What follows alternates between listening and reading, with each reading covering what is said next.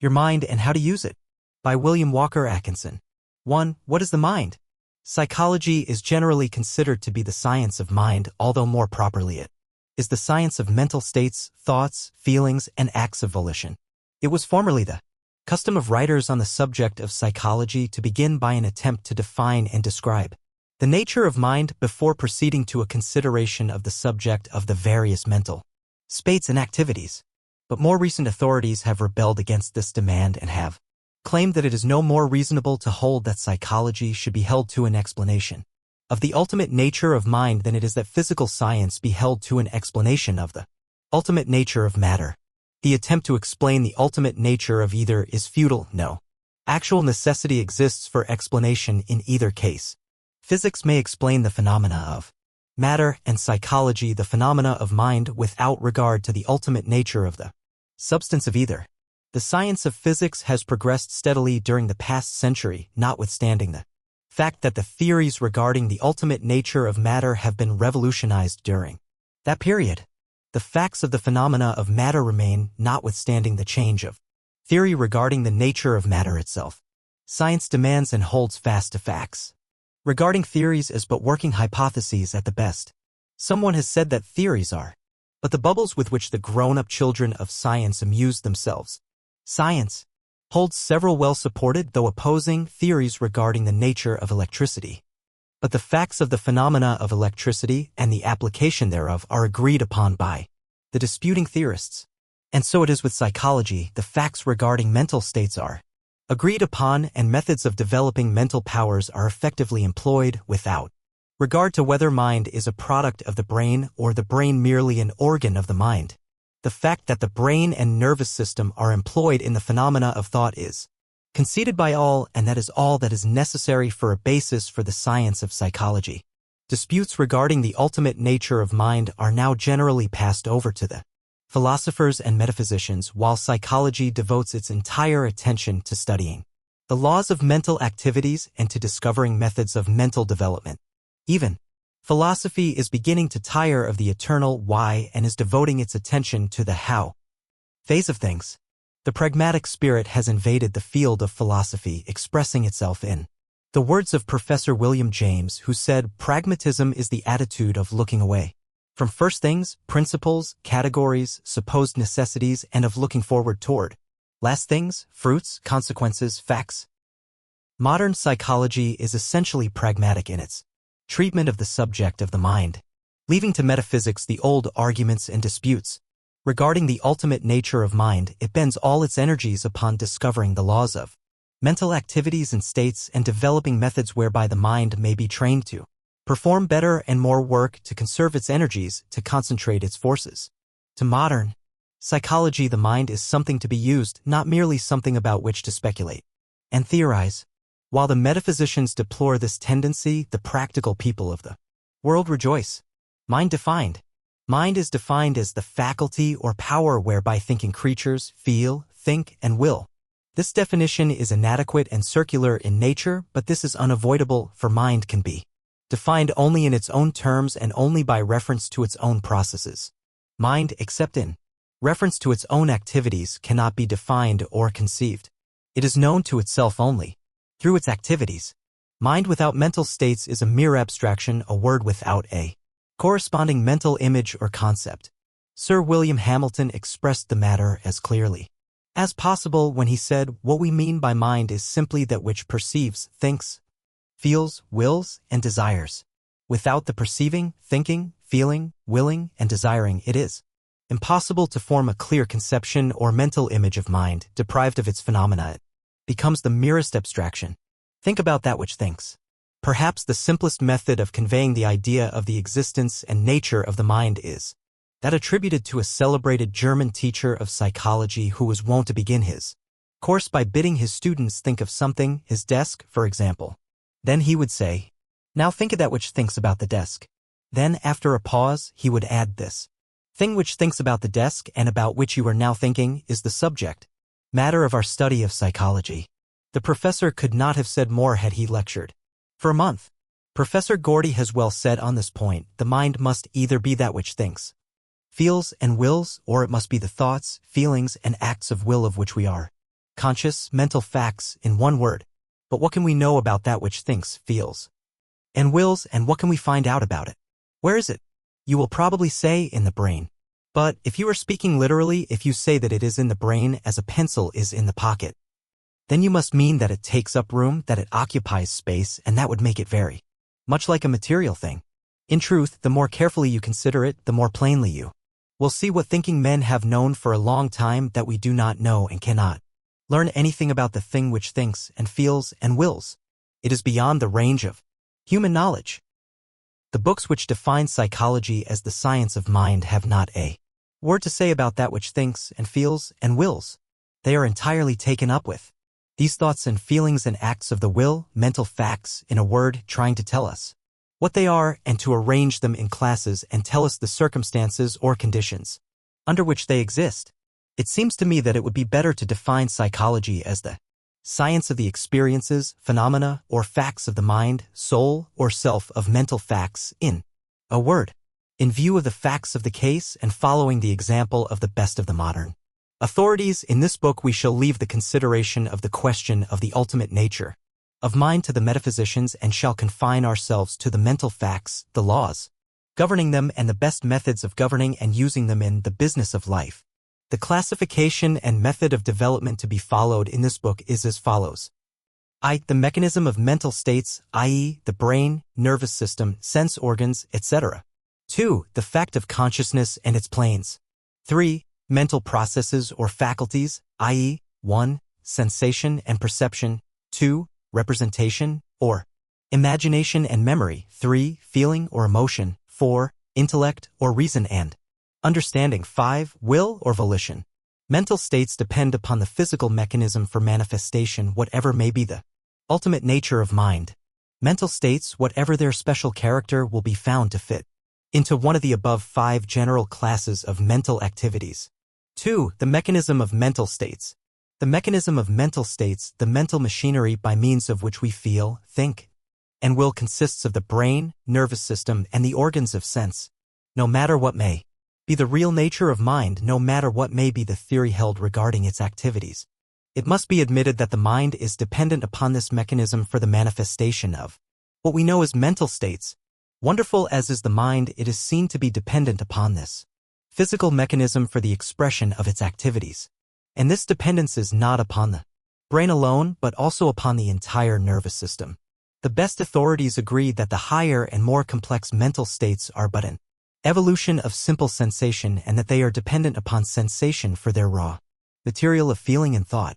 Therefore, it is proper that we begin by a consideration of the machinery of sensation. This necessitates a previous consideration of the nerves. The nerves.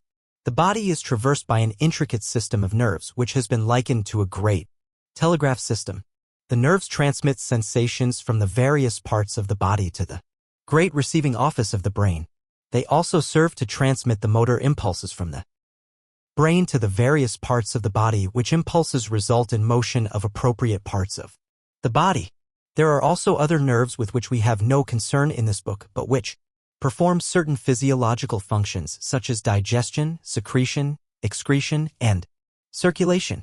Our chief concern at this point is with the sensory nerves. The sensory nerves convey the impressions of the outside world to the brain. The brain is the great central station of the sensory nerves, the latter having countless sending stations in all parts of the body, the wires terminating in the skin. When these nervous terminal stations are irritated or excited, they send to the brain messages calling for attention.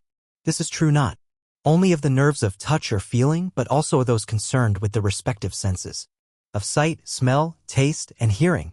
In fact, the best authorities hold that all the 5 senses are but an evolution of the primary sense of touch or feeling. The sense of touch. The nerves of the sense of touch have their ending in the outer covering or skin of the body. They report contact with other physical objects. By means of these reports we are aware not only of contact with the outside object, but also of many facts concerning the nature of that object, as for instance its degree of hardness, roughness, etc., and its temperature. Some of these nerve ends are very sensitive, as, for example, those of the tip of the tongue and finger ends, while others are comparatively lacking in sensitiveness, as, for illustration, those of the back. Certain of these sensory nerves confine themselves to reporting contact and degrees of pressure, while others concern themselves solely with reporting the degrees of temperature of the objects with which their ends come in contact. Some of the latter respond to the higher degrees of heat, while others respond only to the lower degrees of cold. The nerves of certain parts of the body respond more readily and distinctly to temperature than do those of other parts. To illustrate, the nerves of the cheek are quite responsive to heat impressions. The sense of sight. The nerves of the sense of sight terminate in the complex optical apparatus which in popular terminology is known as the eye. What is known as the retina is a very sensitive nervous membrane which lines the inner, back part of the eye and in which the fibers of the optic nerve terminate. The optical instrument of the eye conveys the focused light vibrations to the nerves of the retina, from which the impulse is transmitted to the brain. But, contrary to the popular notion, the nerves of the eye do not gauge distances nor form inferences of any kind. That is distinctly the work of the mind. The simple office of the optical nerves consists in reporting color and degrees of intensity of the light waves. The sense of hearing. The nerves of the sense of hearing terminate in the inner part of the ear. The tympanum or eardrum receives the sound vibrations entering the cavities of the ear and intensifying and adapting them. It passes them on to the ends of the auditory nerve in the internal ear, which conveys the sensation to the brain. The auditory nerve reports to the brain the degrees of pitch, intensity, quality, and harmony, respectively, of the sound waves reaching the tympanum. As is well known, there are certain vibrations of sound which are too low for the auditory nerve to register and others too high for it to record, both classes, however, capable of being recorded by scientific instruments. It is also regarded as certain that some of the lower animals are conscious of sound vibrations which are not registered by the human auditory nerves. The sense of smell. The nerves of the sense of smell terminate in the mucous membrane of the nostrils. In order that these nerves report the odor of outside objects, actual contact of minute particles of the object with the mucous membrane of the nostrils is necessary. This is possible only by the passage through the nostrils of air containing these particles. Mere nearness to the nostril will not suffice. These particles are for the most part composed of tenuous gases. Certain substances affect the olfactory nerves much more than do others, the difference arising from the chemical composition of the substance. The olfactory nerves convey the report to the brain. The sense of taste. The nerves of the sense of taste terminate in the tongue, or rather in the tiny cells of the tongue which are called taste buds. Substances taken into the mouth chemically affect these tiny cells, and an impulse is transmitted to the gustatory nerves, which then report the sensation to the brain.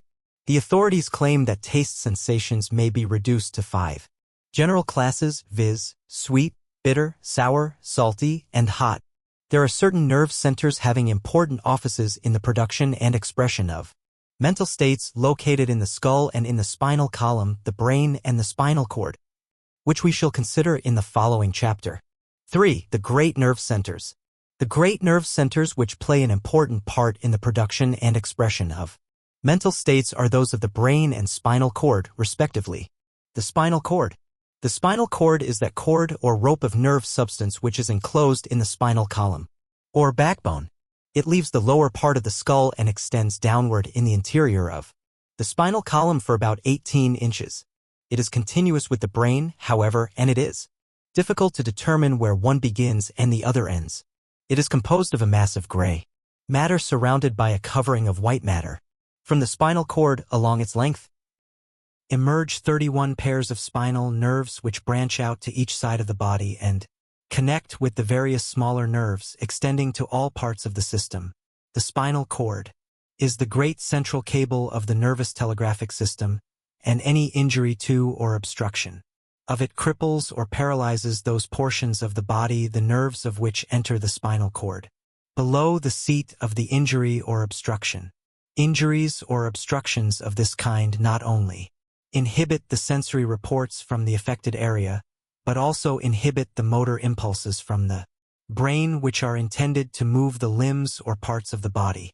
The ganglia or tiny brains, what are known as ganglia or tiny bunches of nerve cells, are found in various parts of the nervous system, including the spinal nerves.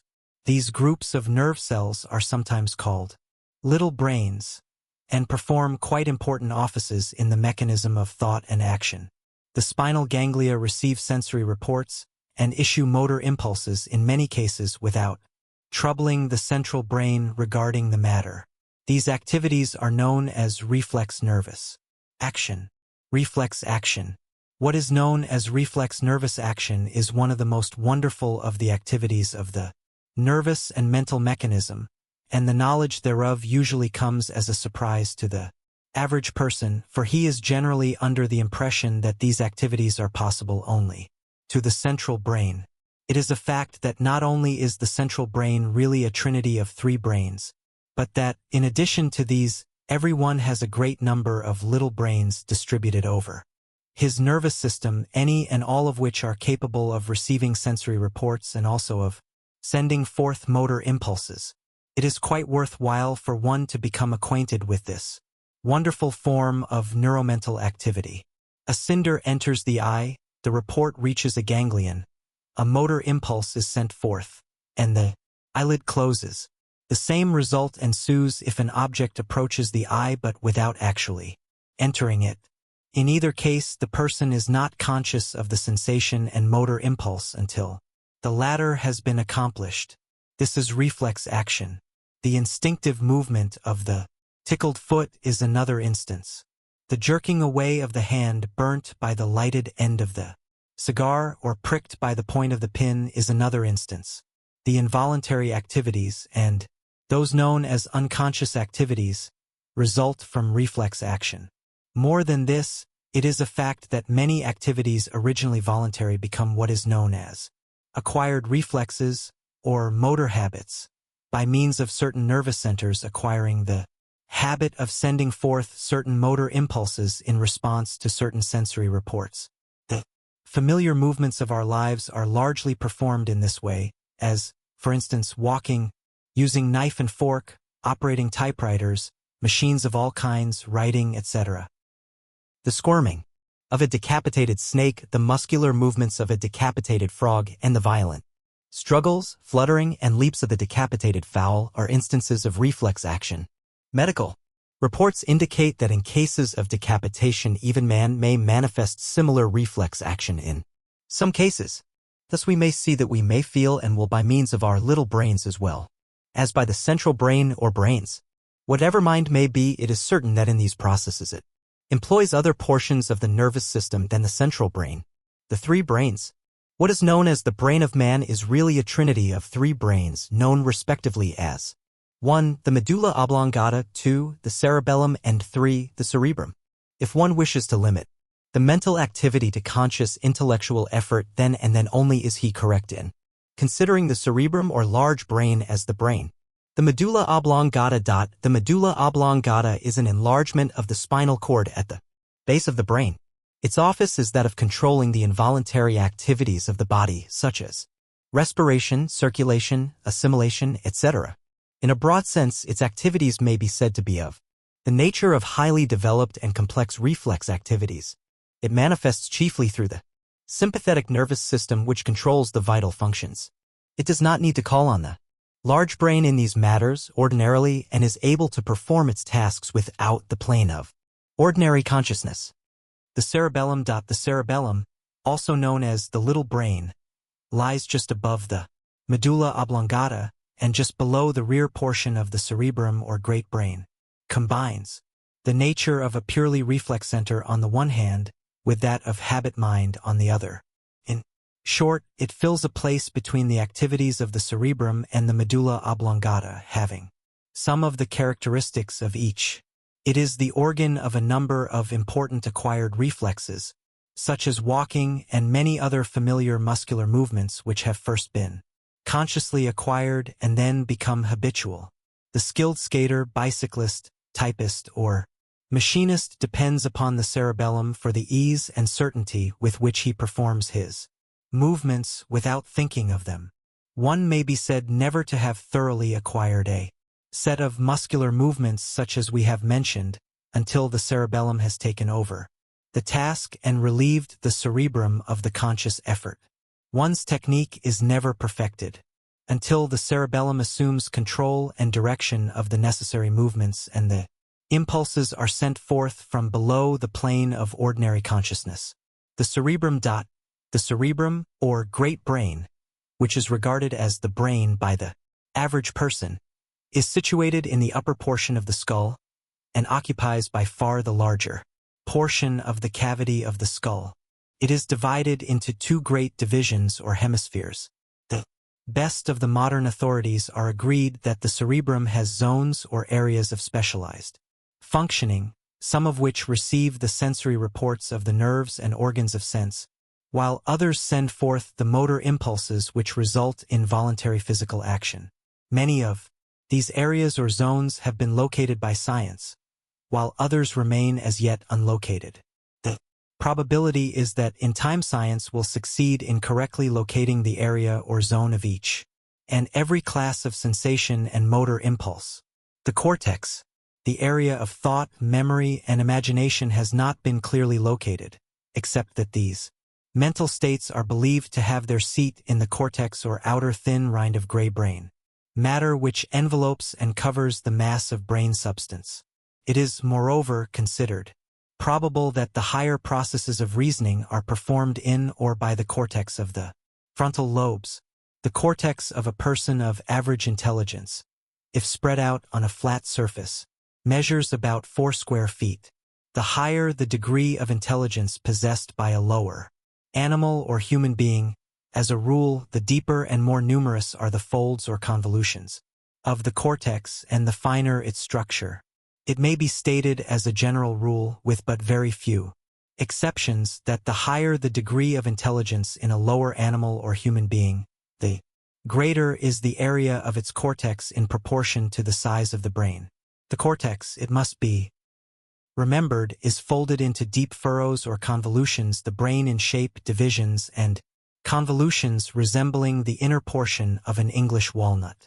The interior of the two hemispheres of the cerebrum is composed largely of connective nerves which doubtless serve to produce and maintain the unity of function of the mental processes. While physiological psychology has performed great work in discovering brain centers and explaining much of the mechanism of mental processes, it has but touched the most elementary and simple of the mental processes. The higher processes have so far defied analysis or explanation in the terms of physiology. For consciousness, the fact of consciousness is the great mystery of psychology. It is difficult even to define the term, although every person of average intelligence understands what is sought to be conveyed by it. Webster defines it as knowledge of one's own existence, sensations, mental operations, etc. Immediate knowledge or perception of any object, state, or sensation. Being aware, being sensible of. Another authority defines the term as the state of being aware of one's sensations, the power, faculty, or mental state of being aware of one's own existence, condition at the moment, thoughts, feelings, and actions. Halleck's definition is that indefinable characteristic of mental states which causes us to be aware of them. It will be seen that the idea of awareness is the essence of the idea of consciousness. But at the last, we are compelled to acknowledge that it is impossible to closely define consciousness, for it is something so entirely unique and different from anything else that we have no other terms at all synonymous to it. We can define it only in its own terms, as will be seen by reference to the definitions above given. And it is equally impossible to clearly account for its appearance and being. Huxley has well said, "How it is that anything so remarkable as a state of consciousness comes about by the result of irritating nervous tissue is just as unaccountable as the appearance of the genie when Aladdin rubbed his lamp. All that we can ever know regarding the nature of consciousness must be learned from turning the consciousness in ourselves back upon itself, by focusing consciousness upon its own mental operations by means of introspection. By turning inward the conscious gaze we may perceive the flow of the stream of thought from its rise from the subconscious regions of the mind to its final disappearance in the same region. It is a common error to suppose that we are directly conscious of objects outside of ourselves. This is impossible, for there is no direct knowledge of such outside objects. We are conscious merely of our sensations of or mental images of the outside objects. All that it is possible for us to be directly conscious of are our own mental experiences or states. We cannot be directly conscious of anything outside of our own minds. We are not directly conscious of the tree which we see. We are directly conscious merely of the sensation of the nerves arising from the impact of the light waves carrying the image of the tree. We are not directly conscious of the tree when we touch it and perceive its character in that way. We are directly conscious merely of the sensation reported by the nerves in the fingertips which have come in contact with the tree. We are directly conscious even of our own bodies only in the same way. It is necessary for the mind to experience that of which it may become conscious. We are conscious only of one, that which our mind is experiencing at this moment, or two, that which it has experienced in the past and which is being re-experienced this moment by the process of the memory, or which is being recombined or rearranged this moment by the imagination. Subconscious planes. But it must not be thought that every mental state or mental fact is in the field of consciousness. This error has been exploded for many years. The fact is now recognized that the field of consciousness is a very narrow and limited one, and that the great field of mental activity lies outside of its narrow limits. Beyond and outside of the narrow field of consciousness lies the great subconscious storehouse of memory in which are stored the experiences of the past, to be drawn again into the field of consciousness by an effort of the will in the act of recollection, or by association in ordinary remembrance. In that great region, also, the mind manifests many of its activities and performs much of its work. In that great region are evolved the emotions and feelings which play such an important part in our lives, and which often manifest a vague, disturbing unrest long before they rise to the plane of consciousness. In that great region are produced the ideas, feelings, and conceptions which arise to the plane of consciousness and manifest that which men call genius. On the subconscious plane, the imagination does much of its work and startles its owner by presenting him with the accomplished result in the field of consciousness. In the subconscious field is performed the peculiar process of mental mastication, digestion, and assimilation with which all brain workers are familiar, and which absorbs the raw mental material given it, separates, digests, and assimilates it, and represents it to the conscious faculties sometime after as a transformed substance. It has been estimated that at least 85% of our mental activities are performed below or outside of the field of consciousness. The psychology of today is paying much attention to this formerly neglected great area or areas of the mind. The psychology of tomorrow will pay still greater attention to it. The best of the modern authorities agree that in the great field of subconscious mentation is to be found the explanation of much that is unexplainable otherwise. In fact, it is probable that before long consciousness will be regarded as a mere focusing of attention upon mental states, and the objects of consciousness merely as that portion of the contents of the mind in the field of mental vision created by such focusing. 5. Attention. Intimately connected with the object of consciousness is that process of the mind which we call attention. Attention is generally defined as the application of the mind to a mental state. It is often referred to as concentrated consciousness, but others have ventured the somewhat daring conjecture that consciousness itself is rather the result of attention instead of the latter being an incident of consciousness. We shall not attempt to discuss this question here, except to state that consciousness depends very materially upon the degree of attention bestowed upon its object. The authorities place great importance upon the intelligent direction of the attention and hold that without this the higher forms of knowledge are impossible. It is the common belief that we feel, see, hear, taste, or smell whenever objects affecting those senses come in contact with the organs of sense governing them. But this is only a partial truth. The real truth is that we become conscious of the report of these senses only when the attention is directed toward the sensation voluntarily or involuntarily. That is to say that in many cases, although the sense nerves and organs report a disturbance, the mind does not become consciously aware of the report unless the attention is directed toward it, either by an act of will or else by reflex action. For instance, the clock may strike loudly, and yet we may not be conscious of the fact, for we are concentrating our attention upon a book. Or we may eat the choicest food without tasting it, for we are listening intently to the conversation of our charming neighbor. We may fail to perceive some startling occurrence happening under our very eyes, for we are buried in deep thought concerning something far removed from the present scene. There are many cases on record showing that one may be so interested in speaking, thinking, or acting that he will not experience pain that would otherwise be intolerable.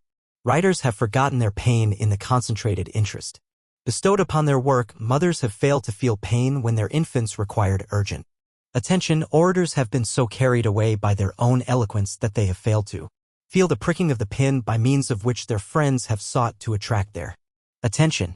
Not only perception and feeling depend largely upon attention, but the processes of reasoning, memory, and even of will depend upon attention for much of their manifestation. Psychologists divide attention into two general classes, viz. 1. Voluntary attention, and 2. Involuntary attention. Voluntary attention is attention directed by the will to some object of our own more or less deliberate selection. It requires a distinct effort of the will in order to focus the attention in this way, and many persons are scarcely aware of its existence, so seldom do they manifest it. Voluntary attention is the result of training and practice and marks the man of strong will, concentration, and character. Some authorities go so far as to say that much of that which is commonly called willpower is really but a developed form of voluntary attention, the man of strong will holding before him the one idea which he wishes to realize. Involuntary attention, often called reflex attention, is attention called forth by a nervous response to some sense stimulus.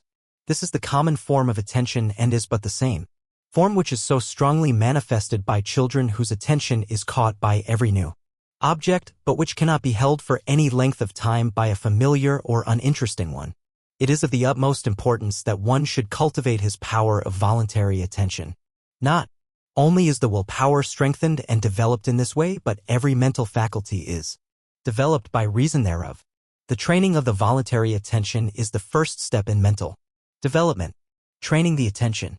That the voluntary attention may be deliberately trained and developed is a fact which many of the world's greatest men have proved for themselves. There is only one way to train and develop any mental power of faculty, and that is by practice and use. By practice, interest may be given to objects previously uninteresting, and thus the use of the attention develops the interest which further holds it. Interest is the natural road over which attention travels easily, but interest itself may be induced by concentrated attention. By studying and examining an object, the attention brings to light many new and novel features regarding the thing, and these produce a new interest which in turn attracts further and continued attention. There is no royal road to the development of voluntary attention.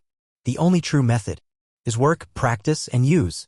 You must practice on uninteresting things, the primary interest being your desire to develop the power of voluntary attention. But as you begin to attend to the uninteresting thing, you will become interested in the task for its own sake. Take some object and place your mind upon it. Think of its nature, where it came from, its use, its associations, its probable future, of things related to it, etc., etc. Keep the attention firmly upon it and shut out all outside ideas. Then, after a little practice of this kind, lay aside the object for the time being and take it up again the next day, endeavoring to discover new points of interest in it.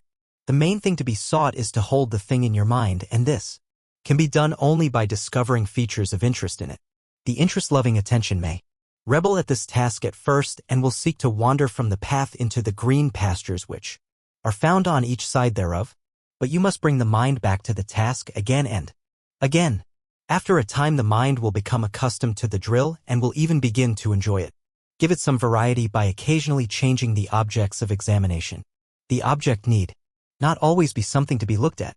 Instead, select some subject in history or literature and run it down, endeavoring to bring to light all the facts relating to it that are possible to you.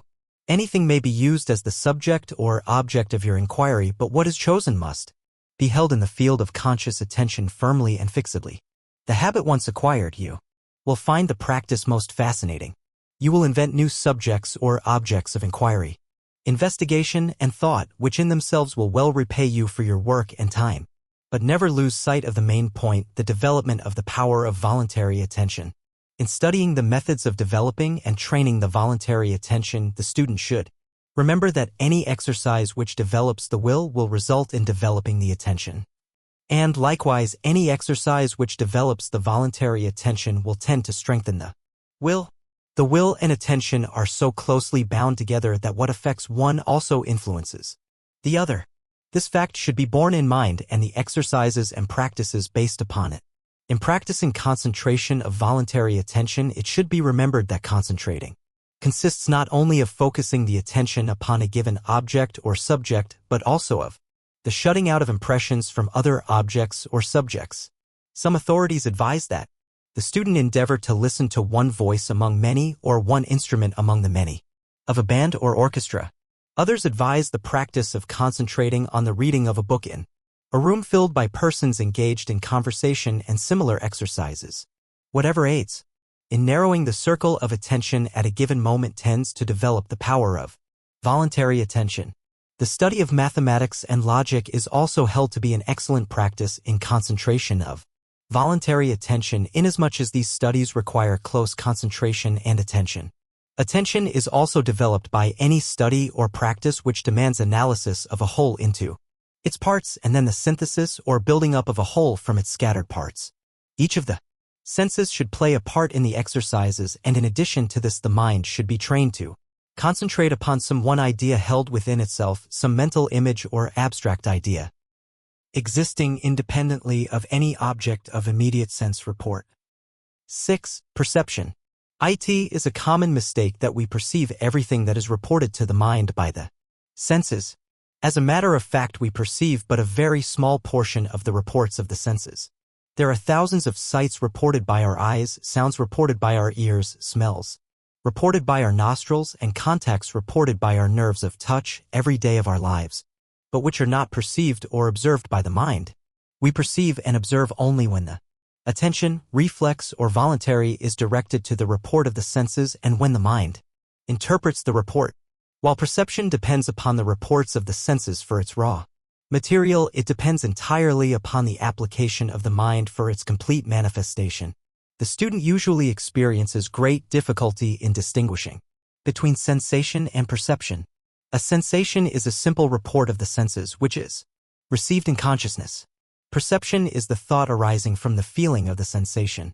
Perception usually combines several sensations into one thought or percept.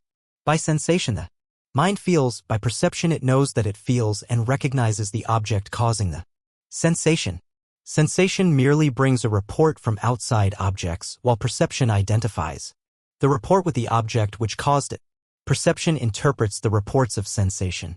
Sensation reports a flash of light from above. Perception interprets the light as starlight, or moonlight, or sunlight, or as the flash of a meteor. Sensation reports a sharp, pricking, painful contact. Perception interprets it as the prick of a pin. Sensation reports a red spot on a green background. Perception interprets it as a berry on a bush. Moreover, while we may perceive a simple single sensation, our perceptions are usually of a group of sensations.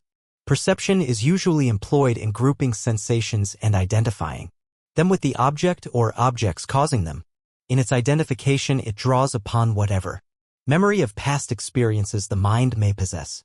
Memory, imagination, feeling, and thought are called into play to some extent in every clear perception.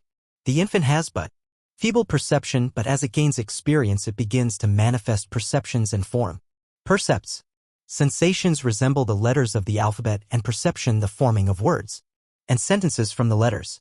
Thus C, A, and T symbolize sensations, while the word cat, formed from them, symbolizes the perception of the object. It is held that all knowledge begins with sensation, that the mental history of the race or individual begins with its first sensation. But while this is admitted, it must be remembered that sensation simply provides the simple, elementary, raw material of thought. The first process of actual thought or knowledge begins with perception. From our percepts all of our higher concepts and ideas are formed. Perception depends upon association of the sensation with other sensations previously experienced. It is based upon experience. The greater the experience, the greater is the possibility of perception, all else being equal. When perception begins, the mind loses sight of the sensation in itself, for it identifies it as a quality of the thing producing it. The sensation of light is thought of as a quality of the star. The pricking sensation is thought of as a quality of the pin or chestnut burr. The sensation of odor is thought of as a quality of the rose. In the case of the rose, the several sensations of sight, touch, and smell, in their impression of the qualities of color, shape, softness, and perfume, are grouped together in the percept of the complete object of the flower. A percept is that which is perceived, the object of the act of perception. The percept of course is a mental state corresponding with its outside object. It is a combination of several sensations which are regarded as the qualities of the outside object to which are combined the memories of past experiences, ideas, feelings, and thoughts. A percept, then, while the simplest form of thought is seen to be a mental state, the formation of a percept consists of 3 gradual stages, viz. 1. The attention forms definite conscious sensations from indefinite nervous reports. 2. The mind interprets these definite conscious sensations and attributes them to the outside object causing them. 3. The related sensations are grouped together, their unity perceived, and they are regarded as qualities of the outside object. The plain distinction between a sensation and a percept may be fixed in the mind by remembering the following. A sensation is a feeling, a percept is a simple thought identifying one or more sensations. A sensation is merely the conscious recognition of an excitation of a nerve end. A percept results from a distinct mental process regarding the sensation. Developing perception. It is of the utmost importance that we develop and train our powers of perception. For our education depends very materially upon our perceptive power. What matters it to us if the outside world be filled with manifold objects if we do not perceive them to exist? Upon perception depends the material of our mental world. Many persons go through the world without perceiving even the most obvious facts. Their eyes and ears are perfect instruments.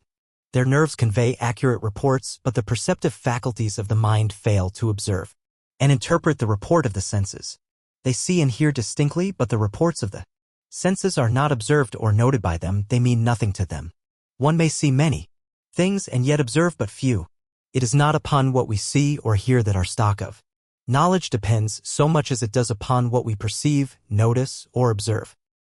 Not only is one's stock of practical knowledge largely based upon developed perception, but one's success also depends materially upon the same faculties.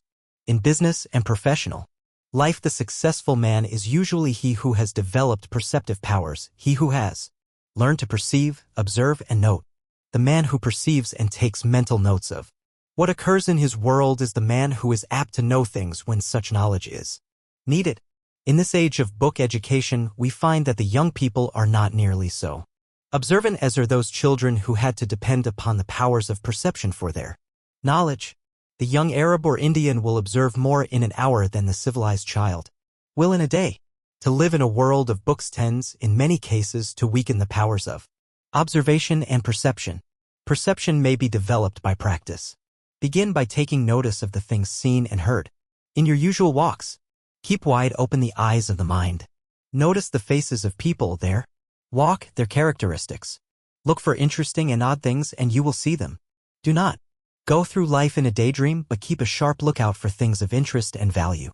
The most familiar things will repay you for the time and work of examining them in detail, and the practice gained by such tasks will prove valuable in your development of perception.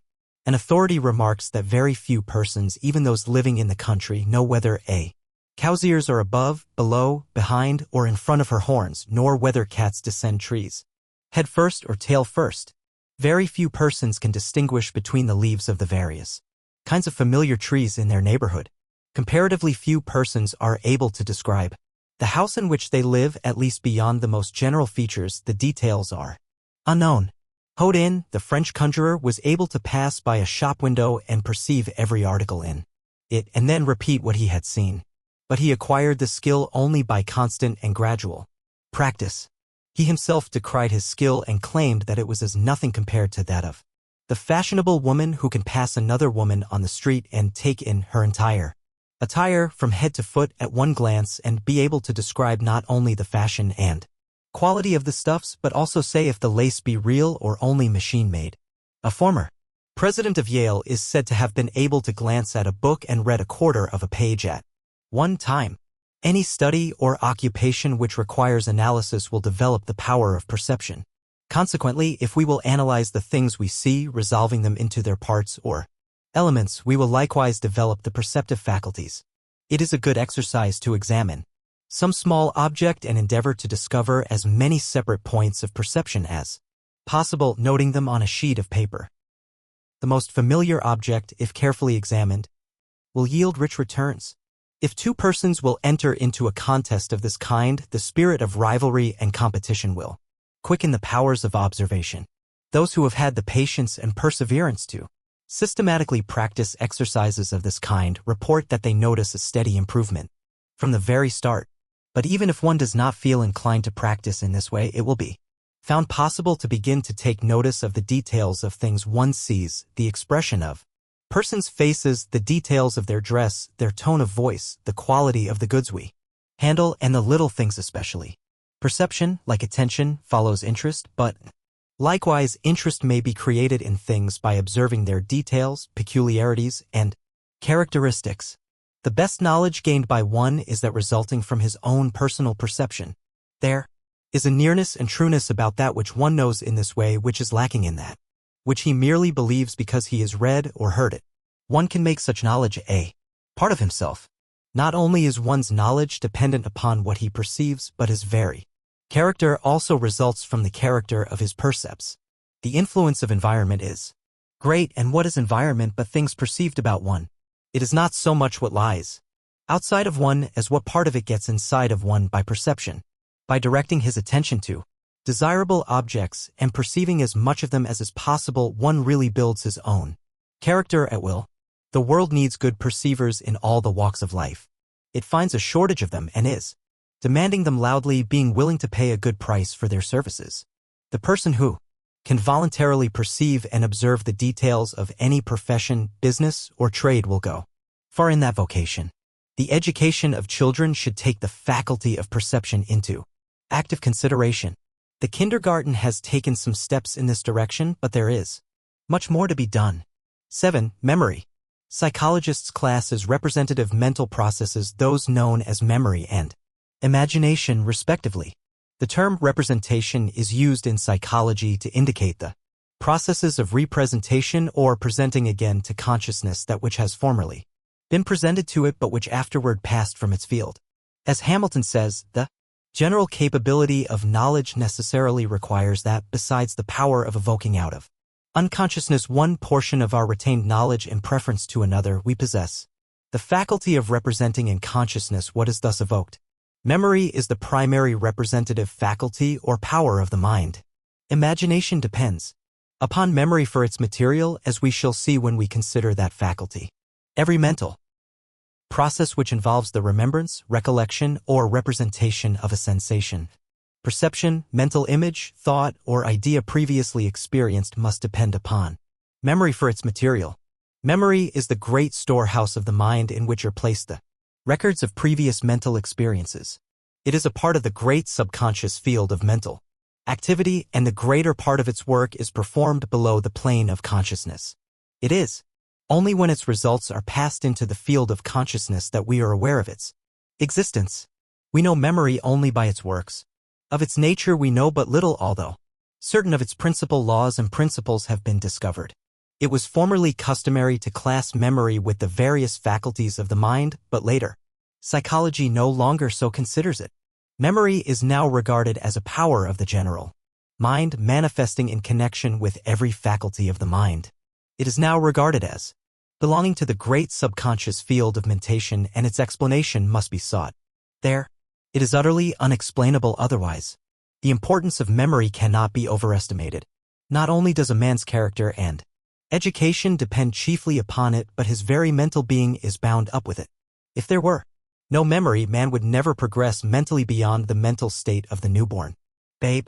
He would never be able to profit by experience. He would never be able to form clear perceptions. He would never be able to reason or form judgments. The processes of thought depend for material upon the memory of past experiences. This material lacking, there can be no thought. Memory has two important general functions, viz. 1. The retention of impressions, and experiences, and 2. The reproduction of the impressions and experiences so retained. It was formerly held that the memory retained only a portion of the impressions and experiences originally noted by it. But the present theory is that it retains every impression and experience which is noted by it. It is true that many of these impressions are never reproduced in consciousness, but experiments tend to prove, nevertheless, that the records are still in the memory and that appropriate and sufficiently strong stimuli will bring them into the field of consciousness. The phenomena of somnambulism, dreams, hysteria, delirium, approach of death, etc. show that the subconscious mind has an immense accumulation of apparently forgotten facts which unusual stimuli will serve to recall. The power of the memory to reproduce the retained impressions and experiences is variously called remembrance, recollection, or memory. This power varies materially in various individuals, but it is an axiom of psychology that the memory of any person may be developed and trained by practice. The ability to recall depends to a great extent upon the clearness and depth of the original impression, which in turn depends upon the degree of attention given to it at the time of its occurrence. Recollection is also greatly aided by the law of association, or the principle whereby one mental fact is linked to another. The more facts to which a given fact is linked, the greater the ease by which it is recalled or remembered. Recollection is also greatly assisted by use and exercise. Like the fingers, the memory cells of the brain become expert and efficient by use and exercise, or stiff and inefficient by lack of the same. In addition to the phases of retention and reproduction, there are 2 important phases of memory, viz. 3. Recognition of the reproduced impression or experience, and 4. Localization of the impression or its reference to a more or less definite time and place. The recognition of the recalled impression is quite important. It is not enough that the impression be retained and recalled. If we are not able to recognize the recalled impression as having been experienced before, the recollection will be of but little use to us in our thought processes. The purposes of thought demand that we shall be able to identify the recalled impression with the original one. Recognition is really recognition, reknowing. Recognition is akin to perception. The mind becomes conscious of the recalled impression, just as it becomes conscious of the sensation. It then recognizes the relation of the recalled impression to the original one, just as it realizes the relation of the sensation to its object. The localization of the recalled and recognized impression is also important. Even if we recognize the recalled impression, it will be of comparatively little use to us unless we are able to locate it as having happened yesterday, last week, last month, last year, 10 years ago, or at some time in the past, and as having happened in our office, house, or in such and such a place in the street, or in some distant place.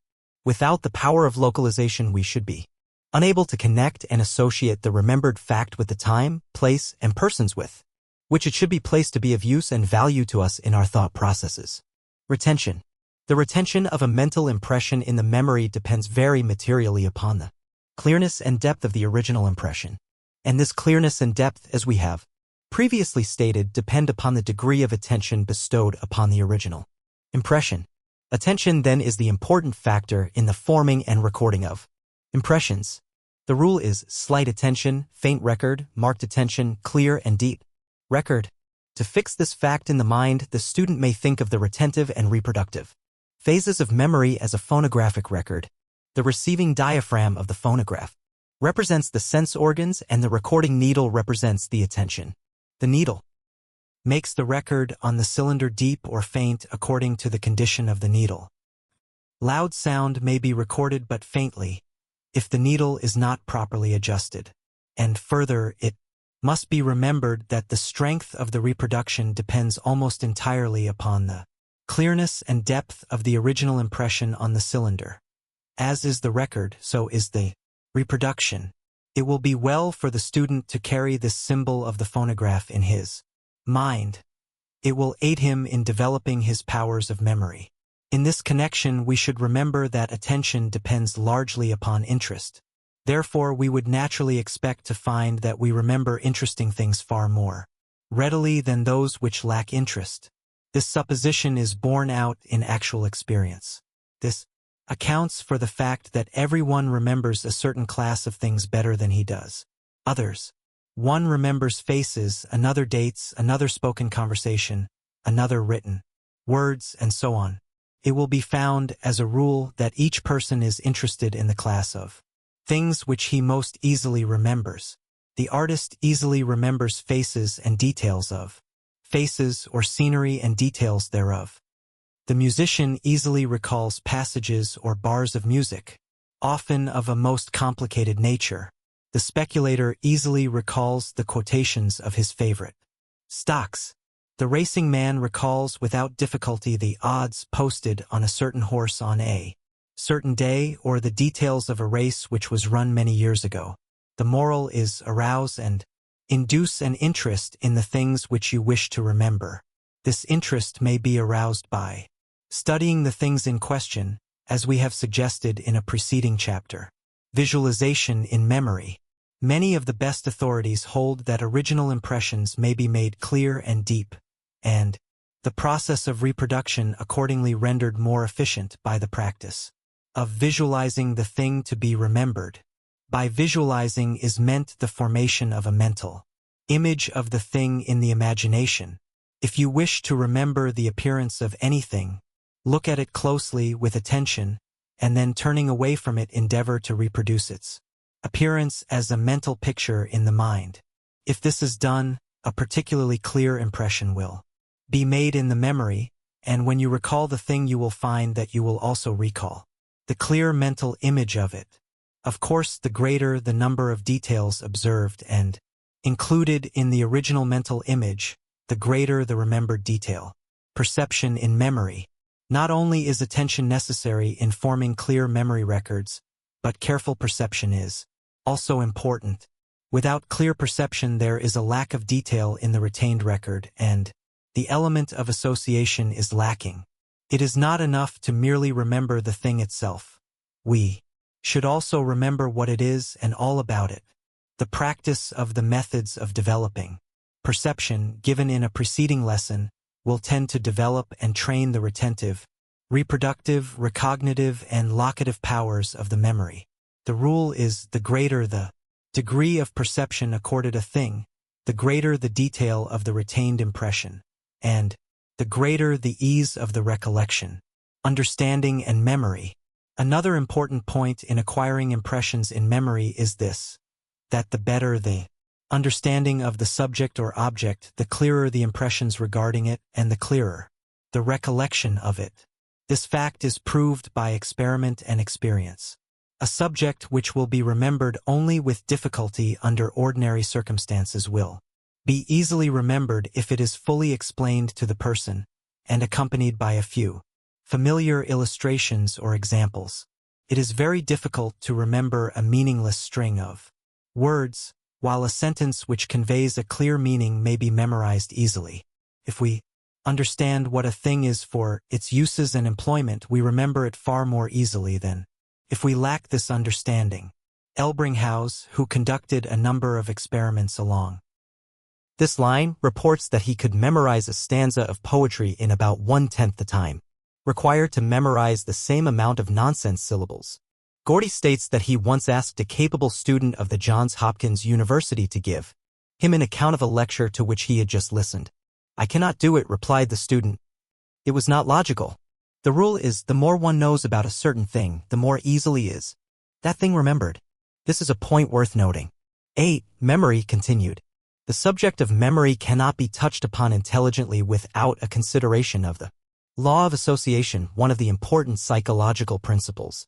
The law of association. What is known in psychology as the law of association is based on the fact that no idea exists in the mind except in association with other ideas. This is not generally recognized, and the majority of persons will dispute the law at first thought. But the existence and appearance of ideas in the mind are governed by a mental law as invariable and constant as the physical law of gravitation. Every idea has associations with other ideas. Ideas travel in groups, and one group is associated with another group, and so on, until in the end every idea in one's mind is associated directly or indirectly with every other idea. Theoretically, at least, it would be possible to begin with one idea in the mind of a person and then gradually unwind his entire stock of ideas like the yarn on the ball. Our thoughts proceed according to this law. We sit down in a brown study and proceed from one subject to another until we are unable to remember any connection between the first thought and the last. But each step of the reverie was connected with the one preceding and the one succeeding it. It is interesting to trace back these connections. Poe based one of his celebrated detective stories on this law. The reverie may be broken into by a sudden impression from outside, and we will then proceed from that impression, connecting it with something else already in our experience and starting a new chain of sequence. Often we fail to trace the associations governing our ideas, but the chain is there nevertheless. One may think of a past scene or experience without any apparent cause. A little thought will show that something seen, or a few notes of a song floating to the ears, or the fragrance of a flower has supplied the connecting link between the past and the present. A suggestion of Mignonette will recall some past event in which the perfume played a part. Someone's handkerchief perhaps carried the same odor. Or an old familiar tune reminds one of something, or someplace in the past. A familiar feature in the countenance of a passer by will start one thinking of someone else who had the kind of a mouth, that shaped nose, or that expression of the eye, and away he will be off in a sequence of remembered experiences. Often the starting idea or the connecting links may appear but dimly in consciousness, but rest assured they are always there.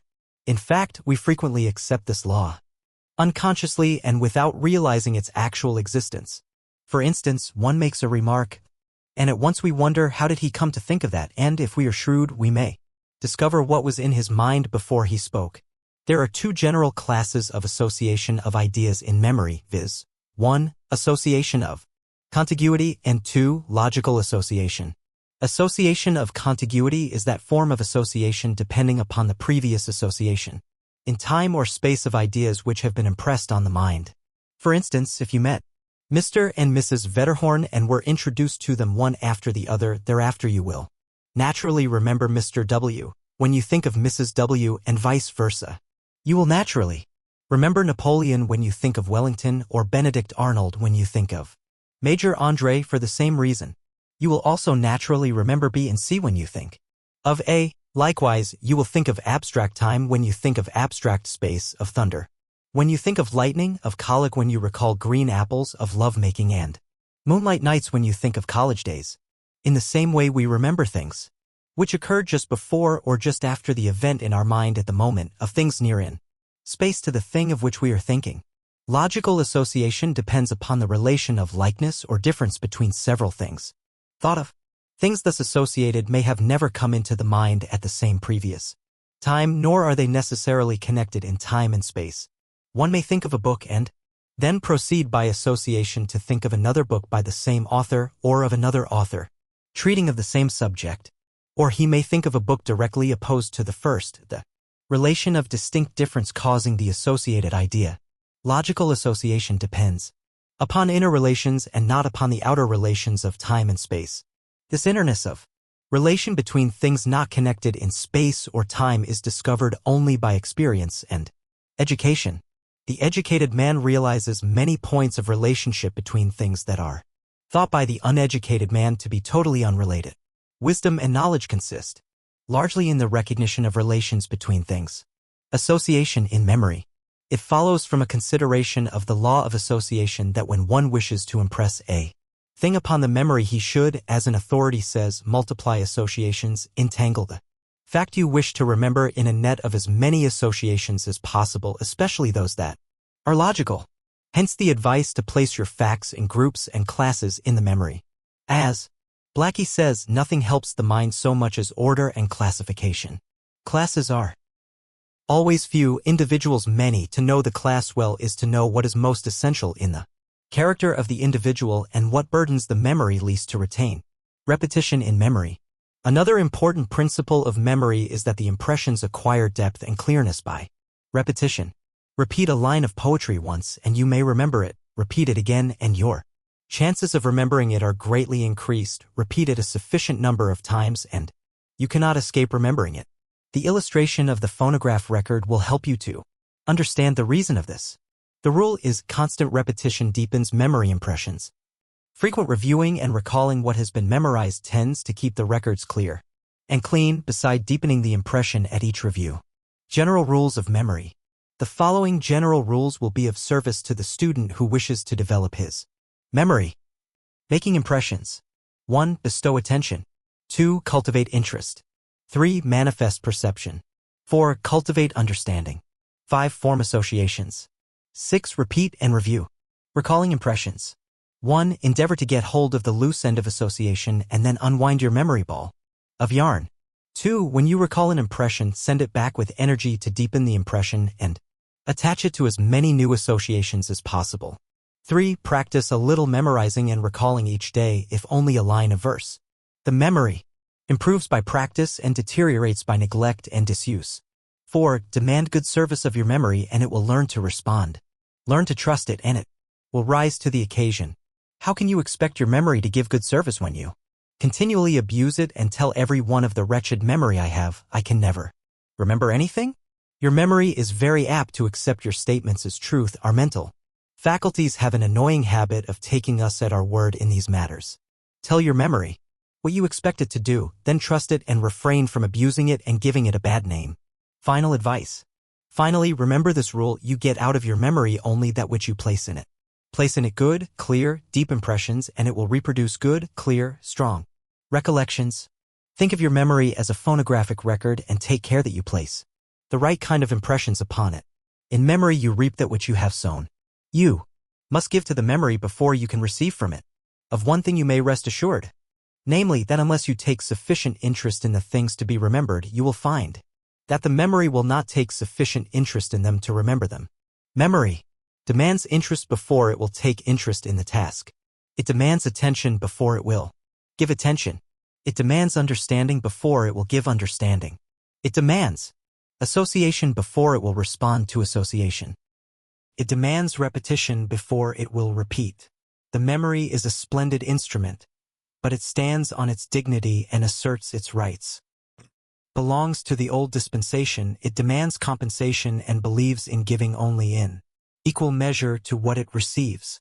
Our advice is to get acquainted with your memory and make friends with it.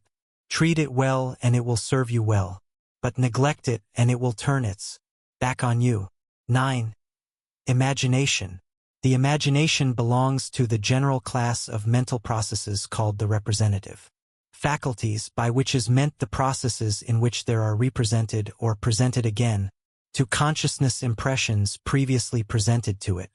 As we have indicated elsewhere, the imagination is dependent upon memory for its materials, its records of previous impressions. But imagination is more than mere memory or recollection of these previously experienced and recorded impressions.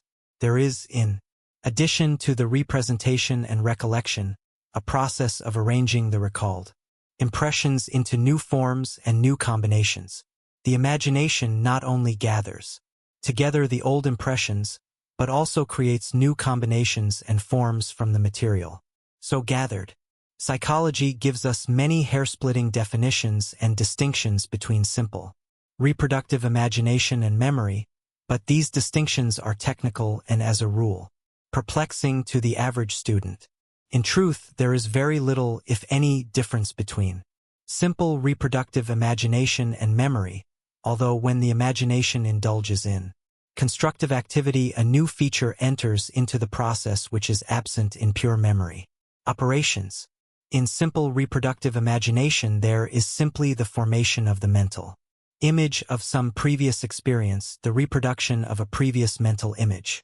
This differs very little from memory, except that the recalled image is clearer and stronger. In the same way, in ordinary memory, in the manifestation of recollection, there is often the same clear, strong mental image that is produced in reproductive imagination. The two mental processes blend into each other so closely that it is practically impossible to draw the line between them, in spite of the technical differences urged by the psychologists. Of course, the mere remembrance of a person who presents himself to one is nearer to pure memory than to imagination, for the process is that of recognition. But the memory or remembrance of the same person when he is absent from sight is practically that of reproductive imagination. Memory, in its stage of recognition, exists in the child mind before reproductive imagination is manifested, The latter, therefore, is regarded as a higher mental process. But still higher in the scale is that which is known as constructive imagination. This form of imagination appears at a later period of child mentation and is regarded as a later evolution of mental processes of the race. Gordy makes the following distinction between the two phases of imagination, the difference between reproductive imagination and constructive. Imagination is that the images resulting from reproductive imagination are copies of past experience, while those resulting from constructive imagination are not. To learn whether any particular image or combination of images is the product of reproductive or constructive imagination, all we have to do is to learn whether or not it is a copy of a past experience. Our memories, of course, are defective and we may be uncertain on that account. But apart from that, we need be in no doubt whatever. Many persons hearing for the first time the statement of psychologists that the imaginative faculties can represent and reproduce or recombine only the images which have previously been impressed upon the mind are apt to object that they can and frequently do image things which they have not previously experienced. But can they and do they? Is it not true that what they believe to be original creations of the imagination are merely new combinations of original impressions? For instance, no one ever saw a unicorn, and yet one originally imagined its form. But a little thought will show that the image of the unicorn is merely that of an animal having the head, neck, and body of a horse with the beard of a goat, the legs of a buck, the tail of a lion, and a long, tapering horn spirally twisted in the middle of the forehead. Each of the several parts of the unicorn exists in some living animal, although the unicorn, composed of all of these parts, is non-existent outside of fable. In the same way, the centaur is composed of the body, legs, and tail of the horse and the trunk, head, and arms of a man. The satyr has the head, body, and arms of a man with the horns, legs, and hoofs of a goat.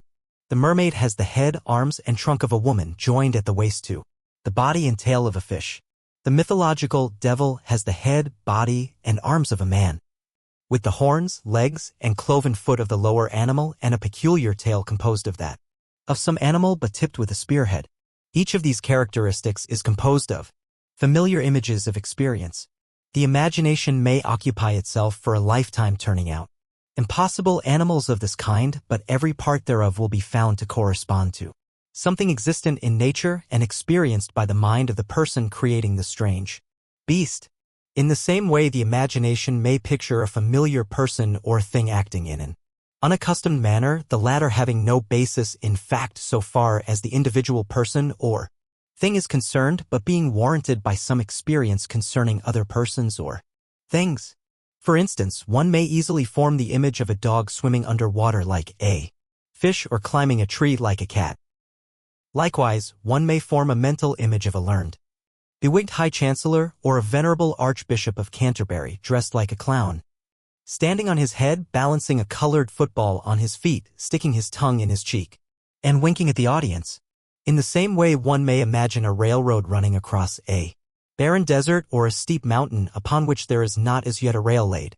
The bridge across a river may be imaged in the same way.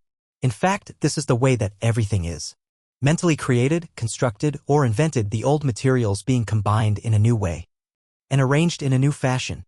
Some psychologists go so far as to say that no mental image of memory is an exact reproduction of the original impression, that there are always changes due to the unconscious operation of the constructive imagination. The constructive imagination is able to tear things to pieces in search for material as well as to join things together in its work of building. The importance of the imagination in all the processes of intellectual thought is great. Without imagination, man could not reason or manifest any intellectual process.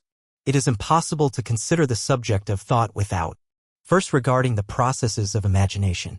And yet it is common to hear persons speak of the imagination as if it were a faculty of mere fancy, useless and without place in the practical world of thought.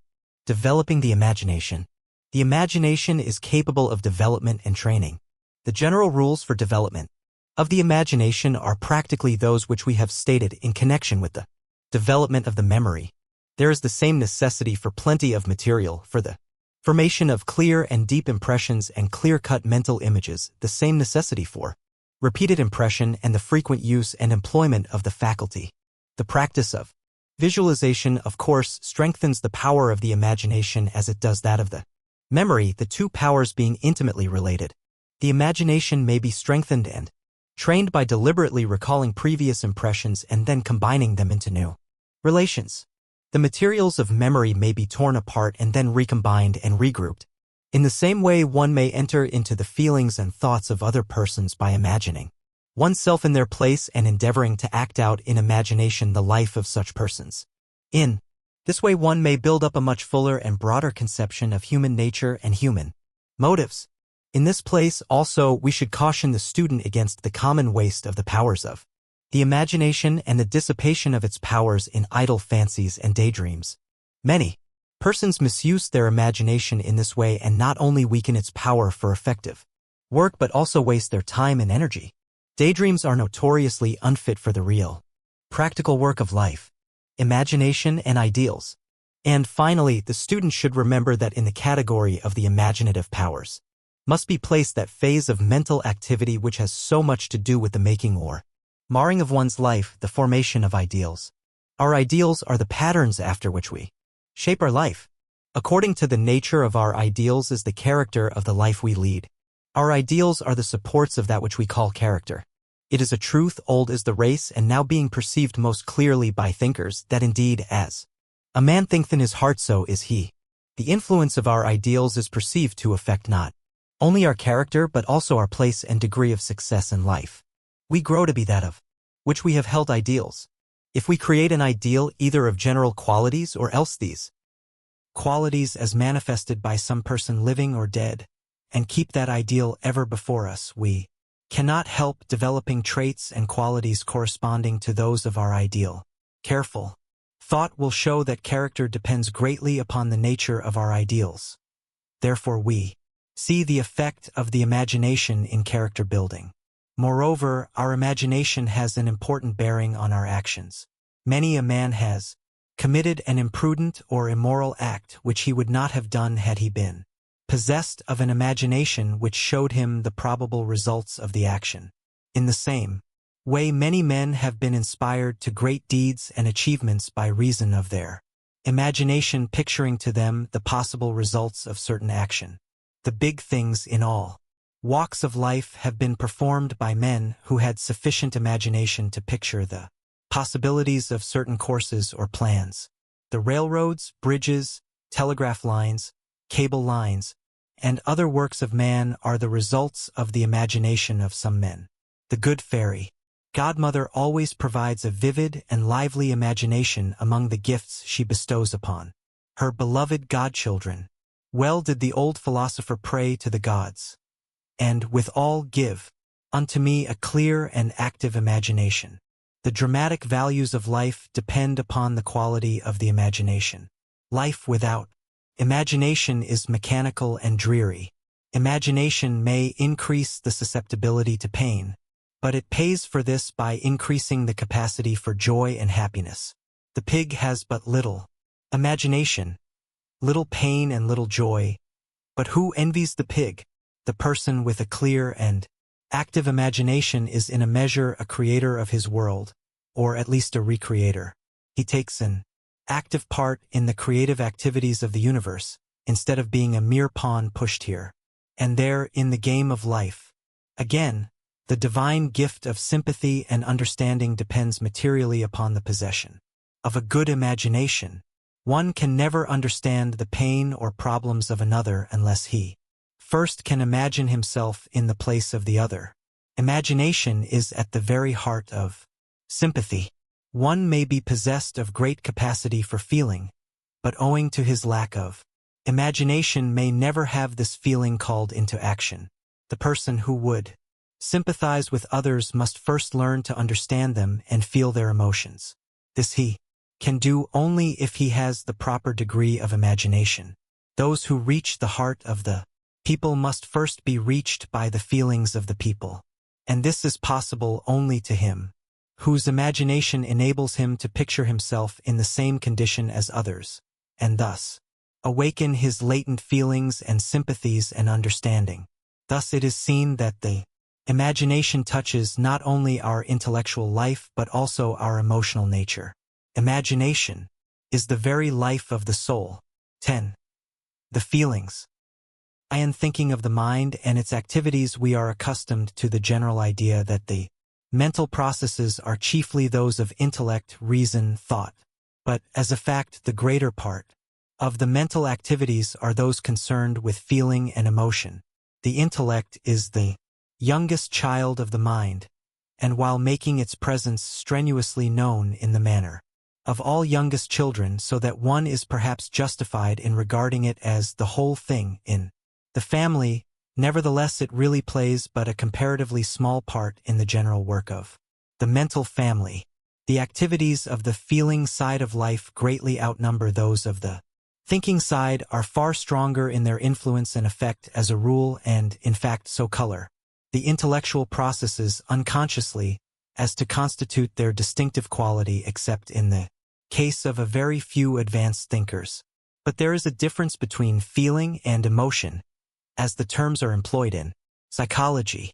The former is the simple phase, the latter the complex. Generally speaking, the resemblance or difference is akin to that existing between sensation and perception, as explained in a previous chapter. Beginning with the simple in order later on to reach the complex, we shall now consider that which is known as simple feeling. The term feeling, as used in this connection in psychology, has been defined as the simple agreeable or disagreeable side of any mental state. These agreeable or disagreeable sides of mental states are quite distinct from the act of knowing, which accompanies them. One may perceive and thus know that another is speaking to him and be fully aware of the words being used and of their meaning. Ordinarily, and so far as pure thought processes are concerned, this would complete the mental state. But we must reckon on the feeling side as well as on the thinking side of the mental state. Accordingly, we find that the knowledge of the words of the other person and the meaning thereof results in a mental state agreeable or disagreeable. In the same way, the reading of the words of a book, the hearing of a song, or a sight or scene perceived may result in a more or less strong feeling, agreeable or disagreeable. This sense of agreeable or disagreeable consciousness is the essential characteristic of what we call feeling. It is very difficult to explain feeling except in its own terms. We know very well what we mean or what another means when it is said that we or he feels sad, or has a joyous feeling, or a feeling of interest. And yet we shall find it very hard to explain the mental state except in terms of feeling itself. Our knowledge depends entirely upon our previous experience of the feeling. As an authority says, if we have never felt pleasure, pain, fear, or sorrow, a quarto volume cannot make us understand what such a mental state is. Every mental state is not distinguished by strong feeling. There are certain mental states which are concerned chiefly with intellectual effort and in which all trace of feeling seems to be absent, unless, as some have claimed, the feeling of interest or the lack of same is a faint form of the feeling of pleasure or pain. Habit may dull the feeling of a mental state until it is apparently neutral, but there is generally a faint feeling of like or dislike still left. The elementary forms of feeling are closely allied with those of simple sensation. But experiments have revealed that there is a distinction in consciousness. It has been discovered that one is often conscious of the touch of a heated object before he is of the feeling or pain resulting from it. Psychologists have pointed out another distinction, namely, when we experience a sensation, we are accustomed to refer it to the outside thing, which is the object of it, as when we touch the heated object, but when we experience a feeling, we instinctively refer it to ourself as when the heated object gives us pain.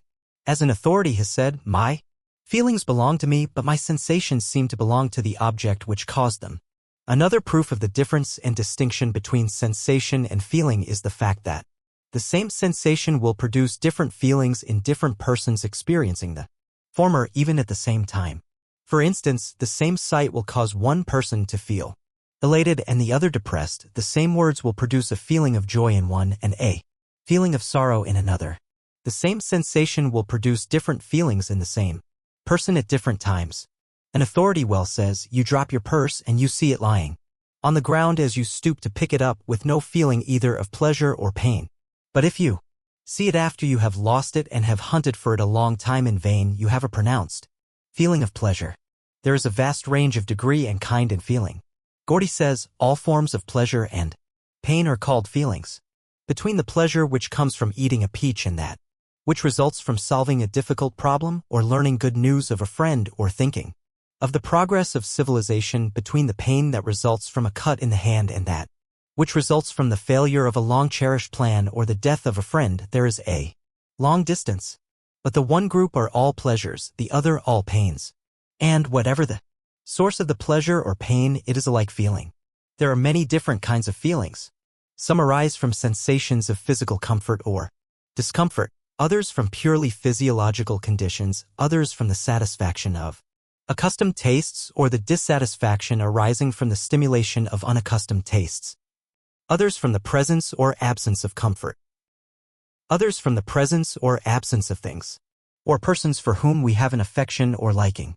Overindulgence often transforms the feeling of pleasure into that of pain, and likewise, habit and practice may cause us to experience a pleasurable feeling from that which formerly inspired feeling of an opposite kind. Feelings also differ in degree, that is to say, some things cause us to experience pleasurable feelings of a greater intensity than do others, and some cause us to experience painful feelings of a greater intensity than do others. These degrees of intensity depend more or less upon the habit or experience of the individual. As a general rule, feelings may be classified into 1. Those arising from physical sensations, and 2. Those arising from ideas.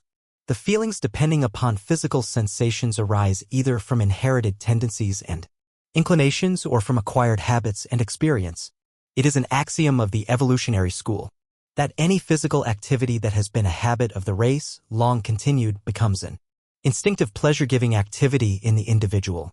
For instance, the race for many generations was compelled to hunt, fish, travel, swim, etc. in order to maintain existence. The result is that we, the descendants, are apt to find pleasure in the same activities as sport, games, exercise, etc.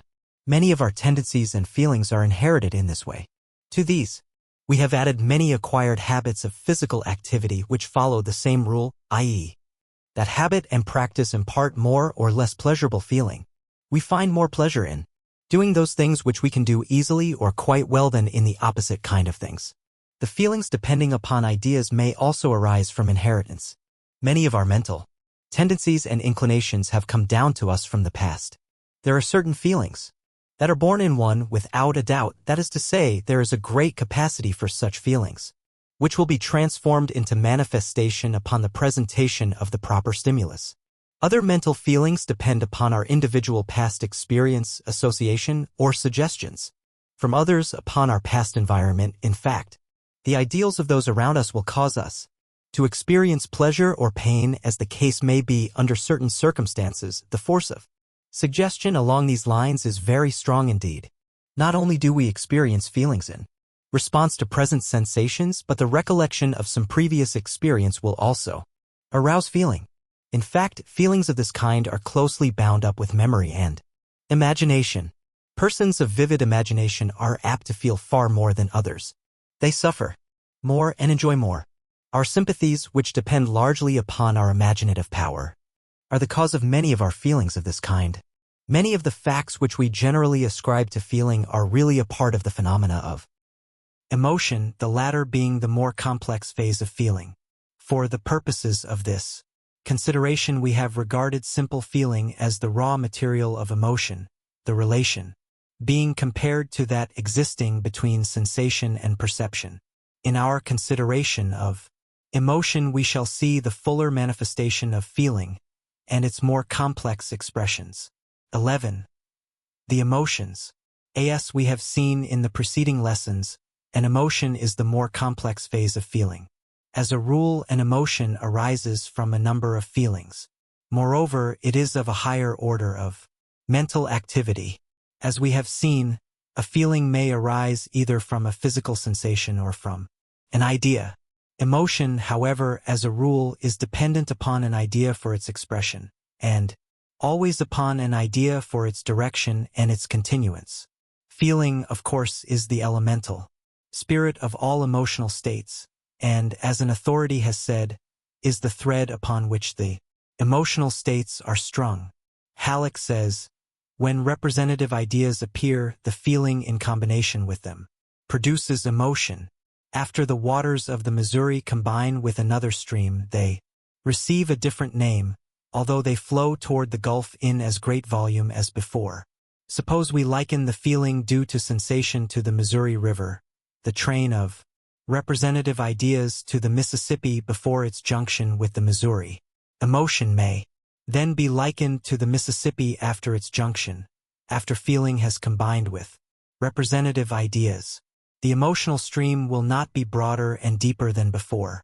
This analogy is employed only to make the distinction clearer. The student must remember that mental powers are never actually as distinct as two rivers before their union. The student must beware of thinking that we have done with feeling when we consider emotion. Just as the waters of the Missouri flow on until they reach the Gulf, so does feeling run through every emotional state. In the above analogy, the term representative ideas, of course, means the ideas of memory and imagination as explained in previous chapters. There is a close relation between emotion and the physical expression thereof, a peculiar mutual action and reaction between the mental state and the physical action accompanying it. Psychologists are divided regarding this relation. One school holds that the physical expression follows and results from the mental state. For instance, we hear or see something, and thereupon experience the feeling or emotion of anger. This emotional feeling reacts upon the body and causes an increased heartbeat, a tight closing of the lips, a frown and lowered eyebrows and clenched fists, or we may perceive something which causes the feeling or emotion of fear, which reacts upon the body and produces pallor, raising of the hair, dropping of the jaw, opening of the eyelids, trembling of the legs, etc. According to the school and the popular idea, the mental state precedes and causes the physical expression. But another school of psychology, of which the late Professor William James is a leading authority, holds that the physical expression precedes and causes the mental state. For instance, in the cases above cited, the perception of the anger-causing or fear-causing sight first causes a reflex action upon the muscles according to inherited race habits of expression. This muscular expression and activity, in turn, is held to react upon the mind and to cause the feeling or emotion of anger or fear, as the case may be. Professor James, in some of his works, makes a forcible argument in support of this theory, and his opinions have influenced the scientific thought of the day upon this subject. Others, however, have sought to combat his theory by equally forcible argument, and the subject is still under lively and spirited discussion in psychological circles. Without taking sides in the above controversy, many psychologists proceed upon the hypothesis that there is a mutual action and reaction between emotional mental states and the appropriate physical expression thereof, each in a measure being the cause of the other, and each likewise being the effect of the other. For instance, in the cases above cited, the perception of the anger-producing or fear-producing sight causes almost or quite simultaneously the emotional mental state of anger or fear, as the case may be, and the physical expression thereof. Then rapidly ensues a series of mental and physical reactions. The mental state acts upon the physical expression and intensifies it. The physical expression, in turn, reacts upon the mental state and induces a more intense degree of the emotional feeling, and so on until the mental state and physical expression reach their highest point, and then begin to subside from exhaustion of energy. This middle ground conception meets all the requirements of the facts, and is probably more nearly correct than either extreme theory. Darwin, in his classic work, The Expression of the Emotions in Man and Animals, has thrown a great light on the subject of the expression of emotion in physical motions. The Florentine scientist Paolo Mantegazza added to Darwin's work with ideas of his own and countless examples drawn from his own experience and observation. The work of François Delsarte, the founder of the school of expression which bears his name, is also a most valuable addition to the thought on this subject. The subject of the relation and reaction between emotional feeling and physical expression is a most fascinating one, and one in which we may expect interesting and valuable discoveries during the next 20 years. The relation and reaction above mentioned are interesting not only from the viewpoint of theory but also because of their practicable application in emotional development and training. It is an established truth of psychology that each physical expression of an emotional state serves to intensify the latter. It is pouring oil on the fire. Likewise, it is equally true that the repression of the physical expression of an emotion tends to restrain and inhibit the emotion itself. Halleck says, "If we watch a person growing angry, we shall see the emotion increase as he talks loud, frowns deeply, clenches his fist, and gesticulates wildly. Each expression of his passion is reflected back upon the original anger and adds fuel to the fire. If he resolutely inhibits the muscular expressions of his anger, it will not attain great intensity, and it will soon die a quiet death." Not without reason are those persons called cold-blooded who habitually restrain as far as possible the expression of their emotion, who never frown or throw any feeling into their tones, even when a wrong inflicted upon someone demands aggressive measures. There is here no wave of bodily expression to flow back and augment the emotional state. In this connection, we call your attention to the familiar and oft-quoted passage from the works of Professor William James. "Refuse to express a passion and it dies. Count 10 before venting your anger and its occasion seems ridiculous. Whistling to keep up courage is no mere figure of speech. On the other hand, sit all day in a moping posture, sigh and reply to everything with a dismal voice, and your melancholy lingers. There is no more valuable precept in moral education than this, as all who have experience know. If we wish to conquer undesirable emotional tendencies in ourselves, we must assiduously, and in the first instance, cold-bloodedly go through the outward movements of those contrary dispositions which we prefer to cultivate. Smooth the brow, brighten the eye, contract the dorsal rather than the ventral aspect of the frame, and speak in a major key, and your heart must be frigid indeed if it does not gradually thaw."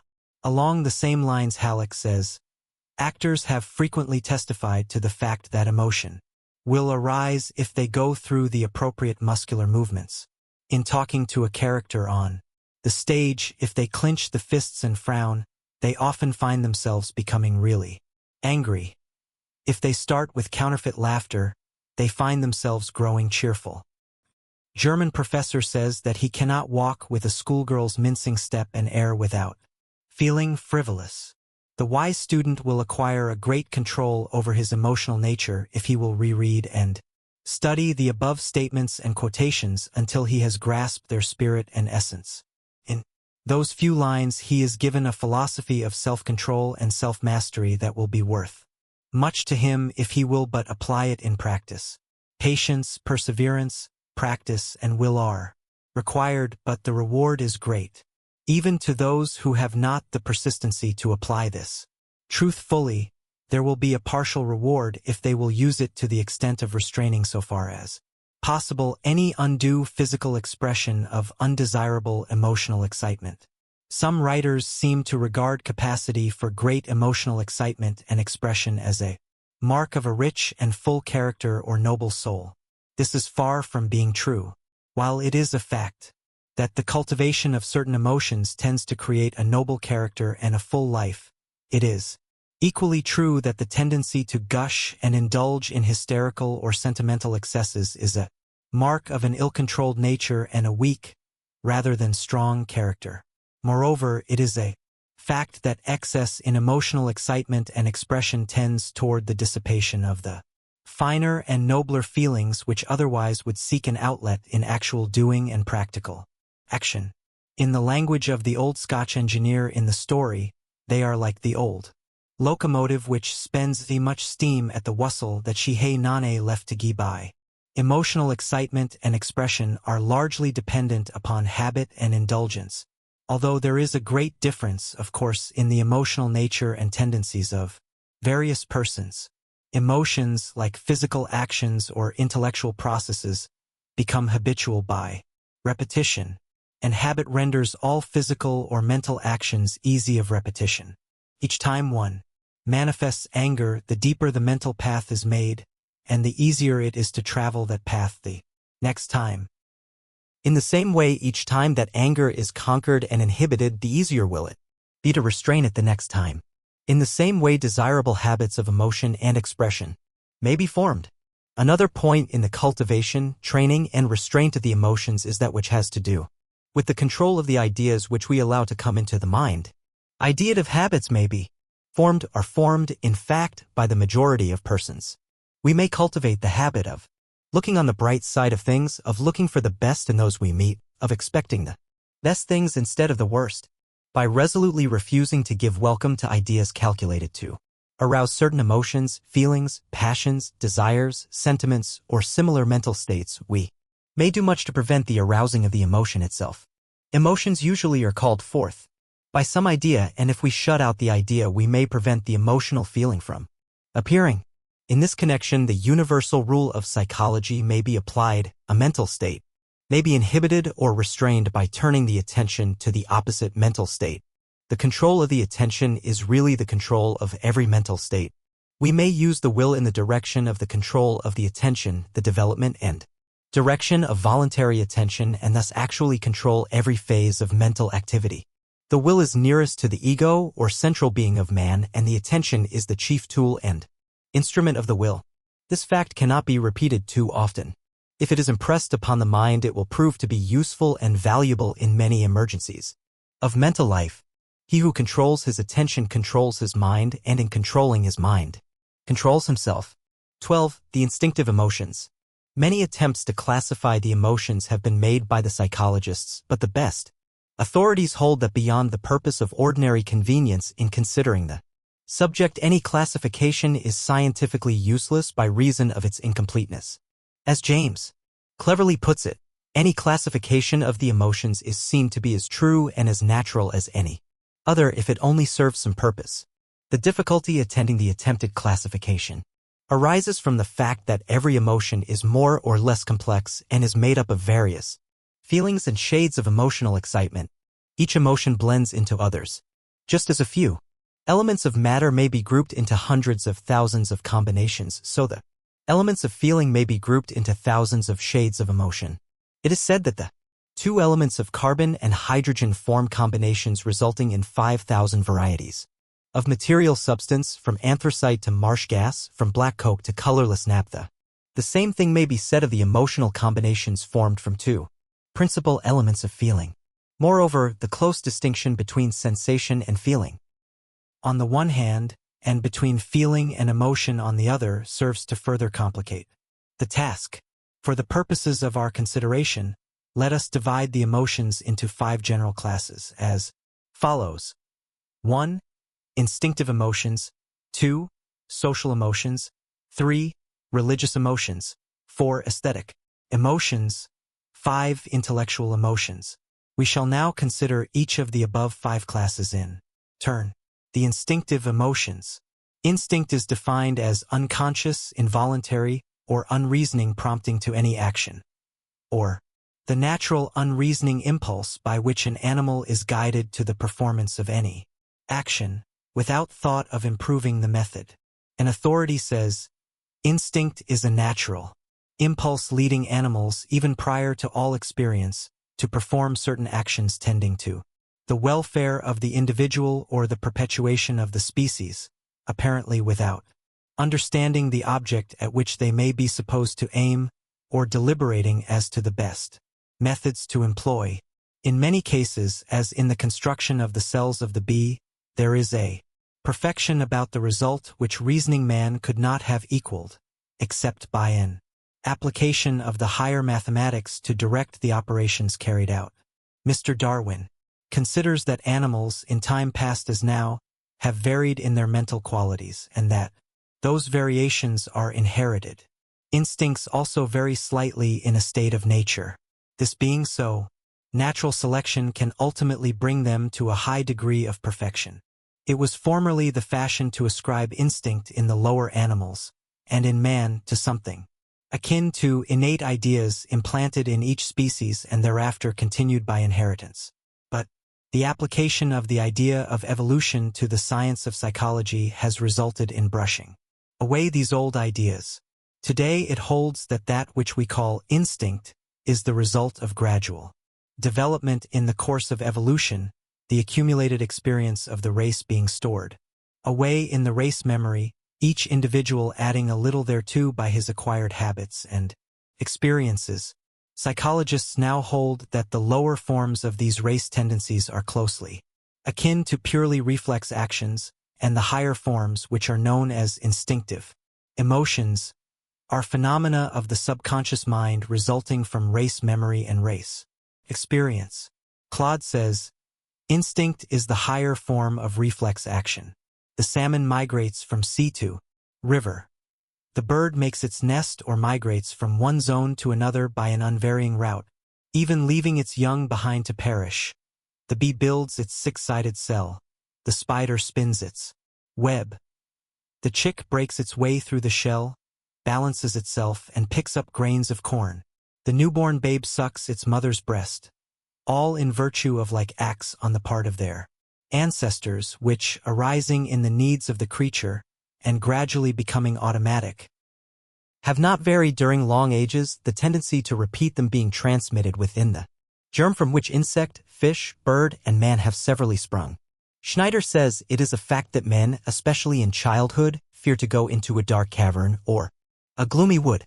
This feeling of fear arises, to be sure, partly from the fact that we easily suspect that dangerous beasts may lurk in these localities, a suspicion due to stories we have heard and read. But on the other hand, it is quite sure that this fear at a certain perception is also directly inherited. Children who have been carefully guarded from all ghost stories are nevertheless terrified and cry if led into a dark place, especially if sounds are made there. Even an adult can easily observe that an uncomfortable timidity steals over him in a lonely wood at night, although he may have the fixed conviction that not the slightest danger is near. This feeling of fear occurs in many men even in their own houses after dark, although it is much stronger in a dark cavern or forest. The fact of such instinctive fear is easily explicable when we consider that our savage ancestors through immemorable generations were accustomed to meet with dangerous beasts in caverns, especially bears, and were for the most part attacked by such beasts during the night and in the woods, and that thus an inseparable association between the perceptions of darkness, caverns, woods, and fear took place and was inherited. James says, nothing is commoner than the remark that man differs from lower creatures by the almost total absence of instincts and the assumption of their work in him by reason. *****. We may confidently say that however uncertain man's reactions upon his environment may sometimes seem in comparison with those of the lower mammals, the uncertainty is probably not due to their possession of any principles of action which he lacks. On the contrary, man possesses all the impulses that they have and a great many more besides. ****. High places cause fear of a peculiarly sickening sort, though here again individuals differ. The utterly blind instinctive character of the motor impulses here is shown by the fact that they are almost always entirely unreasonable, but that reason is powerless to suppress them. ****. Certain ideas of supernatural agency associated with real circumstances produce a peculiar kind of horror. This horror is probably explicable as the result of a combination of simple horrors. To bring the ghostly terror to its maximum, many unusual elements of the dreadful must combine, such as loneliness, darkness, inexplicable sounds, especially of a dismal character, moving pictures half discerned, or, if discerned, of dreadful aspect, and a vertiginous baffling of the expectation. ****. In view of the fact that cadaveric, reptilian, and underground horrors play so specific and constant a part in many nightmares and forms of delirium, it seems not altogether unwise to ask whether these forms of dreadful circumstance may not at a former period have been more normal objects of the environment than now. The Evolutionists ought to have no difficulty in explaining these terrors and the scenery that provokes them as relapses into the consciousness of the cavemen, a consciousness usually overlaid in us by experiences of a more recent date. Instinctive emotion manifests as an impulse arising from the dim recesses of the feeling or emotional nature and incentive toward a dimly conscious end. It differs from the almost purely automatic nature of certain forms of reflex process, for its beginning is a feeling arising from the subconscious regions which strives to excite an activity of conscious volition. The feeling is from the subconscious, but the activity is conscious.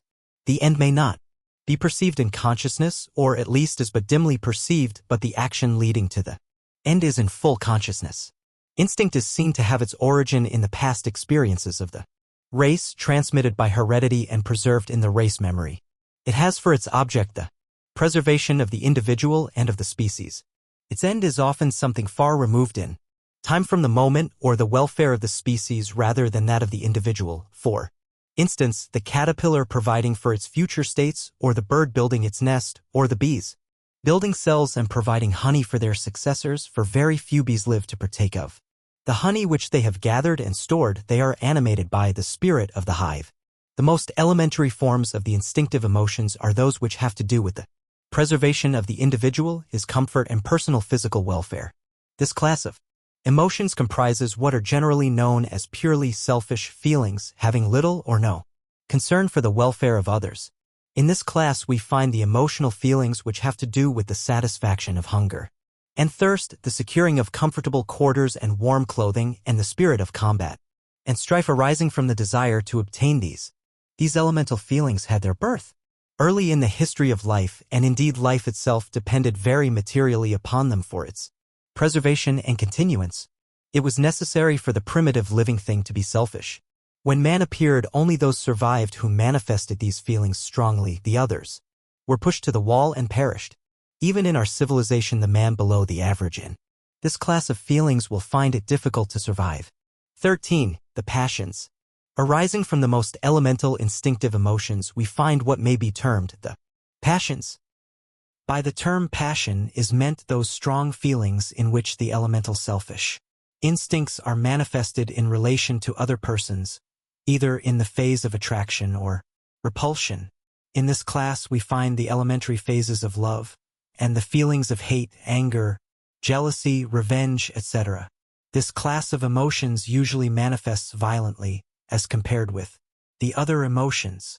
The passions generally arise from self-preservation, race preservation, and reproduction, self-interest, self-aggrandizement, etc., and may be regarded as a more complex phase of the elemental instinctive emotions. The elemental instinctive emotions of self-preservation and self-comfort cause the individual to experience and manifest the passional emotions of desire for combat, anger, hate, revenge, etc., while the instinctive emotions leading to reproduction and continuance of the race give rise to the passional emotions of sexual love, jealousy, etc. The desire to attract the other sex increases ambition, vanity, love of display, and other feelings. It is only when this class of emotions blends with the higher emotions that the passions become purified and refined. But it must not be forgotten that these emotions were very necessary for the welfare of the race in the early stage of its evolution, and that they still play an active part in human life under the greater or less restraint imposed by civilized society. Nor should it be forgotten that from these emotions have evolved the highest love of one human being for another. From instinctive sexual love and the racial instinct have developed the higher affection of man for woman and woman for man in all their beautiful manifestations, and the love of the parent for the child and the love of the child for the parent. The first manifestation of altruism arises in the love of the living creature for its mate, and in the love of the parents for their offspring. In certain forms of life where the association of the sexes is merely for the moment and is not followed by protection, mutual aid, and companionship, there is found an absence of mutual affection of any kind, the only feeling being an elemental reproductive instinct bringing the male and female together for the moment, and almost purely reflex activity. In the same way, in the cases of certain animals, the rattlesnake, for instance, in which the young are able to protect themselves from birth, there is seen a total absence of parental affection or the return thereof. Human love between the sexes in its higher and lower degrees is a natural evolution from passional emotion of a low order due to the growth of social, ethical, moral, and aesthetic emotion arising from the necessities of the increasing complexity and development of human life. The simpler forms of passional emotion are almost entirely instinctive in their manifestation. Indeed, in many cases, there appears to be but little more than a high form of reflex nervous action. The following words of William James give us an interesting view of this fact of life. The cat runs after the mouse, runs or shows fight before the dog, avoids falling from walls and trees, shuns fire and water not because he has any notion either of life or of death or of self-preservation. He acts in each case separately and simply because he cannot help it, being so framed that when that particular running thing called a mouse appears in his field of vision, he must pursue; that when that particular barking and obstreperous thing called a dog appears there, he must retire if at a distance and scratch if close by; that he must withdraw his feet from water and his face from flame, etc. *****. Now, why do the various animals do what seem to us such strange things in the presence of such outlandish stimuli? Why does the hen, for instance, submit herself to the tedium of incubating such a fearfully uninteresting set of objects as a nestful of eggs, unless she have some sort of prophetic inkling of the result? The only answer is ad hominem. We can only interpret the instinct of brutes by what we know of instincts in ourselves. Why do men always lie down when they can on soft beds rather than on soft floors? Why do they sit around a stove on a cold day? Why, in a room do they place themselves 99 times out of 100 with their faces toward its middle rather than to the wall? Why does the maiden interest the youth so much that everything about her seems more important and significant than anything else in the world? Nothing more can be said than that these are human ways and that every creature likes its own ways and takes to following them as a matter of course. Science may come and consider these ways and find that most of them are useful, but it is not for the sake of their utility that they are followed, but because at the moment of following them we feel that it is the only appropriate and natural thing to do. Not one man in a million, when taking his dinner, ever thinks of its utility. He eats because the food tastes good and makes him want more. If you should ask him why he wants to eat more of what tastes like that instead of revering you as a philosopher, he will probably laugh at you for a fool. James continues, it takes, in short, what Berkeley called a mind debauched by learning to carry the process of making the natural seem strange, so far as to ask the why of any instinctive human act. To the metaphysician alone can such questions arise as, why do we smile when pleased and not scowl? Why are we unable to talk to a crowd as to a single friend? Why does a particular maiden turn our wits upside down? The common man can only say, of course we smile, of course our heart palpitates at the sight of the crowd, of course we love the maiden, that beautiful soul clad in that perfect form, so palpably and flagrantly made from all eternity to be loved. And so, probably, does each animal feel about the particular things it tends to do in the presence of particular objects. They too are a priori syntheses. To the lion it is the lioness which is made to be loved. To the bear, the she-bear. To the broody hen, the notion would seem monstrous that there should be a creature in the world to whom a nestful of eggs was not the utterly fascinating, precious, and never to be too much sat upon object which it is to her. Thus we may be sure that however mysterious some animals' instincts may appear to us, our instincts will appear no less mysterious to them, and we may conclude that, to the animal which obeys it, every impulse and every step of that instinct shines with its own sufficient light and seems at the moment the only externally right and proper thing to do. It may be done for its own sake exclusively. One has very little need, as a rule, to develop the passional emotions. Instinct has taken pretty good care that we shall have our share of this class of feelings. But there is a need to train, restrain, govern, and control these emotions, for the conditions which brought about their original being have changed. Our social conventions require that we should subordinate these passional feelings to some extent at least.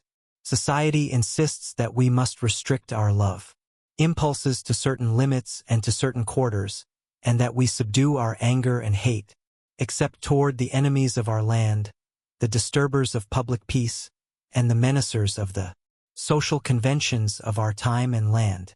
The public welfare requires that we inhibit our fighting impulses, except in cases of self-defense or war. Public policy requires that we keep our ambitions within reasonable limits, which limits change from time to time, of course. In short, society has stepped in and insisted that man, as a social being, must not only acquire a social conscience but must also develop sociable emotions and inhibit his unsociable ones. The evolution of man's nature has caused him unconsciously to modify his elemental, instinctive, passional emotions, and subordinate them to the dictates of social, ethical, moral, and aesthetic feelings and ideals, and to intellectual considerations. Even the original, elemental instincts of the lower animals have been modified by reason of the social requirements of the pack, herd, or drove until the modified instinct is now the ruling force. The general principles of emotional control, restraint, and mastery, as given in a preceding chapter, are applicable to the particular class of emotions now under consideration here. 1. By refraining from the physical expression, one may at least partially inhibit the emotion. 2. By refusing to create the habit, one may more easily manifest control. 3. By refusing to dwell upon the idea or mental picture of the exciting object, one may lessen the stimulus. 4. By cultivating the opposite class of emotions, one may inhibit any class of feeling. 5. And finally, by acquiring a control of the attention by means of the will, one has the reins firmly in hand, and may drive or hold back the steeds of passion as he wills. The passions are like fiery horses, useful if well under control, but most dangerous if the control is lost. The ego is the driver, the will his hands, attention the reins, habit the bit, and the passions the horses. To drive the chariot of life under social conditions, the ego must have strong hands, will, to tighten or loosen the reins of attention. He must also employ a well-designed and shaped bit of habit. Without strong hands, good reins, and well-adjusted bit, the fiery steeds of passion may gain control and, running away, dash the chariot and its driver over the precipice and on to the jagged rocks below. 14. The social emotions. As man became a social animal, he developed new traits of character, new habits of action, new ideals, new customs, and consequently new emotions. Emotions long entertained and long manifested by the race become more or less instinctive and are passed along in the form of either A. Inherited stimulus akin to but lesser in degree and force than the more elemental emotions, or B. Of inherited tendency to manifest the acquired emotional feeling upon the presentation of sufficiently strong stimuli. Hence arises that which we have called the social emotions. Under the classification of the social emotions are those acquired tendencies of action and feeling of the race which are more or less altruistic and are concerned with the welfare of others and one's duties and obligations towards society and our fellow men. In this class are found the emotions which impel us to perform what we consider or feel to be our duty toward our neighbors and our obligations and duty toward the state as expressed in its laws, the customs of men of our country, or the ideals of the community. In another phase it manifests as sympathy, fellow feeling, and kindness in general. In its first phase we find civic virtue, law-abiding inclination, honesty, square dealing, and patriotism. In its second phase we find sympathy for others, charity, mutual aid, the alleviation of poverty and suffering, the erection of asylums for orphans and the aged, hospitals for the sick, and the formation of societies for general charitable work. In many cases we find the social, ethical, and moral emotions closely allied with religious emotion, and by many these are supposed to be practically identical, but there is a vast difference in spite of their frequent association. For instance, we find many persons of high civic virtue, of exalted moral ideals, and manifesting ethical qualities of the most advanced type, who are lacking in the ordinary religious feelings. On the other hand, we too frequently Find persons professing great religious zeal and apparently experiencing the most intense religious emotional feeling who are deficient in social, civic, ethical, and moral qualities in the best sense of these terms. The aim of all religion worthy of the name, however, is to encourage ethical and moral as well as religious emotions. We must here make the distinction between those manifesting the actions termed ethical and moral because they feel that way and those who merely comply with the conventional requirements because they fear the consequences of their violation.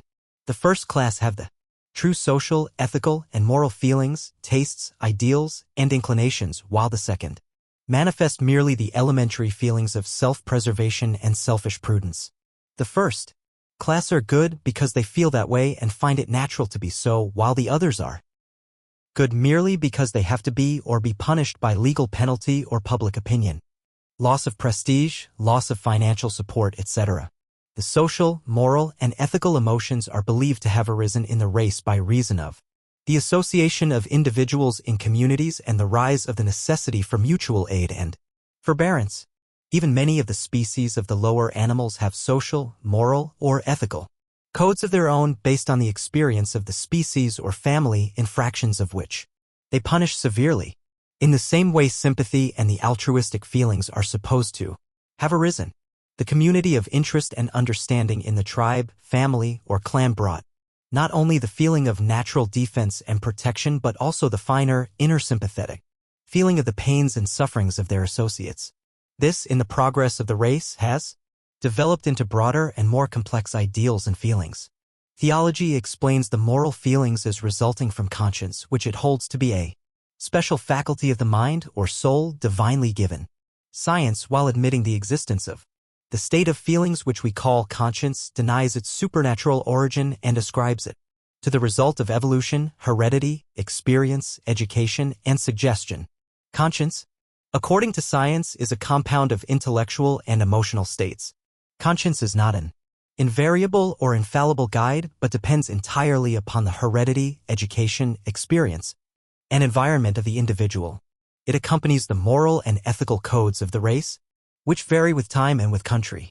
Actions which were thought right a century ago are condemned now. Likewise, things condemned a century ago are thought right now. What is commended in Turkey is condemned in England and vice versa. Moral tastes and ideals, like aesthetic ones, vary with time and country. There is no absolute code which has been always true in all places.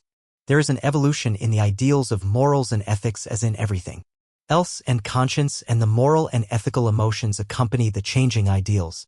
Many of the moral and ethical principles originally arose from necessity or utility but have since developed into natural, spontaneous feeling on the part of the race.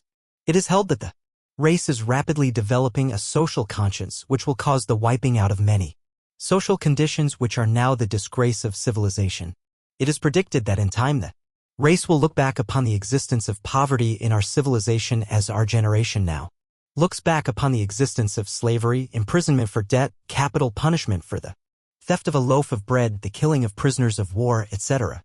It is thought that, in time, wars of conquest will be deemed as utterly immoral as today is regarded the murder of a body of men by a band of pirates or bandits. In the same way, the economic slavery of today will be seen as immoral as now seems the physical slavery of the past. In not far distant time it will seem incredible that society could have ever allowed one of its members to die of hunger in the streets or of poverty and inattention in the sick room of the hovel. Not only will the ideals and feelings of ethical and moral responsibility change and evolve, but the feelings of personal sympathy will evolve in accordance therewith. At least such is the dream and prophecy of some of the world's greatest thinkers. The social, ethical, and moral emotions may be developed by a study of the evolution and meaning of society on the one hand and the perception of the condition of the lives of less fortunate individuals on the other. The first will awaken new ideas of the history and real meaning of social association and mutual intercourse and will develop a new sense of responsibility, duty, and civic and social pride. The second will awaken understanding and sympathy and a desire to do what one can to help those who are the underdog and also to bring about a better state of affairs in general. The study of history and civilization, of sociology and civics will do much in the first direction. The study of humankind and its life problems and condition will do the same in the second case. In both cases there will be awakened a new sense of right and wrong, a new conception of ought and ought not, regarding one's relations to the race, society, and his fellow beings. Let no one deceive himself or herself by the smug assumption that the race has entirely emerged from barbarism and is now on the top wave of civilization. The truth, as known to all careful and conscientious thinkers, is that we are but half civilized, if, indeed, that much. Many of our customs and conventions are those of a half-barbarous people. Our ideals are low, our customs often vile. We lack not only high ideals, but in many cases we show a lack of sanity in our social conventions. But evolution is moving us slowly ahead. A better day is dawning. The signs are in the air, to be seen by all thoughtful men. Civilization is climbing the ladder, aided by the evolution of the social, ethical, and moral emotions and the development of the intellect. In connection with this phase of the emotions, we invite the student to consider the following excellent words of Professor Davidson in his History of Greek Education. It is not enough for a man to understand the conditions of rational life in his own time. He must likewise love these conditions and hate whatever leads to life of an opposite kind. This is only another way of saying that he must love the good and hate the evil, for the good is simply what conduces to rational or moral life, and evil simply what leads away from it. It is perfectly obvious, as soon as it is pointed out, that all immoral life is due to a false distribution of affection, which again is often, though by no means always, due to a want of intellectual cultivation. He that attributes to anything a value greater or less than it really possesses in the order of things has already placed himself in a false relation to it, and will certainly, when he comes to act with reference to it, act immorally. 15. The religious emotions. By the religious emotions is meant that class of emotional feeling arising from the faith and belief in or consciousness of the presence of supernatural beings, powers, entities, or forces. This form of emotion is regarded as distinct from the ethical and moral emotions, although frequently found in connection therewith. Likewise, it is independent of any special form of intellectual belief, for it is far more fundamental and often exists without creed, philosophy, or stated belief, the only manifestation in such cases being a feeling of the existence of supernatural beings, forces, and powers to which man has a relation and to which he owes obedience. To those who may think that this is too narrow a conception of religious emotion, we refer the following definition of religion from the dictionaries: the acts or feelings which result from the belief of a god or gods having superior control over matter, life, or destiny. Religion is subjective, designating the feelings and acts of men which relate to God. Theology is objective, denoting the science which investigates the existence, laws, and attributes of God, or objectively, the outer form and embodiment which the inward spirit of a true or a false devotion assumes. Subjectively, the feeling of veneration with which the worshipper regards the being he adores. Darwin, in his Descent of Man, says that the feeling of religious devotion is a highly complex one, consisting of love, complete submission to an exalted and mysterious superior, a strong sense of dependence, fear, reverence, gratitude, hope for the future, and perhaps other elements.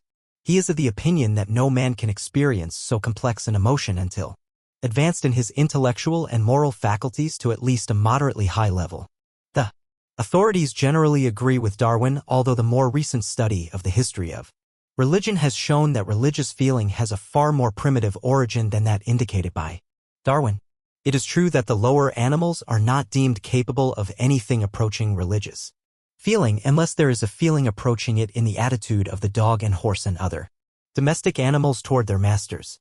But man, as soon as he is able to attribute natural phenomena to a supernatural cause and power, manifests a crude religious feeling and emotion. He begins by believing in, fearing, and worshipping natural forces and objects, such as the sun, the moon, the wind, thunder and lightning, the ocean, rivers, mountains, etc. It is claimed that there is no natural object that has not been deified and worshipped by some people at some time in the history of the race. Later, man acquired the anthropomorphic conception of deities and created many gods in his own image, endowing them with his own attributes, qualities, and characteristics. The mental characteristics and morals of a people can always be ascertained by a knowledge of the average conception of deity held by them. Polytheism, or the belief in many gods, was succeeded by monotheism, or belief in one god. Monotheism ranges from the crudest conception of a man-like god to the highest conception of a spiritual being transcending all human qualities, attributes, or characteristics. Man began by believing in many god things, then in many god persons, then in a one god person, then in one God who is a spirit, then in one universal spirit which is God. It is a far cry from the savage, man-like God of old to the conception of the universal spirit of the God-drunken philosopher Spinoza. The extreme of religious belief is that which holds that there is nothing but God, all else is illusion of pantheistic idealism. Buddhism, at least in its original form, discarded the idea of a supreme being and held that ultimate reality is but universal law, hence the accusation that Buddhism is an atheistic religion, although it is one of the world's greatest religions, having over 400 million followers. But the beliefs of the religious person may be considered as resulting from intellectual processes. His religious feelings and emotions arise from another part of his mental being. It is the testimony of the authorities of all religions that religious conviction is an inner experience, rather than an intellectual conception. The emotional element is always active in religious manifestations everywhere. The purely intellectual religion is naught but a philosophy. Religion without feeling and emotion is an anomaly. In all true religion there exists a feeling of inner assurance and faith, love, awe, dependence, submission, reverence, gratitude, hope, and perhaps fear.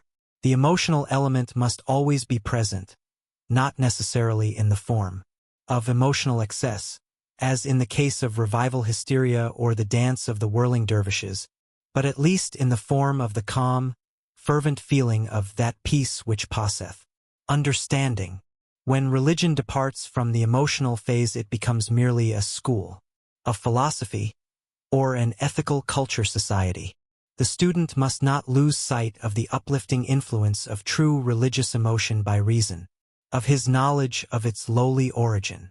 Like the lotus, which has its roots in the slimy, filthy mud of the river, and its stem in the muddy, stagnant, and foul waters thereof, but its beautiful flower unfolded in the clear air and facing the sun, so is religious feeling, responsible for some of the most beautiful and uplifting ideals and actions of the race. If its origin and history contain much that is not consistent with the highest ideals of the race today, it is not the fault of religion but of the race itself. Religion, like all else in the universal manifestation, is under the laws of evolution, growth, and development. What the religion of the future may be, we know not, but the prophets of the race are dreaming visions of a religion as much higher than that of today as the latter is higher than the crude fetishism of the savage. The following quotation from John Fiske's Through Nature to God is appropriate in this place.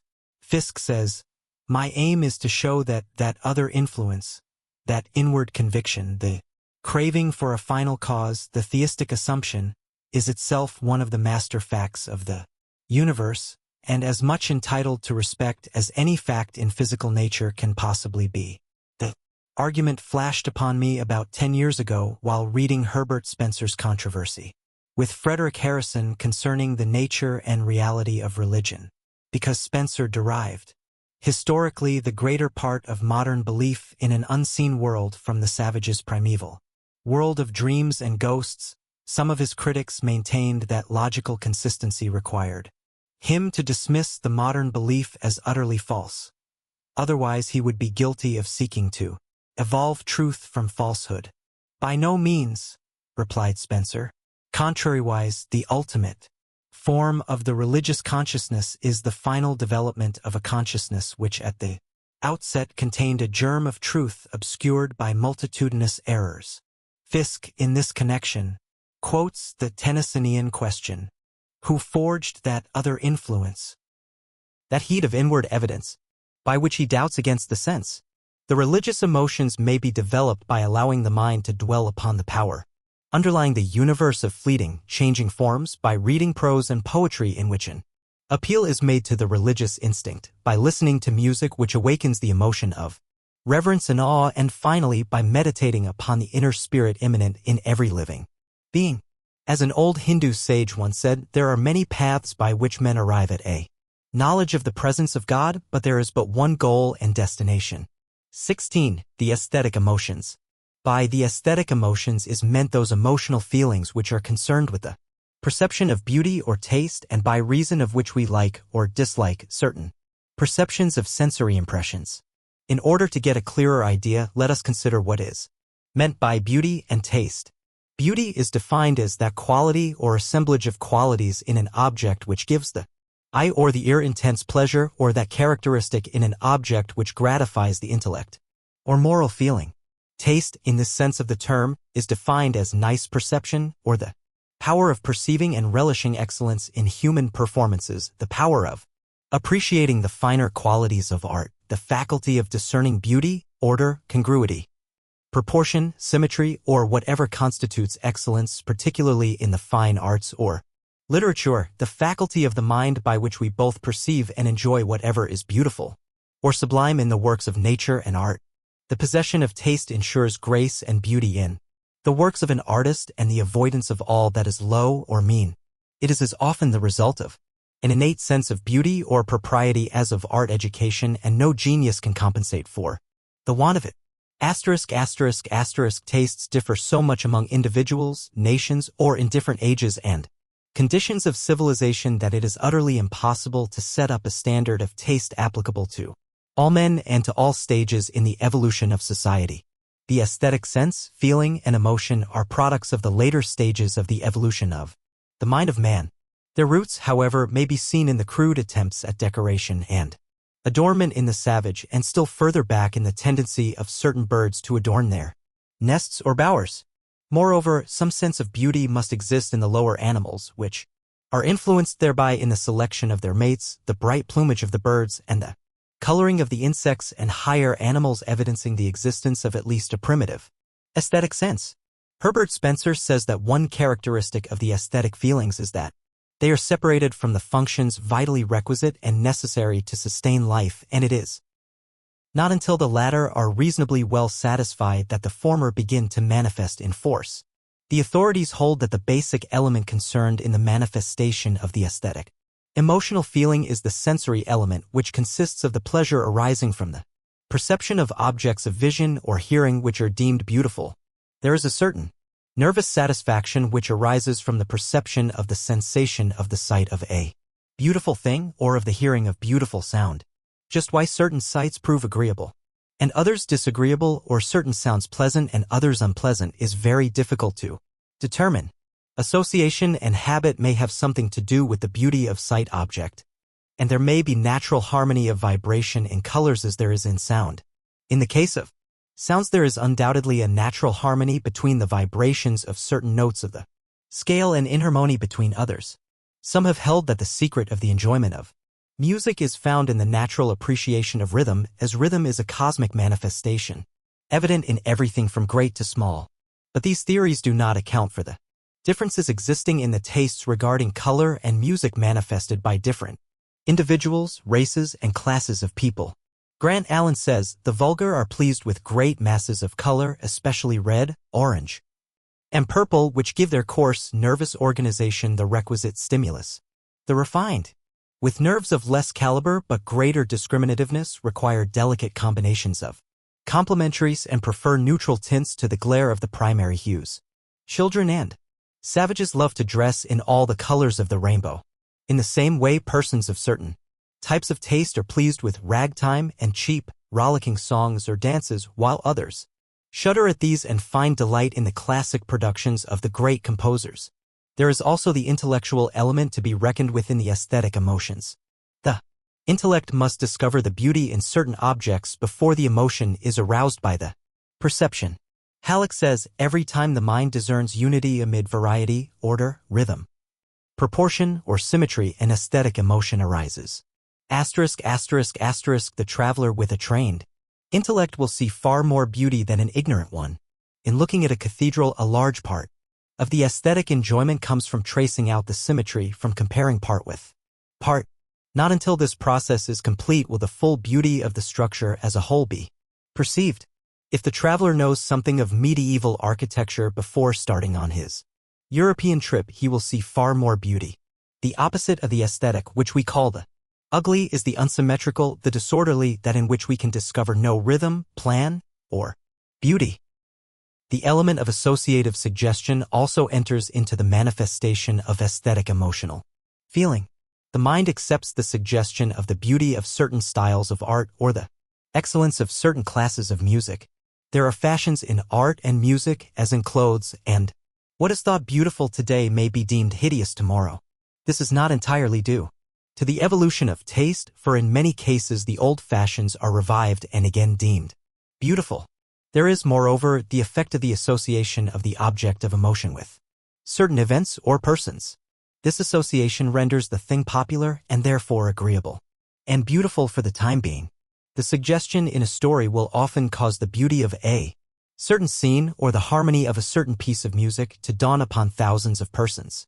Some noted person sets the seal of approval upon a certain picture or musical composition, and lo, the multitude calls it beautiful. It must not be supposed, however, that the crowd always counterfeits the sense of beauty and excellence which has been suggested to it. On the contrary, genuine aesthetic feeling often results from the discovery so made. There is style and fashion in the use of words resulting from fashion which gives rise to aesthetic feelings regarding them. These feelings do not arise from the consideration of the nature of the object expressed by the word. Of two words designating the same thing, one causes disgust and the other at least passive tolerance. For instance, in speaking of the sensible moisture which is emitted from the pores of the skin, we may use either of the respective terms sweat or perspiration. Both mean the same thing and have an equally respectable origin. But to many persons the word sweat causes unpleasant aesthetic emotion, while the word perspiration is accepted without remonstrance. Some persons abhor the term victuals, while viands or food are accepted without protest.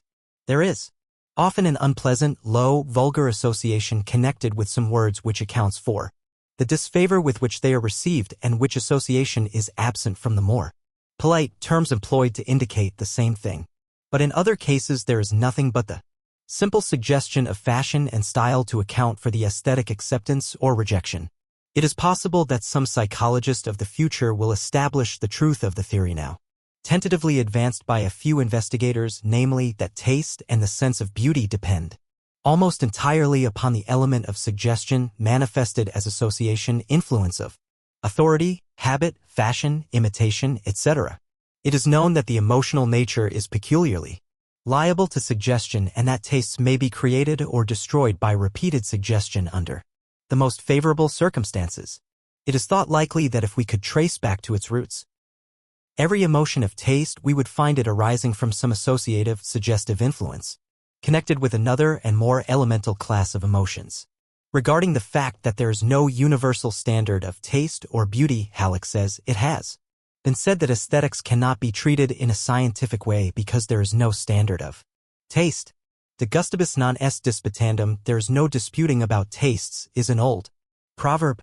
Of two equally intelligent persons, the one may like a certain book, the other dislike it. While it is true that the standard of taste is a varying one within certain limits, it is no more so than that of morals. As men's nervous systems, education, and associations differ, we may scientifically conclude that their tastes must differ. The greater the uniformity in the factors, the less does the product vary. On the other hand, within certain limits, the standard of aesthetics is relatively uniform. It is fixed by the majority of intelligent people of any age and country. To estimate the standard by which to judge of the correctness of language or of the literary taste of any era, we examine the conversations of the best speakers, the works of the standard writers. The aesthetic emotions may be developed and cultivated by exercise and practice, and particularly by association and familiarity with beautiful things and with those who have good taste. Appreciation of beauty is more or less contagious up to a certain point of development at least, and if one wishes to recognize, understand, and appreciate beauty, he should go where beauty is and where its votaries are gathered. The study of standard works of art or objects of nature or the best productions of the composers of music will do much to develop and unfold one's higher aesthetic feelings and understanding. It is claimed by some of the best authorities that to develop the finer and higher aesthetic feelings and understanding we must learn to find beauty and excellence in things removed from ourselves or our selfish interests. The narrow, selfish emotions kill the aesthetic feelings. The two cannot exist together. The person whose thoughts are centered on himself or herself very rarely finds beauty or excellence in works of art or music. Grant Allen well sums up the subject in the following words: good taste is the progressive product of progressing fineness and discrimination in the nerves, educated attention, high and noble emotional constitution, and increasing intellectual faculties. 17. The intellectual emotions. By the intellectual emotions is meant that class of emotional feeling resulting from the presence of objects of intellectual interest. This class of emotions depends for its satisfaction upon the exercise of the intellectual faculties from the most simple to the most complex and including perception, memory, imagination, reason, judgment, and all the logical faculties. Those who are accustomed to employing the mind through voluntary attention, particularly in the direction of creative ideation or constructive imagination, experience these emotions to a greater or less degree. The exercise of perception, if we are skilled therein, gives us a pleasurable feeling, and if we succeed in making an interesting or important discovery by reason thereof, we experience a strong degree of emotional satisfaction. Likewise, we experience agreeable feelings when we are able to remember distinctly something which might well have been forgotten, or when we succeed in recalling something which had escaped our memory for the moment. In the same way, the exercise of the imagination is a source of great pleasure in many cases in the direction of writing, planning, inventing, or other creative processes, or even in the building of air castles. The exercise of the logical faculties gives great pleasure to those in whom these faculties are well developed. Halleck well says, "There was probably not a happier moment in Newton's life than when he had succeeded in demonstrating that the same power which caused the apple to fall held the moon and the planets in their orbits. When what's discovered that steam might be harnessed like a horse, when an inventor succeeds in perfecting a labor-lightening device, whenever an obscurity is cleared away, the reason for a thing understood, and a baffling instance brought under a general law, intellectual emotion results. The pleasurable feelings we experience upon the reading of a good book or the discovery of real poetry are forms of intellectual emotion. The same class of emotional feeling is aroused when we witness a good play. Among other instances of this class we mention the perception of clever work of any kind, intricate machinery, ingenious devices, helpful improvements, or other works of man which indicate the existence of thought and inventive ability in the designer or builder. To appreciate mental work of this kind we must bring a mind developed along the same or similar lines. It has well been said that before one can take away anything from a book he must bring something to it. It takes mentality to recognize and appreciate mentality or the work of mentality.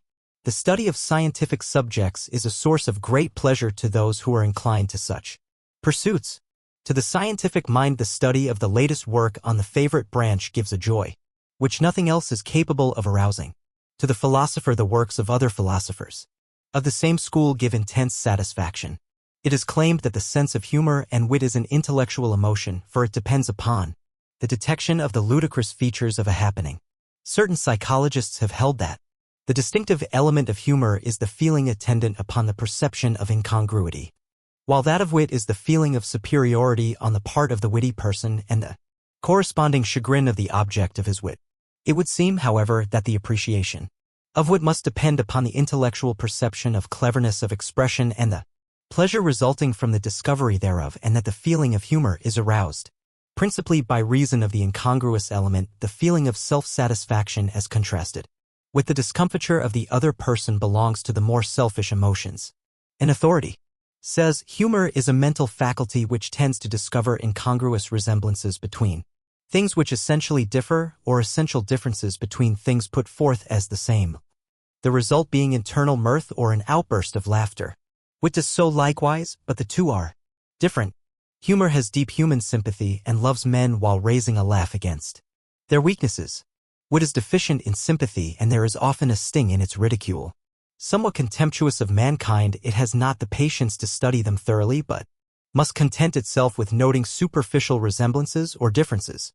Humor is patient and keenly observant and penetrates beneath the surface, while, therefore, the sallies of wit are often one-sided and unfair. Those of humor are, as a rule, just and wise. The development and cultivation of the intellectual emotions depend, of course, upon education, training, exercise, and practice. The cultivation of the intellect, which has been referred to in part in the previous parts of this book and which will be again considered in the chapters devoted to the intellect, results in the development and cultivation of the emotions accompanying intellectual effort. In a general way, however, it may be said that the reading of the best works of fiction, science, and philosophy will bring out in time the best form of intellectual enjoyment and feeling. The highest gives the best, that is the rule. The present chapter should be read and studied in connection with those devoted to the intellect. Blended emotions. As we have said at the beginning of our consideration of the subject of the emotions, the majority of emotions are composed of several feelings and tend to blend and combine emotional elements.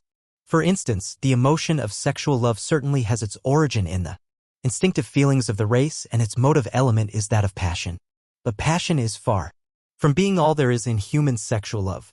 Above the plane of passion is found the social emotion of companionship, protection, and care, the desire for the welfare of the loved one. The mingling of the love of the parent with that of the mate. Human love manifests many of the altruistic emotions during its course. The welfare of the loved one becomes the chief concern of life, often stronger even than self-preservation. The joy of the loved one becomes the greatest joy, far surpassing the more selfish forms of happiness. Then come the aesthetic feelings, which find satisfaction in the two, liking the same things, sympathy and community of feeling being the connecting link, the several ideals of the two combining. There is produced an idealistic union, which is often called spiritual harmony. Finally, there is found the blending of the intellectual emotions, in which harmony there exists one of the highest forms of pleasure satisfaction between two persons of opposite sexes. It is said that the more things that a man and woman like in common, the closer will be their liking for each other. I love you because you love the things I love is no rare thought and expression. So it is seen that though born in elemental instinct and passion, human sexual love is something far different in its flowering, and yet without its root it would not be and cannot be. This is an excellent example of the complex nature of the most common emotions. It may be used as a typical illustration. What is true of it is also true, in a way and in a degree, of every other form of emotion. Therefore, in studying a particular emotion, be not too quick to cry, it is this, it is that, but rather seek to say, it is composed of this and that, of this and that. Few, if any, emotions are simple, the majority are very complex. Hence the difficulty of satisfactory classification and the danger of dogmatic definition. 18. The role of the emotions. The average person greatly underestimates the part played by the emotional nature in the mental activities of the individual. He is inclined to the opinion that, with the exception of the occasional manifestation of some strong emotional feeling, the majority of persons go through life using only the reasoning and reflective faculties in deciding the problems of life and guiding the mental course of action. There can be no greater mistake concerning the mental activities. So far from being subordinate to the intellect, the emotional nature in the majority of cases dominates the reasoning faculties. There are but very few persons who are able to detach themselves even in a small degree from the feelings and to decide questions cold-bloodedly by pure reason or intellectual effort. Moreover, there are but few persons whose wills are guided by pure reason. The feelings supply the motive for the majority of acts of will. The intellect, even when used, is generally employed to better carry out the dictates of feeling and desire. Much of our reasoning is performed in order to justify our feelings or to find proofs for the position dictated by our desires, feelings, sympathies, prejudices, or sentiments. It has been said that men seek not reasons but excuses for their actions. Moreover, in the elementary processes of the intellect, the emotions play an important part. We have seen that attention largely follows interest, and interest results from feeling. Therefore, our attention and that which arises from it is dependent largely upon the feelings. Thus feeling asserts its power in guarding the very outer gate of knowledge and determines largely what shall or shall not enter therein. It is one of the constantly appearing paradoxes of psychology that while feelings have originally arisen from attention, it is equally true that attention depends largely upon the interest resulting from the feelings. This is readily admitted in the case of involuntary attention, which always goes out toward objects of interest and feeling, but is likewise true of even voluntary attention which we direct to something of greater or more nearly ultimate interest than the things of lesser or more immediate interest. Sully says, by an act of will I may resolve to turn my attention to something, say a passage in a book, but if after the preliminary process of adjustment of the mental eye the object opens up no interesting phase, all the willing in the world will not produce a calm, settled state of concentration. The will introduces mind and object, it cannot force an attachment between them. No compulsion of attention ever succeeded in making a young child cordially embrace an appropriate, by an act of concentration, an unsuitable and therefore uninteresting object. We thus see that even voluntary interest is not removed from the sway of interest. What the will does is to determine the kind of interest that shall prevail at the moment. Again, we may see that memory is largely dependent upon interest in recording and recalling its impressions. We remember and recall most easily that which most greatly interests us. In proportion to the lack of interest in a thing do we find difficulty in remembering or recalling it. This is equally true of the imagination, for it refuses to dwell upon that which is not interesting. Even in the reasoning processes we find the will balking at uninteresting subjects, but galloping along, pushing before it the rolling chair of interesting intellectual application. Our judgments are affected by our feelings. It is much easier to approve of the actions of some person we like or whose views accord with our own than of an individual whose personality and views are distasteful to us. It is very difficult to prevent prejudice for or against from influencing our judgments. It is also true that we find that for which we look in things and persons and that which we expect and look for is often dependent upon our feelings. If we dislike a person or thing, we are usually able to perceive no end of undesirable things in him or it, while if we are favorably inclined we easily find many admirable qualities in the same person or thing. A little change in our feeling often results in the formation of an entirely new set of judgments regarding a person or thing. Halleck well says, on the one hand the emotions are favorable to intellectual action since they supply the interest one feels in study. One may feel intensely concerning a certain subject and be all the better student. Hence the emotions are not, as was formerly thought, entirely hostile to intellectual action. Emotion often quickens the perception, burns things indelibly into the memory, and doubles the rapidity of thought. On the other hand, strong feelings often vitiate every operation of the intellect. They cause us to see only what we wish, to remember only what interests our narrow feeling at the time, and to reason from selfish data only. Emotion puts the magnifying end of the telescope to our intellectual eyes. Where our own interests are concerned, the minimizing end when we are looking at the interest of others. Thought is deflected when it passes through an emotional medium, just as a sunbeam is when it strikes water. As for the will, the best authorities hold that it is almost if not entirely dependent upon desire for its motive force. As desire is an outgrowth and development of feeling and emotion, it is seen that even the will depends upon feeling for its inciting motives and its direction. We shall consider this point at greater detail in the chapters devoted to the activities of the will. We would remind you again at this point of the great triangle of the mind, the emotional, ideative, and volitional activities, feeling, thinking, and willing, and their constant reaction upon each other and absolute interdependence. We find that our feelings arise from previous willing and ideation and are aroused by ideas and repressed by will. Again, we see that our ideas are largely dependent upon the interests supplied by our feelings and that our judgments are influenced by the emotive side of our mental life, the will also having its part to play in the matter. We also see that the will is called into activity by the feelings and often guided or restrained by our thoughts, the will, indeed, being considered as moved entirely by our feelings and ideas. Thus is the trinity of mental forces seen ever in mutual relation, constant action and reaction ever existing between them. 19. The emotions and happiness. Happiness has been defined by an authority as the pleasurable emotion arising from the gratification of all desires, the enjoyment of pleasure without pain. Another has said that happiness is the state in which all desires are satisfied. But these definitions have been attacked. It is held by many that a state of the absolute satisfaction of desire would not be happiness, for happiness consists largely in pleasurable anticipation and imaginings which disappear upon the realization of the desire. It is held that absolute satisfaction would be a negative state. Paley expressed a better idea when he said that any condition may be denominated happy in which the amount or aggregate of pleasure exceeds that of pain, and the degree of happiness depends upon the quantity of this excess. Some have held that an existing contrast between pain and pleasure, the balance being in favor of the latter, is necessary to establish happiness. Be this as it may, it is admitted by all that one's happiness or unhappiness depends entirely upon one's emotional nature and the degree of the satisfaction thereof. And it is generally admitted that to be happy is the great aim and object of the life of the majority of persons, if, indeed, not of every person, the happiness, of course, depending upon the quality and degree of the emotions forming the person's emotional nature.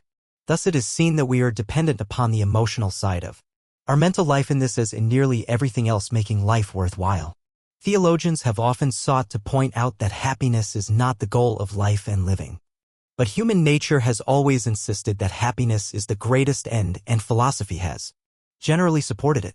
But wisdom shows that happiness is not always dependent upon the pleasure of the moment, for the sacrifice of immediate pleasure frequently results in a much greater happiness in the future. In the same way, an immediate disagreeable task often gains for us a greater satisfaction in the future. Likewise, it is frequently greater happiness to sacrifice a personal pleasure for the happiness of others than it would be to enjoy the pleasure of the moment at the expense of the pain of the other. There is often a far greater pleasure resulting from an altruistic action of self-sacrifice than in the performance of the selfish, egoistic act. But, as the subtle reasoner may insist, the result is the same, the ultimate happiness and satisfaction of the self. This conclusion does not rob the altruistic act of its virtue, however, for the person who finds his greatest pleasure in giving pleasure to others is to be congratulated, as is the community which shelters him. There is no virtue in pain, suffering, sacrifice, or unhappiness for its own sake. This illusion of asceticism is vanishing from the human mind. Sacrifice on the part of the individual is valuable and valid only when it results in higher present or future happiness for the individual or someone else. There is no virtue in pain, physical or mental, except as a step to a greater good for ourselves or others. Pain at the best is merely nature's alarm and warning of not this way. It is also held that pain serves to bring out pleasure by contrast, and is therefore valuable in this way. Be this as it may, no normal individual deliberately seeks ultimate pain in preference to ultimate happiness. The greatest ultimate happiness to oneself and to those he loves is the normal and natural goal of the normal person. But the concept of those he loves, in many cases, includes the race as well as the immediate family. Wisdom shows the individual that the greatest happiness comes to him who controls and restrains many of his feelings. Dissipation results in pain and unhappiness ultimately. The doctrine of thoughtless indulgence is unphilosophical and is contradicted by the experience of the race. Moreover, wisdom shows that the highest happiness comes not from the indulgence of the physical feelings alone, or to excess, but rather from the cultivation, development, and manifestation of the higher feelings, the social, aesthetic, and intellectual emotions. The higher pleasures of life, literature, art, music, science, invention, constructive imagination, etc., yield a satisfaction and happiness keener and more enduring than can possibly the lower forms of feeling. But the human being must not despise any part of his emotional being. Everything has its uses, which are good, and its abuses, which are bad. Every part of one's being, mental and physical, is well to use, but no part is well used if it uses the individual, instead of being itself used. A recent writer has held that the end and aim of life should not be the pursuit of happiness, but rather the building of character. The obvious answer is that the two are identical in spirit. For to the man who appreciates the value of character, its attainment is the greatest happiness. The wise teach that the greatest happiness comes to him who is possessed of a well-rounded, developed character. Another writer has said that the aim of life should be self-improvement with a due regard to the interest of others. This is but saying that the greatest happiness to the wise man lies in this course. Anyone who is wise enough or great enough to make these ends the aim and goal of life will find the greatest happiness therefrom. Arnold Bennett advances as a good working philosophy of life cheerfulness, kindliness, and rectitude. Can anyone doubt that this course would bring great ultimate happiness? Happiness consists in that which contents the spirit, and the latter depends entirely upon the character of the feelings and emotions entertained by one, as weighed in the balance of reason and as passed upon by judgment and the sense of right action.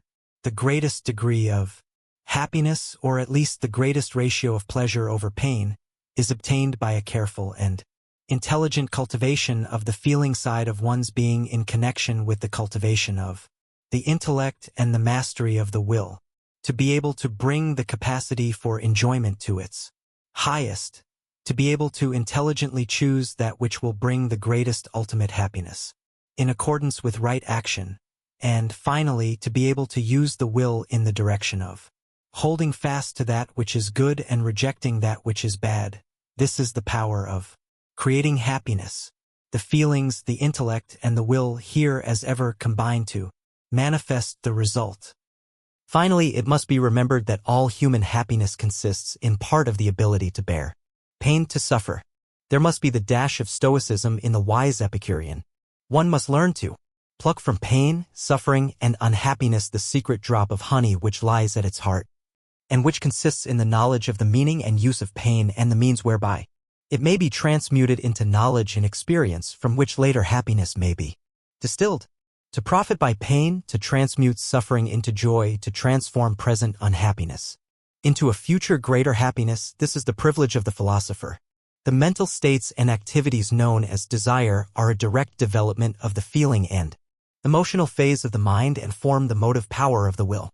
Desire, in fact, may be said to be composed of feeling on one side and will on the other, but the influence of the intellect or reasoning faculties has a most important part to play in the evolution of feeling into desire and in the consequent action of the will by the presentation and weighing of conflicting desires. Therefore, the logical place for the consideration of the activities of the intellect is at this point between emotion and will. Accordingly, we shall leave the subject of feeling and emotion for the present to be taken up again in connection with the subject of desire after we have considered the intellectual processes of the mind.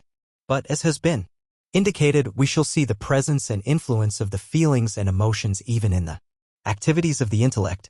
20. The intellect. The class of mental states or processes grouped together under the name of intellectual processes forms the second great division of the mental states, the two others being feeling and will, respectively. Intellect has been defined as follows: the part or faculty of the human mind by which it knows, as distinguished from the power to feel and to will, the thinking faculty, the understanding, also as that faculty of the human mind by which it receives or comprehends the ideas communicated to it by the senses or the perception or other means, as distinguished from the power to feel and to will, the power or faculty to perceive objects in their relations, the power to judge and comprehend, also the capacity for higher forms of knowledge, as distinguished from the power to perceive and imagine. In the preceding chapters we have seen that the individual is able to experience sensations in consciousness and that he is able to perceive them mentally, the latter being the first step in intellectual activity. We have also seen that he is able to reproduce the perception by means of memory and imagination, and that by means of the latter he is able to recombine and rearrange the objects of perception. We have also seen that he has what are known as feelings, which depend upon his previous experience and that of his progenitors. So far the mind has been considered merely as a receiving and reproducing instrument, with the added attachment of the recombining power of the imagination.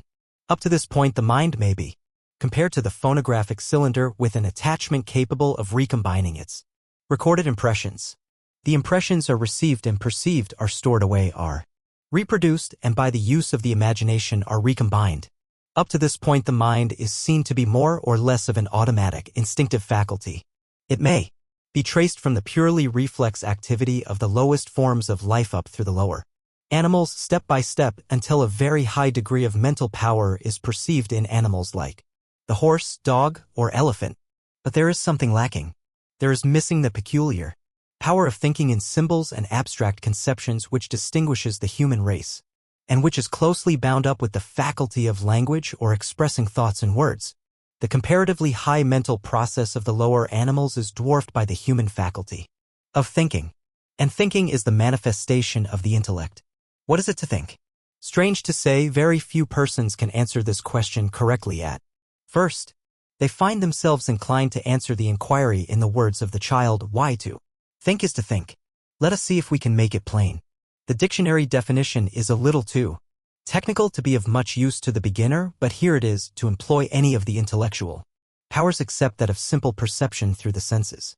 But what are the intellectual powers so employed, and how are they employed? Let us see. Stating the matter plainly in common terms, we may say that thinking is the mental process of 1. Comparing our perceptions of things with each other, noting the points of likeness and of difference, 2. Classifying them according to the ascertained likeness or difference, and thus tying them up in mental bundles with each set of things of a kind in its own bundle. 3. Forming the abstract, symbolic mental idea concept of each class of things so grouped, which we may afterward use as we use figures in mathematical calculations. 4. Using these concepts in order to form inferences, that is, to reason from the known to the unknown and to form judgments regarding things. 5. Comparing these judgments and deducing higher judgments from them, and so on. Without thinking, man would be dependent upon each particular experience for his knowledge, except so far as memory and imagination could instinctively aid him. By thought processes he is enabled to infer that if certain things be true of one of a certain kind of things, the same thing may be expected from others of the same class. As he is able to note points of likeness or difference, he is able to form clearer and truer inferences. In addition, he is able to apply his constructive imagination to the rearrangement and recombination of things whose nature he has discovered, and thus progress along the line of material achievement as well as of knowledge. It must be remembered, however, that the intellect depends entirely for its material upon the perception, which in turn receives its raw material from the senses. The intellect merely groups together the material of perception, makes inferences, draws conclusions from, and forms conclusions regarding them, and in the case of constructive imagination recombines them in effective forms and arrangement. The intellect is the last in order in the course of mental evolution.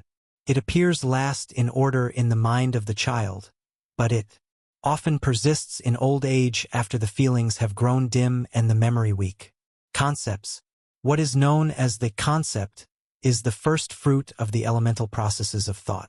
The various images of outside objects are sensed, then perceived, and then grouped according to their likenesses and differences, and the result is the production of concepts.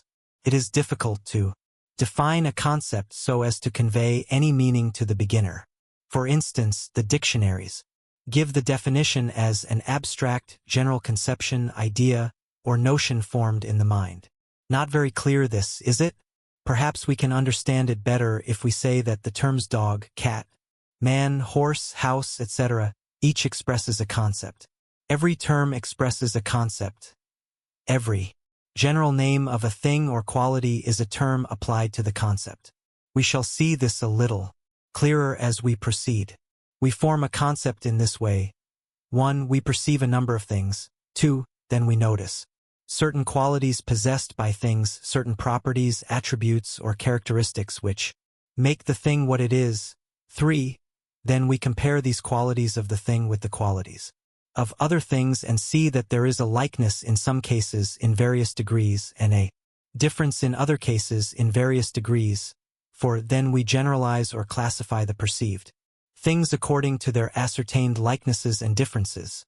5. Then we form a general idea or concept embodying each class of thing. And finally, we give to the concept a term or name which is its symbol. The concept is a general idea of a class of things. The term is the expression of that general idea. The concept is the idea of a class of things. The term is the label affixed to the thing. To illustrate this last distinction, let us take the concept and term of bird, for instance. By perception, comparison, and classification of the qualities of living things we have arrived at the conclusion that there exists a great general class, the qualities of which may be stated thus: warm-blooded, feathered, winged, oviparous, vertebrate. To this general class of quality possessing animals we apply the English term bird. The name is merely a symbol. In German the term is Vogel, in Latin avis, but in each and every case the general idea or concept above stated, i.e., warm-blooded, feathered, winged, oviparous, vertebrate, is meant. If anything is found having all of those particular qualities, then we know it must be what we call a bird. And everything that we call a bird must have those qualities. The term bird is the symbol for that particular combination of qualities existing in a thing. There is a difference between a mental image of the imagination and a concept. The mental image must always be of a particular thing, while the concept is always an idea of a general class of things which cannot be clearly pictured in the mind. For instance, the imagination may form the mental picture of any known bird or even of an imaginary bird, but that bird always will be a distinct, particular bird. Try to form a mental picture of the general class of birds. How will you do it? Do you realize the difficulty? First, such an image would have to include the characteristics of the large birds such as the eagle, ostrich, and condor, and of the small birds such as the wren and hummingbird. It must be a composite of the shape of all birds, from the ostrich, swan, eagle, crane, down to the sparrow, swallow, and hummingbird. It must picture the particular qualities of birds of prey, water birds, and domestic fowls, as well as the grain eaters. It must exhibit all the colors found in bird life, from the brightest reds and greens down to the sober grays and browns. A little thought will show that a clear mental image of such a concept is impossible. What the most of us do when we think of bird is to picture a vague, flying shape of dull color, but when we stop to think that the term must also include the waddling duck and the scratching barnyard chicken, we see that our mental image is faulty. The trouble is that the term bird really means all bird, and we cannot picture an all bird. From the very nature of the case, our terms, therefore, are like mathematical figures or algebraic symbols which we use for ease, speed, and clearness of thinking. The trouble does not end here. Concepts not only include the general idea of things, but also the general idea of the qualities of things. The sweetness, hardness, courage, and energy are concepts, but we cannot form a mental image of them by themselves. We may picture a sweet thing, but not sweetness itself. So you see that a concept is a purely abstract mental idea, a symbol akin to the figures 1 and 2 and 3, etc., and used in the same way. They stand for general classes of things. A term is the verbal and written expression of the general idea or concept. The student is requested to fix these distinctions in his mind so as to render further understanding of them easy. 21. Conception. The process of conception has been well defined by Gordy as that act of mind by which it forms an idea of a class, or that act of the mind that enables us to use general names intelligently. He adds, it is, of course, understood that I am using the word class to denote an indefinite number of individuals that resemble each other in certain particulars. Perception. The first step in conception, as we have seen, is that of perception. It is readily perceived that the character of our intellectual processes depends materially upon the variety, clearness, and accuracy of our perceptions. Therefore, again, we would refer our students to the chapter in which we have stated the importance of clear perception. Memory.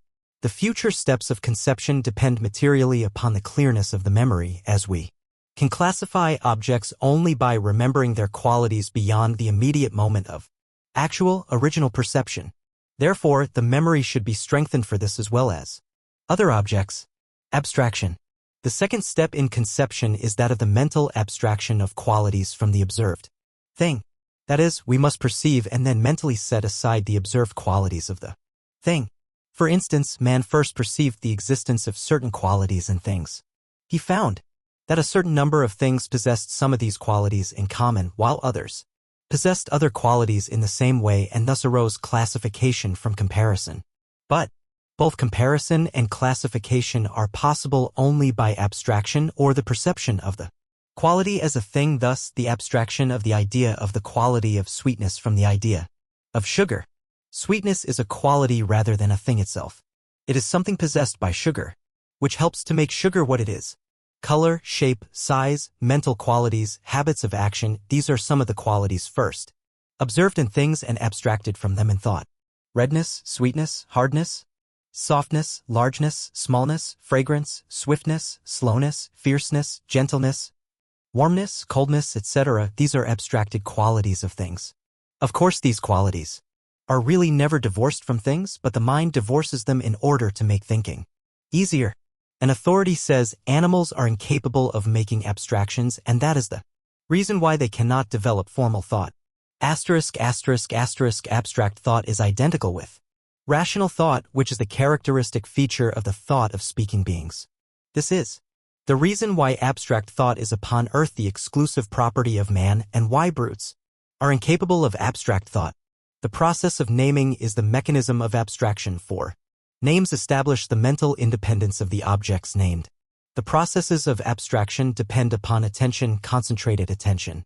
Attention directed to the qualities of a thing tends to abstract the qualities in thought from the thing itself. Mill says, abstraction is primarily the result of attention. Hamilton says, attention and abstraction are only the same process viewed in different relations. Cultivation of the power of abstraction means principally cultivation of attention. Any mental activity which tends toward analysis or separation of a thing into its parts, qualities, or elements will serve to cultivate and develop the power of abstraction. The habit of converting qualities into concepts is acquired by transforming adjective terms into their corresponding noun terms. For instance, a piece of colored candy possesses the qualities of being round, hard, red, sweet, etc. Transforming these adjective qualities into noun terms, we have the concepts of roundness, hardness, redness, and sweetness, respectively. Comparison. The third step in conception is that of comparison, in which the qualities of several things are compared or examined for likenesses and differences. We find many qualities in which the several things differ and a few in which there is a likeness. Classes are formed from resemblances or likenesses, while individuals are separated from apparent classes by detection of differences. Finally, it is found that separate things, while having many points of difference which indicate their individuality, nevertheless have a few points of likeness which indicate that they belong to the same general family or class. The detection of likenesses and differences in the qualities of various things is an important mental process. Many of the higher thought processes depend largely upon the ability to compare things properly. The development of attention and perception tends to develop the power of comparison. Classification or generalization. The fourth step in conception is that of classification or generalization, whereby we place individual things in a mental bundle or class, and then this bundle in company with other bundles into a higher class, and so on. Thus we group all the individual small birds having certain characteristics into a species, then several related species into a larger family, and this into a still larger, until finally we group all the bird families into the great family which we call birds, and of which the simple term bird expresses the general concept. Jevons says, we classify things together whenever we observe that they are like each other in any respect, and therefore think of them together. In classifying a collection of objects, we do not merely put together into groups those which resemble each other, but we also divide each class into smaller ones in which the resemblance is more complete. Thus the class of white substances may be divided into those which are solid and those which are fluid, so that we get the two minor classes of solid white and fluid white substances. It is desirable to have names by which to show that one class is contained in another, and, accordingly, we call the class which is divided into two or more smaller ones the genus, and the smaller ones into which it is divided the species.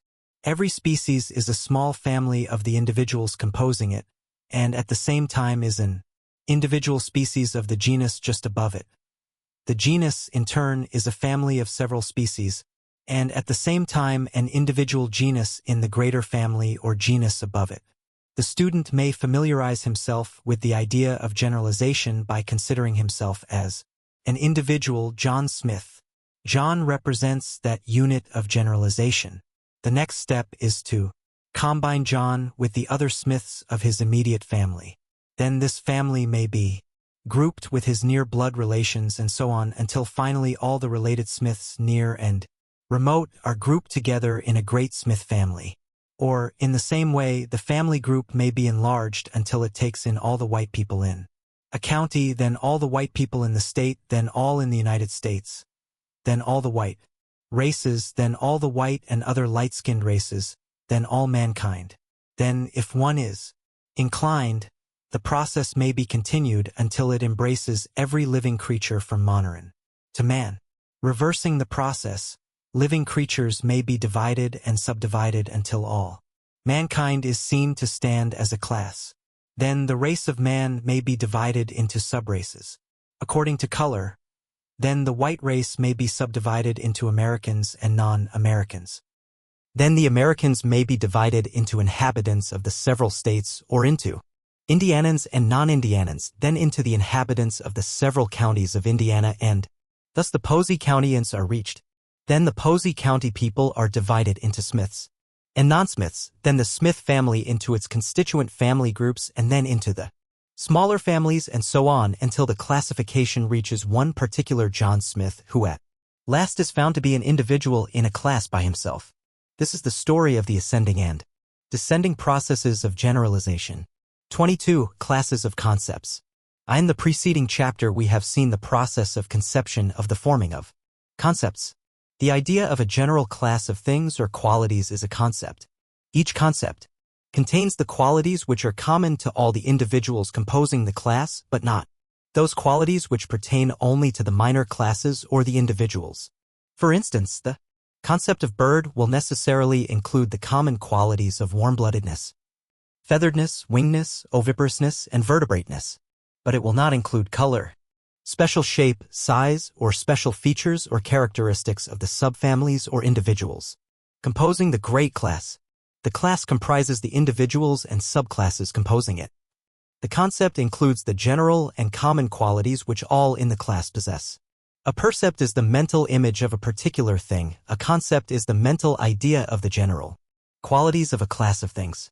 A percept arises from the perception of a sensation. A concept is a purely mental, abstract creation whose only existence is in the world of ideas and which has no corresponding individual object in the world of sense. There are two general classes of concepts, namely, 1. Concrete concepts, in which the common qualities of a class of things are combined into one conceptual idea, such as bird, of which we have spoken. 2. Abstract concepts, in which is combined the idea of some quality common to a number of things, such as sweetness or redness. Jevons's well-known rule for terms is an aid in remembering this classification. A concrete term is the name of a thing. An abstract term is the name of a quality of a thing. It is a peculiar fact and rule of concrete concepts that 1. The larger the class of things embraced in a concept, the smaller are its general qualities, and 2. The larger the number of general qualities included in a concept, the smaller the number of individuals embraced by it. For instance, the term bird embraces a great number of individuals, all the birds that are in existence, in fact, but it has but few general qualities, as we have seen. On the contrary, the concept stork has a much larger number of general qualities, but embraces far fewer individuals. Finally, the individual is reached, and we find that it has more qualities than any class can have, but it is composed of the smallest possible number of individuals. 1.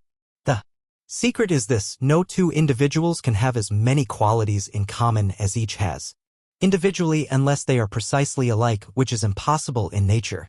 Imperfect concepts. It It is said that outside of strictly scientific definitions, very few persons agree in their concepts of the same thing. Each has his or her own concept of the particular thing which he or she expresses by the same term. A number of persons asked to define a common term like love, religion, faith, belief, etc. will give such a variety of answers as to cause wonderment. As Green says, my idea or image is mine alone, the reward of careless observation if imperfect, of attentive, careful, and varied observation if correct. Between mine and yours a great gulf is fixed. No man can pass from mine to yours or from yours to mine. Neither in any proper sense of the term can mine be conveyed to you. Words do not convey thoughts. They are not vehicles of thoughts in any true sense of that term. A word is simply a common symbol which each associates with his own idea or image. The reason of the difference in the concepts of several persons is that very few of our concepts are nearly perfect. The majority of them are quite imperfect and incomplete.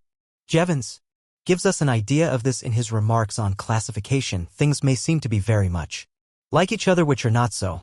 Whales, porpoises, seals, and several other animals live in the sea exactly like a fish. They have a similar shape and are usually classed among fish. People are said to go whale fishing. Yet these animals are not really fish at all, but are much more like dogs and horses and other quadrupeds than they are like fish. They cannot live entirely underwater and breathe the air contained in the water like fish, but they have to come to the surface at intervals to take breath. Similarly, we must not class bats with birds, because they fly about although they have what would be called wings. These wings are not like those of birds, and, in truth, bats are much more like rats and mice than they are like birds. Botanists used at one time to classify plants according to their size as trees, shrubs, or herbs, but we now know that a great tree is often more similar in character to a tiny herb than it is to other great trees. A daisy has little resemblance to a great Scotch thistle, yet the botanist regards them as very similar. The lofty growing bamboo is a kind of grass, and the sugar cane also belongs to the same class with wheat and oats. It is a matter of importance that clear concepts should be formed regarding at least the familiar things of life. The list of clear concepts should be added to from time to time by study, investigation, and examination. The dictionary should be consulted frequently and a term studied until one has a clear meaning of the concept the term seeks to express. A good encyclopedia, not necessarily an expensive one in these days of cheap editions, will also prove very useful in this respect. As Halleck says, it must be borne in mind that most of our concepts are subject to change during our entire life, that at first they are made only in a tentative way, that experience may show us at any time that they have been erroneously formed, that we have abstracted too little or too much, made the class too wide or too narrow, or that here a quality must be added or there one taken away. It is a good practice to make a memorandum of anything of which you may hear, but of which you know nothing, and then later to make a brief but thorough investigation of that thing by means of the dictionary and encyclopedia and of whatever good works may be obtained on the subject, not leaving it until you feel that you have obtained at least a clear idea of what the thing really means.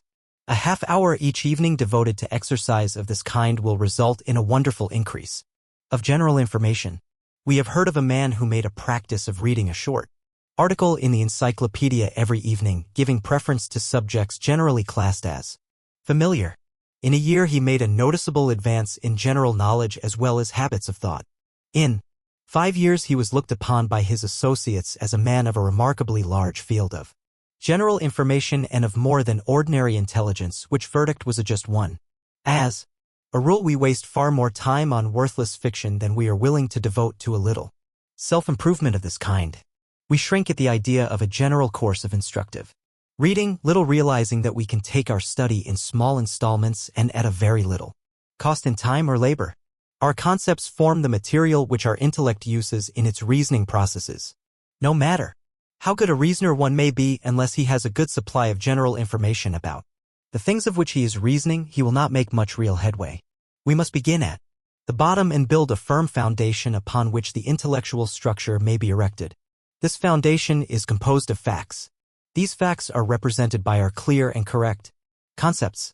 23. Judgments. We have seen the several steps of the mental process whereby simple sensations are transformed into percepts and then into concepts or general ideas. The formation of the concept is considered as the first great step in thinking. The second great step in thinking is that of the formation of the judgment. The definition of judgment as the term is used in logic is the comparing together in the mind of two ideas of things and determining whether they agree or disagree with each other, or that one of them does or does not belong to the other. Judgment is, therefore, A, affirmative or B, negative, as A, snow is white, or B, all white men are not Europeans. What in logic is called a proposition is the expression in words of a logical judgment. Hislop defined the term proposition as follows: any affirmation or denial of an agreement between two conceptions. For instance, we compare the concepts sparrow and bird and find that there is an agreement, and that the former belongs to the latter. This mental process is a judgment. We then announce the judgment in the proposition. The sparrow is a bird. In the same way we compare the concepts bat and bird, find that there is a disagreement, and form the judgment that neither belongs to the other, which we express in the proposition, the bat is not a bird. Or we may form the judgment that sweetness is a quality of sugar, which we express in the proposition, sugar is sweet.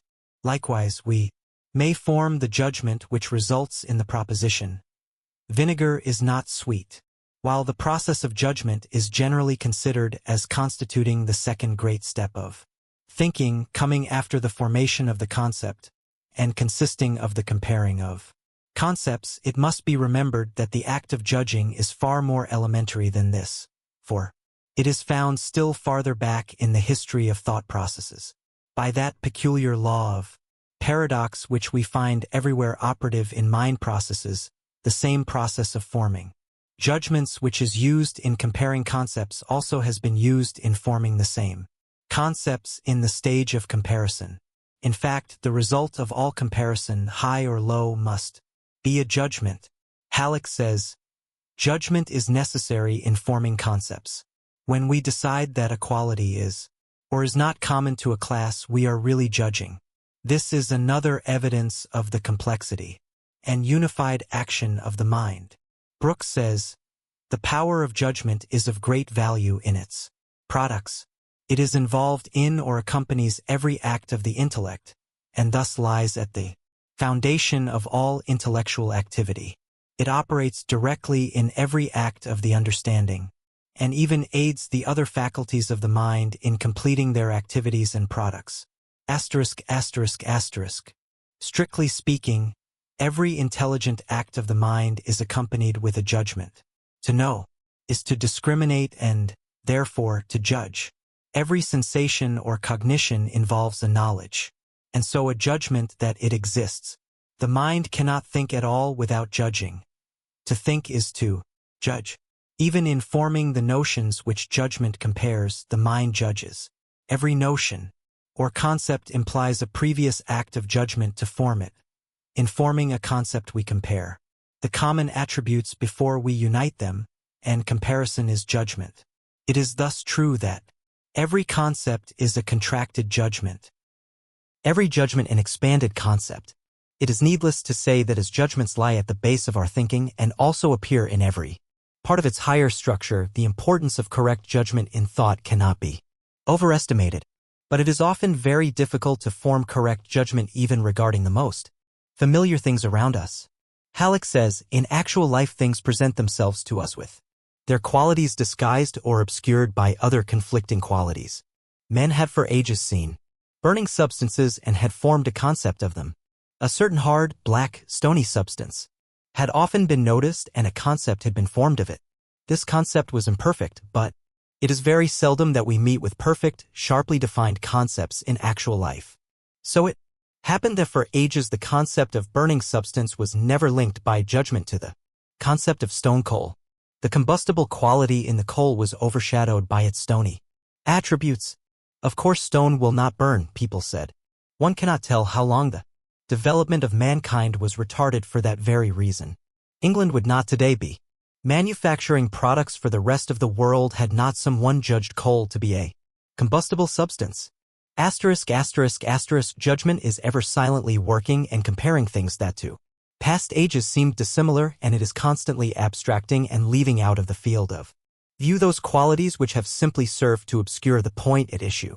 Gordy says, the credulity of children is proverbial, but if we get our facts at first hand, if we study the living, learning, playing child, we shall see that he is quite as remarkable for incredulity as for credulity. The explanation is simple: he tends to believe the first suggestion that comes into his mind, no matter from what source, and since his belief is not the result of any rational process, he cannot be made to disbelieve it in any rational way. Hence it is that he is very credulous about any matter about which he has no ideas, but let the idea once get possession of his mind, and he is quite as remarkable for incredulity as before for credulity. Asterisk. If we study the larger child, the man with a child's mind, an uneducated man, we shall have the same truth forced upon us. If the beliefs of men were due to processes of reasoning, where they have not reasoned, they would not believe. But do we find it so? Is it not true that the men who have the most positive opinions on the largest variety of subjects, so far as they have ever heard of them, are precisely those who have the least right to them? Socrates, we remember, was counted the wisest man in Athens because he alone resisted his natural tendency to believe in the absence of evidence. He alone would not delude himself with the conceit of knowledge without the reality, and it would scarcely be too much to say that the intellectual strength of men is in direct proportion to the number of things they are absolutely certain of. Asterisk. I do not, of course, mean to intimate that we should have no opinions about matters that we have not personally investigated. We take, and ought to take, the opinion of some men about law, and others about medicine, and others about particular sciences, and so on. But we should clearly realize the difference between holding an opinion on trust and holding it as the result of our own investigations. Brooks says, it should be one of the leading objects of the culture of young people to lead them to acquire the habit of forming judgments. They should not only be led to see things, but to have opinions about things. They should be trained to see things in their relations and to put these relations into definite propositions. Their ideas of objects should be worked up into thoughts concerning the objects. Those methods of teaching are best which tend to excite a thoughtful habit of mind that notices the similitudes and diversities of objects and endeavors to read the thoughts which they embody and of which they are the symbols. The study of logic, geometry, and the natural sciences is recommended for exercise of the faculty of judgment and the development thereof. The study and practice of even the lower branches of mathematics are also helpful in this direction. The game of checkers or chess is recommended by many authorities. Some have advocated the practice of solving enigmas, problems, rebuses, etc., as giving exercise to this faculty of the mind. The cultivation of the why attitude of mind and the answering of one's own mental questions is also helpful, if not carried to excess. Doubting Thomas is not always a term of reproach in these days of scientific habits of thought, and the man from Missouri has many warm admirers. 24. Primary laws of thought. In connection with this subject, we herewith call the attention of the student to the well-known primary laws of thought which have been recognized as valid from the time of the ancient Greek logicians. These laws are self-evident and are uncontradictable. They are axiomatic. Jevons says of them, students are seldom able to see at first their full meaning and importance. All arguments may be explained when these self-evident laws are granted, and it is not too much to say that the whole of logic will be plain to those who will constantly use these laws as their key. Here are the three primary laws of thought. The law of identity. Whatever is, is. 2. Law of contradiction. Nothing can both be and not be. 3. Law of excluded middle. Everything must either be or not be. There is no middle course. The first of these laws, called the law of identity, informs us that a thing is always itself, no matter under what guise or form it is perceived or may present itself. An animal is always a bird if it possesses the general characteristics of a bird, no matter whether it exhibits the minor characteristics of an eagle, a wren, a stork, or a hummingbird. In the same way, a whale is a mammal because it possesses the general characteristics of a mammal, notwithstanding that it swims in the water like a fish. Also, sweetness is always sweetness, whether manifested in sugar, honey, flowers, or products of coal tar. If a thing is that thing, then it is, and it cannot be logically claimed that it is not. 2. The second of these laws, called the law of contradiction, informs us that the same quality or class cannot be both affirmed and denied of a thing at the same time and place. A sparrow cannot be said to be both bird and not bird at the same time. Neither can sugar be said to be sweet and not sweet at the same time. A piece of iron may be hot at one end and not hot at another, but it cannot be both hot and not hot at the same place at the same time. 3. The third of these laws, called the law of excluded middle, informs us that a given quality or class must be affirmed or denied to everything at any given time and place. Everything either must be of a certain class or not, must possess a certain quality or not at a given time or place. There is no other alternative or middle course. It is axiomatic that any statement must either be or not be true of a certain other thing at any certain time and place. There is no escape from this. Anything either must be black or not black, a bird or not a bird, alive or not alive, at any certain time or place. There is nothing else that it can be. It cannot both be and not be at the same time and place, as we have seen. Therefore, it must either be or not be that which is asserted of it. The judgment must decide which alternative. But it has only two possible choices. But the student must not confuse opposite qualities or things with not-ness. A thing may be black or not black, but it need not be white to be not black, for blue is likewise not black just as it is not white. The neglect of this fact frequently causes error. We must always affirm either the existence or non-existence of a quality in a thing. But this is far different from affirming or denying the existence of the opposite quality. Thus a thing may be not hard, and yet it does not follow that it is soft. It may be neither hard nor soft. Fallacious application. There exists what are known as fallacies of application of these primary laws. A fallacy is an unsound argument or conclusion. For instance, because a particular man is found to be a liar, it is fallacious to assume that all men are liars.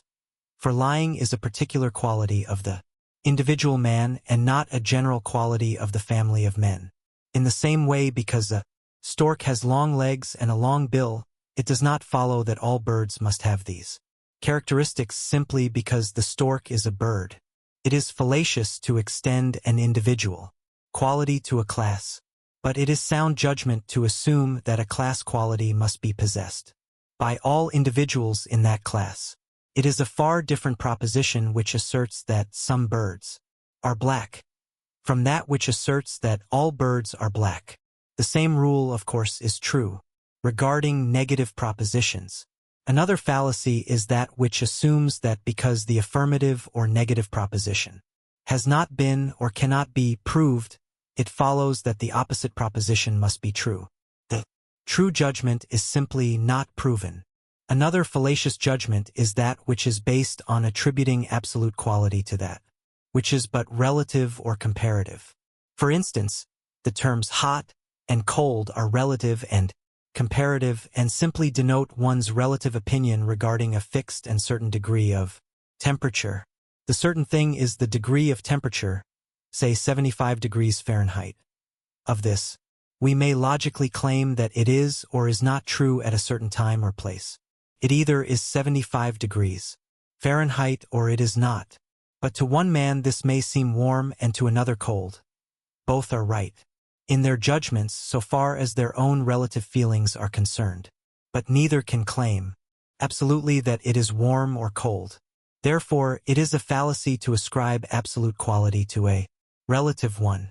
The absolute fact comes under the law of excluded middle, but a personal opinion is not an absolute fact. There are other fallacies which will be considered in other chapters of this book, under their appropriate heading. 25. Reasoning. Reasoning, the third great step in thinking, may be said to consist of ascertaining new truths from old ones, new judgments from old ones, unknown facts from known ones. In short of proceeding logically from the known to the unknown, using the known as the foundation for the unknown which is sought to be known. Gordy gives us the following excellent definition of the term. Reasoning is the act of going from the known to the unknown through other beliefs, of basing judgment upon judgments, reaching beliefs through beliefs. Reasoning then is seen to be a process of building a structure of judgments, one resting upon the other, the topmost point being the final judgment, but the whole constituting an edifice of judgment. This may be seen more clearly when the various forms of reasoning are considered. Immediate reasoning. The simplest form of reasoning is that known as immediate reasoning, by which is meant reasoning by directly comparing two judgments without the intervention of the third judgment, which is found in the more formal classes of reasoning. This form of reasoning depends largely upon the application of the three primary laws of thought to which we have referred in a previous chapter.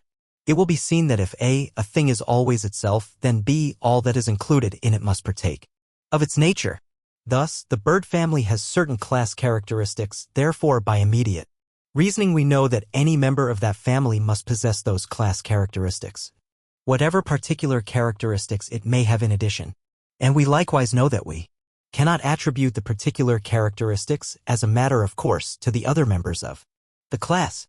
Thus, though all sparrows are birds, it is not true that all birds are sparrows. All biscuits are bread, but all bread is not biscuit. In the same way we know that a thing cannot be bird and mammal at the same time, for the mammals form a not-bird family. And likewise, we know that everything must be either bird or not bird, but that being not bird does not mean being a mammal, for there are many other not bird things than mammals. In this form of reasoning, distinction is always made between the universal or general class, which is expressed by the word all, and the particular or individual, which is expressed by the word some. Many persons fail to note this difference in their reasoning and fallaciously reason, for instance, that because some swans are white, all swans must be so, which is a far different thing from reasoning that if all is so and so, then some must be so and so. Those who are interested in this subject are referred to some elementary textbook on logic, as the detailed consideration is too technical for consideration here. Reasoning by analogy. Reasoning by analogy is an elementary form of reasoning and is the particular kind of reasoning employed by the majority of persons in ordinary thought. It is based upon the unconscious recognition by the human mind of the principle which is expressed by Jevons as: if two or more things resemble each other in many points, they will probably resemble each other in more points. The same authority says, reasoning by analogy differs only in degree from that kind of reasoning called generalization. When many things resemble each other in a few properties, we argue about them by generalization. When a few things resemble each other in many properties, it is a case of analogy. While this form of reason is frequently employed with more or less satisfactory results, it is always open to a large percentage of error. Thus, persons have been poisoned by toadstools by reason of false analogous reasoning that because mushrooms are edible, then toadstools, which resemble them, must also be fit for food, or, in the same way, because certain berries resemble other edible berries, they must likewise be good food. As Brooks says, to infer that because John Smith has a red nose and is also a drunkard, then Henry Jones, who also has a red nose, is also a drunkard, would be dangerous inference. Conclusions of this kind drawn from analogy are frequently dangerous. Halleck says, many false analogies are manufactured, and it is excellent thought training to expose them. The majority of people think so little that they swallow these false analogies just as newly fledged robins swallow small stones dropped into their mouths. Jevons, one of the best authorities on the subject, says, there is no way in which we can really assure ourselves that we are arguing safely by analogy. The only rule that can be given is this, that the more closely two things resemble each other, the more likely it is that they are the same in other respects, especially in points closely connected with those observed. In order to be clear about our conclusions, we ought, in fact, never to rest satisfied with mere analogy, but ought to try to discover the general laws governing the case. *****, we find that reasoning by analogy is not to be depended upon, unless we make such an inquiry into the causes and laws of the things in question that we really employ inductive and deductive reasoning. Higher forms of reasoning. The two higher forms of reasoning are known, respectively, as 1. Inductive reasoning, or inference from particular facts to general laws, and 2. Deductive reasoning, or inference from general truths to particular truths. While the class distinction is made for the purpose of clear consideration, it must not be forgotten that the two forms of reasoning are generally found in combination. Thus, in inductive reasoning, many steps are taken by the aid of deductive reasoning, and likewise, before we can reason deductively from general truths to particular ones, we must have discovered the general truths by inductive reasoning from particular facts. Thus, there is a unity in all reasoning processes as there is in all mental operations. Inductive reasoning is a synthetical process. Deductive reasoning an analytical one. In the first we combine and build up, in the latter we dissect and separate. 26. Inductive reasoning. Inductive reasoning is based upon the axiom, what is true of the many is true of the whole. This axiom is based upon man's belief in the uniformity of nature. Inductive reasoning is a mental ladder by which we climb from particular facts to general laws, but the ladder rests upon the belief that the universe is governed by law. The steps in inductive reasoning are as follows. I. Observation, investigation, and examination of particular facts or things. If we wish to know the general characteristics of the bird family, we must first examine a sufficient number of birds of many kinds so as to discover the comparatively few general characteristics possessed by all of the bird family as distinct from the particular characteristics possessed by only some of that family. The greater the number of individuals examined, the narrower becomes our list of the general qualities common to all. In the same way, we must examine many kinds of flowers before we come to the few general qualities common to all flowers, which we combine in the general concept of flower. The same, of course, is true regarding the discovery of general laws from particular facts. We examine the facts and then work toward a general law which will explain them. For instance, the law of gravitation was discovered by the observation and investigation of the fact that all objects are attracted to the Earth. Further investigation revealed the fact that all material objects are attracted to each other. Then the general law was discovered, or, rather, the hypothesis was advanced, was found to explain the facts, and was verified by further experiments and observation. 2. The second step in inductive reasoning is the making of an hypothesis. An hypothesis is a proposition or principle assumed as a possible explanation for a set or class of facts. It is regarded as a working theory which must be examined and tested in connection with the facts before it is finally accepted. For instance, after the observation that a number of magnets attracted steel, it was found reasonable to advance the hypothesis that all magnets attract steel. In the same way was advanced the hypothesis that all birds are warm-blooded, winged, feathered, oviparous vertebrates. Subsequent observation and experiment established the hypothesis regarding the magnet and regarding the general qualities of the bird family. If a single magnet had been found which did not attract steel, then the hypothesis would have fallen. If a single bird had been discovered which was not warm-blooded, then that quality would have been stricken from the list of the necessary characteristics of all birds. A theory is merely an hypothesis which has been verified or established by continued and repeated observation, investigation, and experiment. Hypotheses and theories arise very frequently from the subconscious assimilation of a number of particular facts and the consequent flashing of a great guess or sacred suspicion of the truth into the conscious field of attention. The scientific imagination plays an important part in this process. There is, of course, a world of difference between a blind guess based upon insufficient data and a scientific guess resulting from the accumulation of a vast store of careful and accurate information. As Brooks says, the forming of an hypothesis requires a suggestive mind, a lively fancy, a philosophic imagination that catches a glimpse of the idea through the form or sees the law standing behind the fact. But accepted theories, in the majority of cases, arise only by testing out and rejecting many promising hypotheses and finally settling upon the one which best answers all the requirements and best explains the facts. As an authority says, to try wrong guesses is with most persons the only way to hit upon right ones. 3. Testing the hypothesis by deductive reasoning is the third step in inductive reasoning. This test is made by applying the hypothetical principle to particular facts or things, that is, to follow out mentally the hypothetical principle to its logical conclusion. This may be done in this way: if so and so is correct, then it follows that thus and so is true, etc. If the conclusion agrees with reason, then the test is deemed satisfactory so far as it has gone. But if the result proves to be a logical absurdity or inconsistent with natural facts, then the hypothesis is discredited. 4. Practical verification of the hypothesis is the fourth step in inductive reasoning. This step consists of the actual comparison of observed facts with the logical conclusions arising from applying deductive reasoning to the general principle assumed as a premise. The greater number of facts agreeing with the conclusions arising from the premise of the hypothesis, the greater is deemed the probability of the latter. The authorities generally assume an hypothesis to be verified when it accounts for all the facts which properly are related to it.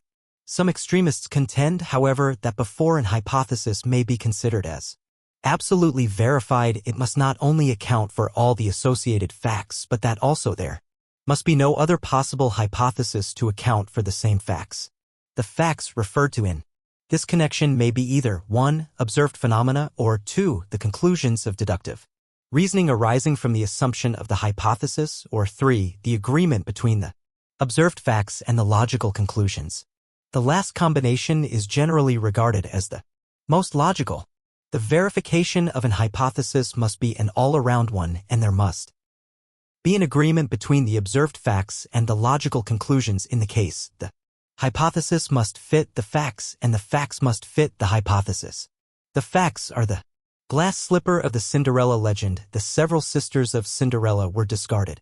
Hypotheses: the slipper and the sisters not fitting. When Cinderella's foot was found to be the one foot upon which the glass slipper fitted, then the Cinderella hypothesis was considered to have been proved. The glass slipper was hers, and the prince claimed his bride. 27. Deductive reasoning. We have seen in the preceding chapter that from particular facts we reason inductively to general principles or truths. We have also seen that one of the steps of inductive reasoning is the testing of the hypothesis by deductive reasoning. We shall now also see that the results of inductive reasoning are used as premises or bases for deductive reasoning.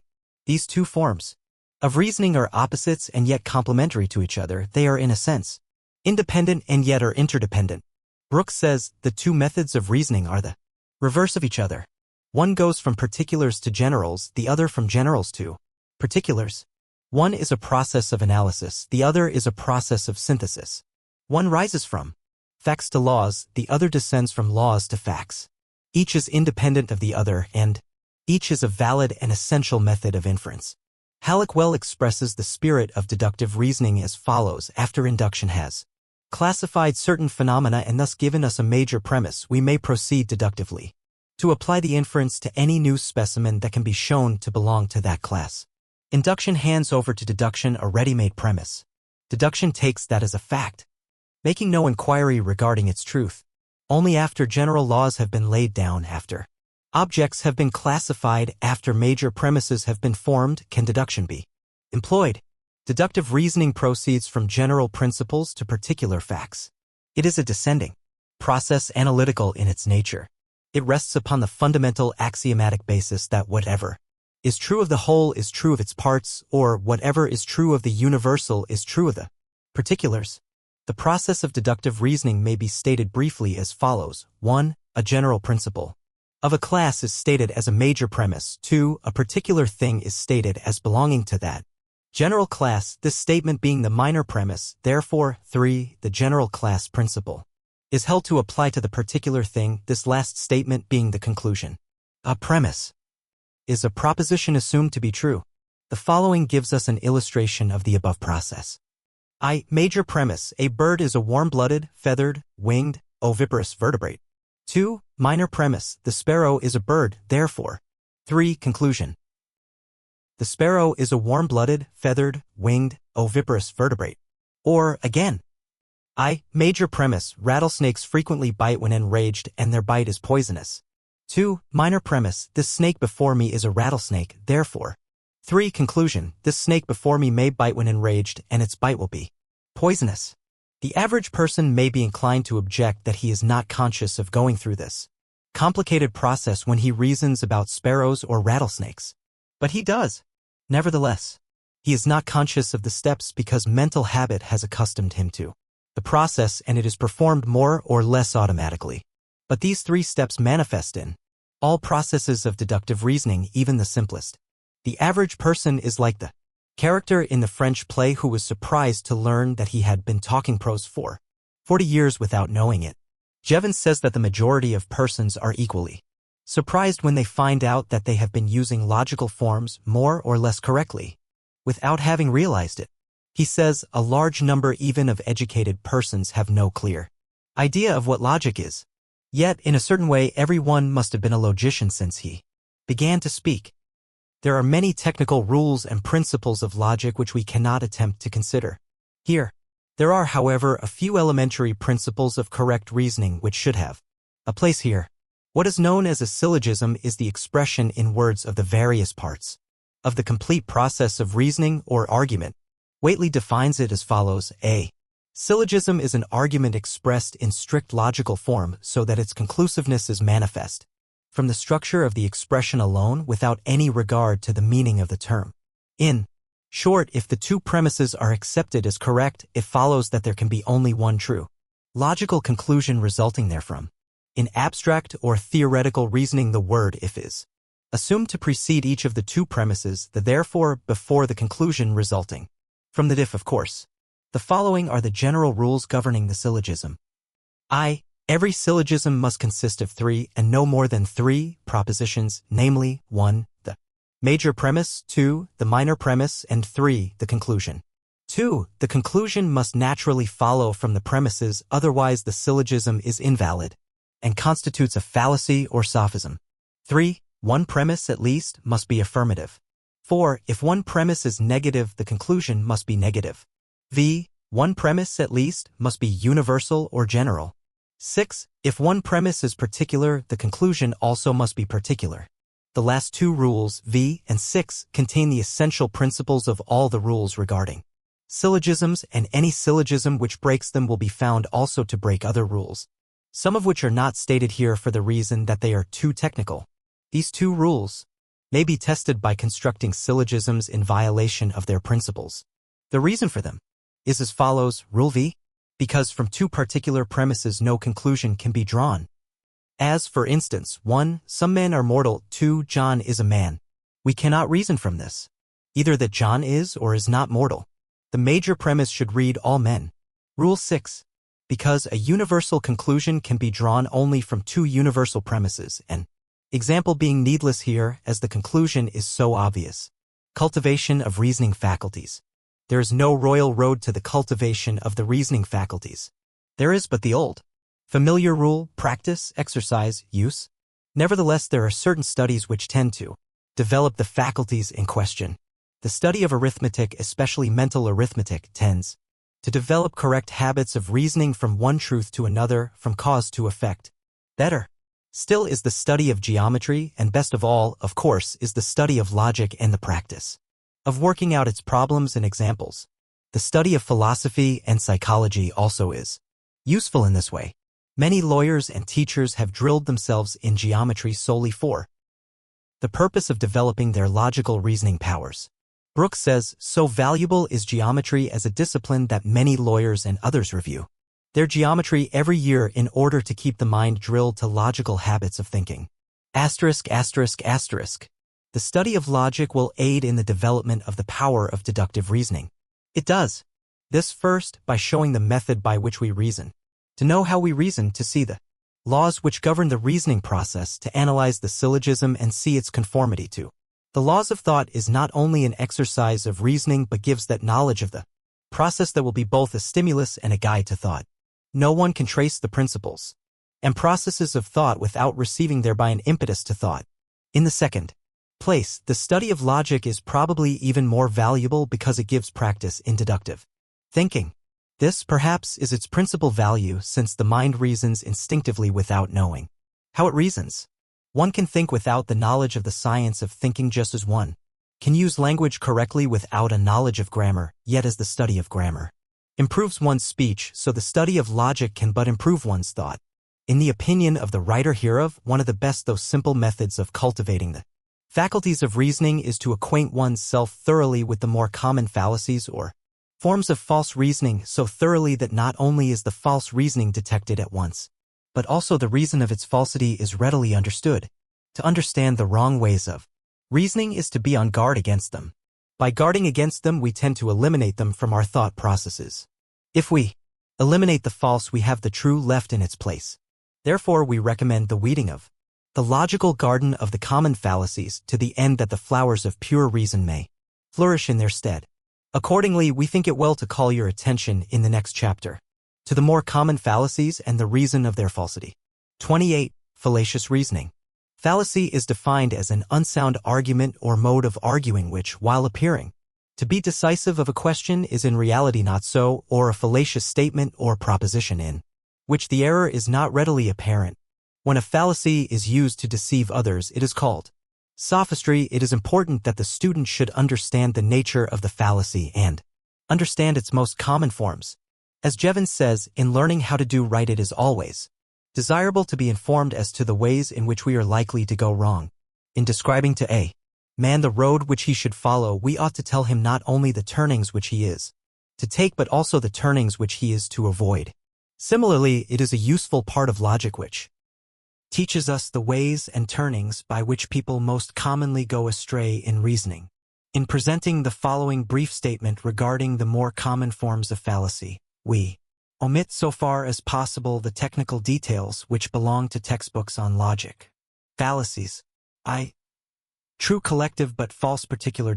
An example of this fallacy is found in the argument that because the French race collectively are excitable, therefore a particular Frenchman must be excitable, or that because the Jewish race collectively are good business people, therefore the particular Jew must be a good businessman. This is as fallacious as arguing that because a man may drown in the ocean, he should avoid the bath, basin, or cup of water. There is a vast difference between the whole of a thing and its separate parts. Nitric acid and glycerin separately are not explosive, but combined they form nitroglycerin, a most dangerous and powerful explosive.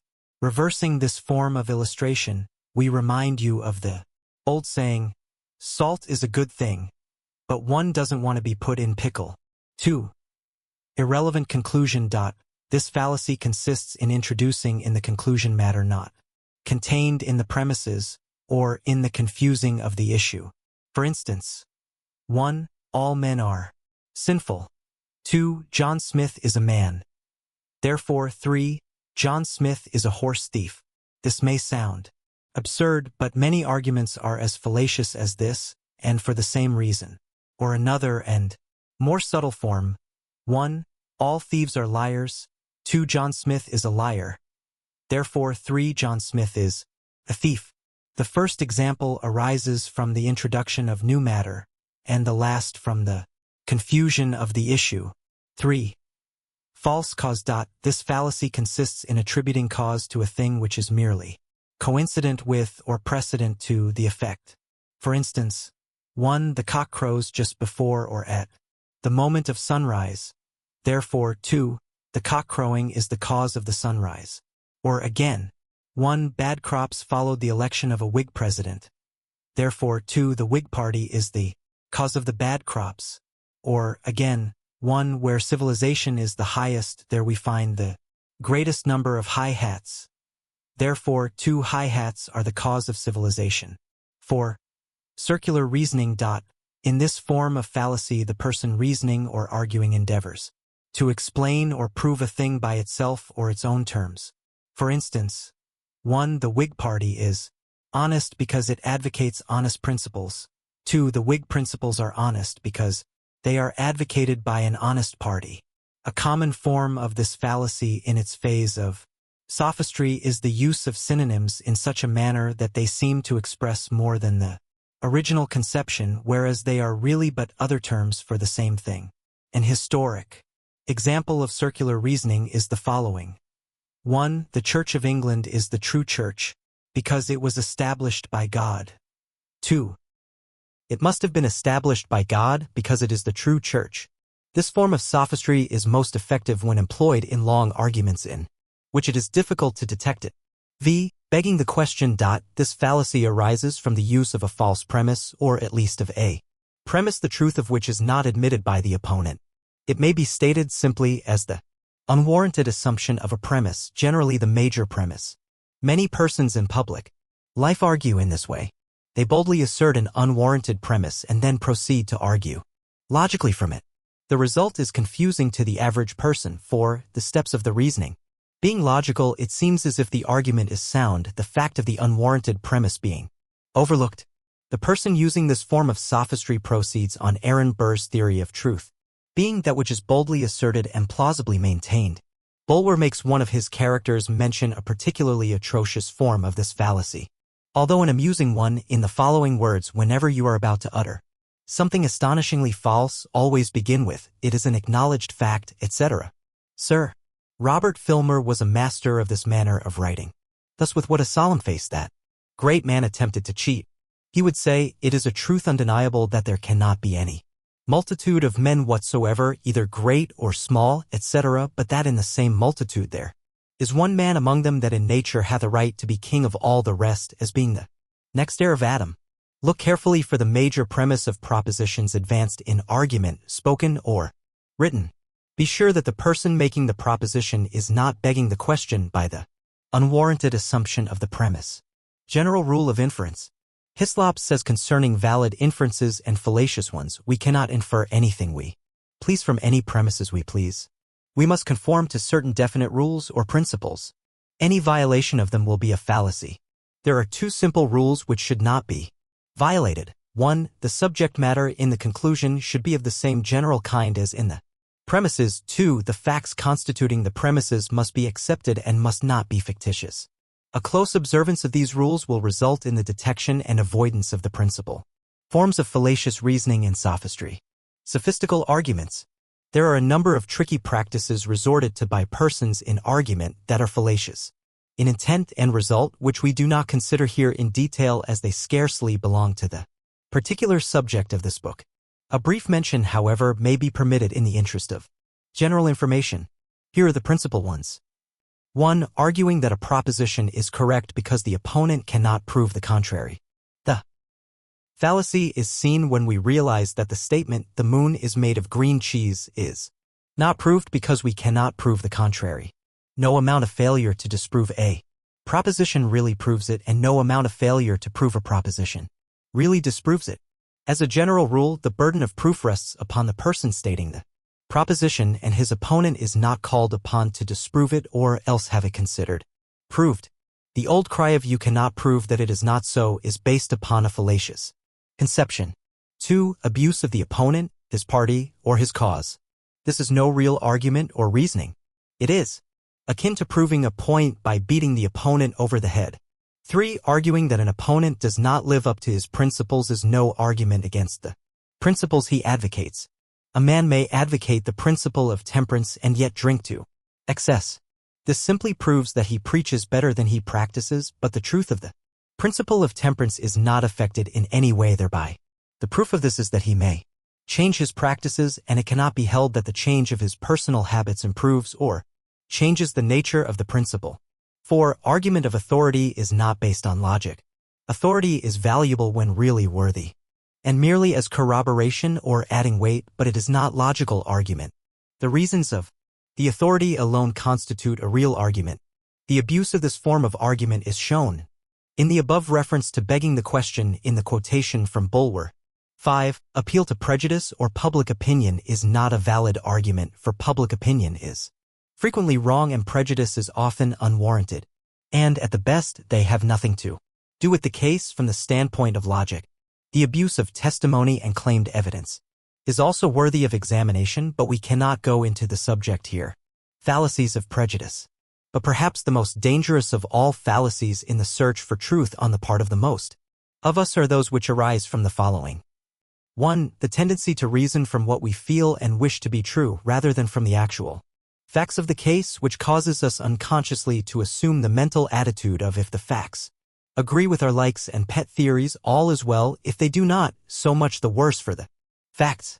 2. The tendency in all of us to perceive only the facts that agree with our theories and to ignore the others.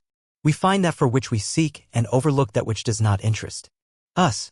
Our discoveries follow our interest, and our interest follows our desires and beliefs. The intelligent man or woman realizes these tendencies of human nature and endeavors to avoid them in his or her own reasoning, but is keenly conscious of them in the arguments and reasoning of others. A failure to observe and guard one's self against these tendencies results in bigotry, intolerance, narrowness, and intellectual astigmatism. 29. The will. The activities of the will comprise the third great class of mental processes. Psychologists always have differed greatly in their conception of just what constitutes these activities. Even today, it is difficult to obtain a dictionary definition of the will that agrees with the best opinion on the subject. The dictionaries adhere to the old classification and conception which regarded the will as that faculty of the mind or soul by which it chooses or decides.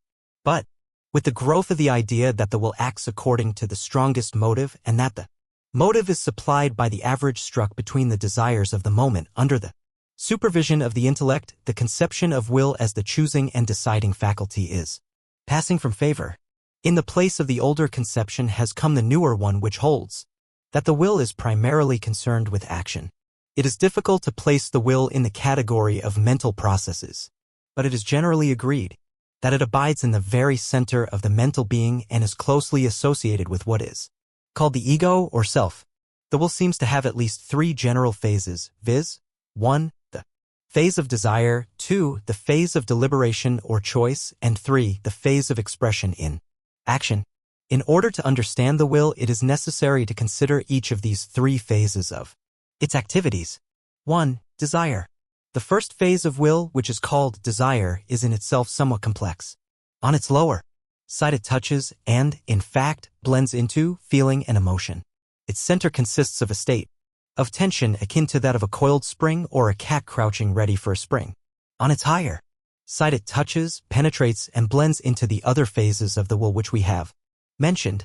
Desire is defined as a feeling, emotion, or excitement of the mind directed toward the attainment, enjoyment, or possession of some object from which pleasure, profit, or gratification is expected. Halleck gives us the following excellent conception of the moving spirit of desire. Desire has for its object something which will bring pleasure or get rid of pain, immediate or remote, for the individual or for someone in whom he is interested. Aversion or a striving away from something is merely the negative aspect of desire. In Halleck's statement above quoted, we have the explanation of the part played by the intellect in the activities of will.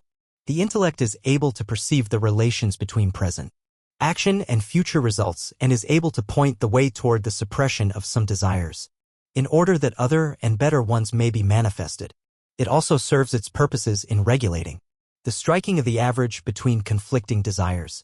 Without the intervention of the intellect, the temporary desire of the moment would invariably be acted upon without regard to future results or consequences to oneself and others. It also serves to point out the course of action calculated to give the most satisfactory expression of the desire. While it is a fact that the action of will depends almost entirely upon the motive force of desire, it is likewise true that desire may be created, regulated, suppressed, and even killed by the action of the will. The will, by giving or refusing attention to a certain class of desires, may either cause them to grow and wax strong or else die and fade away. It must be remembered, however, that this use of the will itself springs from another set of desires or feelings. Desire is aroused by feelings or emotions rising from the subconscious planes of the mind and seeking expression and manifestation. We have considered the nature of the feelings and emotions in previous chapters, which should be read in connection with the present one. It should be remembered that the feeling or emotional side of desire arises from either inherited race memories existing as instincts or from the memory of the past experiences of the individual. In some cases, the feeling first manifests in a vague unrest caused by subconscious promptings and excitement. Then the imagination pictures the object of the feeling or certain memory images connected with it, and the desire thus manifests on the plane of consciousness. The entrance of the desire feeling into consciousness is accompanied by that peculiar tension which marks the second phase of desire. This tension, when sufficiently strong, passes into the third phase of desire, or that in which desire blends into will action. Desire in this stage makes a demand upon will for expression and action. From mere feeling and tension of feeling, it becomes a call to action. But before expression and action are given to it, the second phase of will must manifest at least for a moment. This second phase is that known as deliberation, or the weighing and balancing of desires. 2. Deliberation. The second phase of will, known as deliberation, is more than the purely intellectual process, which the term would indicate. The intellect plays an important part, it is true, but there is also an almost instinctive and automatic weighing and balancing of desires. There is seldom only one desire presenting its claims upon the will at any particular moment. It is true that occasionally there arises an emotional desire of such dominant power and strength that it crowds out every other claimant at the bar of deliberation. But such instances are rare, and as a rule there are a host of rival claimants, each insisting upon its rights in the matter at issue. In the man of weak or undeveloped and untrained intellect, the struggle is usually little more than a brief combat between several desires, in which the strongest at the moment wins. But with the development of intellect, new factors arise and new forces are felt. Moreover, the more complex one's emotional nature, and the greater the development of the higher forms of feeling, the more intense is the struggle of deliberation or the fight of the desires. We see, in Halleck's definition, that desire has not only the object of bringing pleasure or getting rid of pain for the individual, but that the additional element of the welfare of some one in whom he is interested is added, which element is often the deciding factor. This element, of course, arises from the development and cultivation of one's emotional nature. In the same way, we also see that it is not merely the immediate welfare of oneself or those in whom one is interested that speaks before the bar, but also the more remote welfare. This consideration of future welfare depends upon the intellect and cultivated imagination under its control. Moreover, the trained intellect is able to discover possible greater satisfaction in some course of action other than in the one prompted by the clamoring desire of the moment. This explains why the judgment and action of an intelligent man, as a rule, are far different from those of the unintelligent one, and also why a man of culture tends toward different action from that of the uncultured, and likewise why the man of broad sympathies and high ideals acts in a different way from one of the opposite type. But the principle is ever the same. The feelings manifest in desire, the greatest ultimate satisfaction apparent at the moment is sought, and the strongest set of desires wins the day. Halleck's comment on this point is interesting. He says, desire is not always proportional to the idea of one's own selfish pleasure. Many persons, after forming an idea of the vast amount of earthly distress, desire to relieve it, and the desire goes out in action, as the benevolent societies in every city testify. Here the individual pleasure is none the less, but it is secondary, coming from the pleasure of others. The desire of the near often raises a stronger desire than the remote. A child frequently prefers a thing immediately if it is only 1/10 as good as something he might have a year hence. A student often desires more the leisure of today than the success of future years. Though admonished to study, he wastes his time and thus loses incomparably greater future pleasure when he is tossed to the rear in the struggle for existence. The result of this weighing and balancing of the desire is, or should be, decision and choice, which then passes into action. But many persons seem unable to make up their own mind, and require a push or urge from without before they will act. Others decide, without proper use of the intellect, upon what they call impulse, but which is merely impatience. Some are like the fabled donkey which starved to death when placed at an equal distance between two equally attractive haystacks and was unable to decide towards which to move. Others follow the example of Yeppy in the comedy, who, when given a coin with which to buy a piece of soap for his wife, stood on the corner deliberating whether to obey orders or to buy a drink. With the money, he wants the drink but realizes that his wife will beat him if he returns. without the soap. My stomach says drink, my back says soap, says Yeppy. But finally he remarks, is not a man's stomach more to him than his back? Yes, says I. The final decision depends upon the striking a balance between the desires, the weighing of desire for and desire against, desire for this and desire for something else. The strength of the several desires depends upon nearness and present interest arising from attention as applied to the feelings and emotions arising from heredity, environment, experience, and education which constitute character, and also upon the degree of intellectual clearness and power in forming correct judgments between the desires. It must be remembered, however, that the intellect appears not as an opponent of the principle of the satisfaction of desire, but merely as an instrument of the ego in determining which course of action will result in the greatest ultimate satisfaction, direct or indirect, present or future. For, at the last, every individual acts so as to bring himself the greatest satisfaction.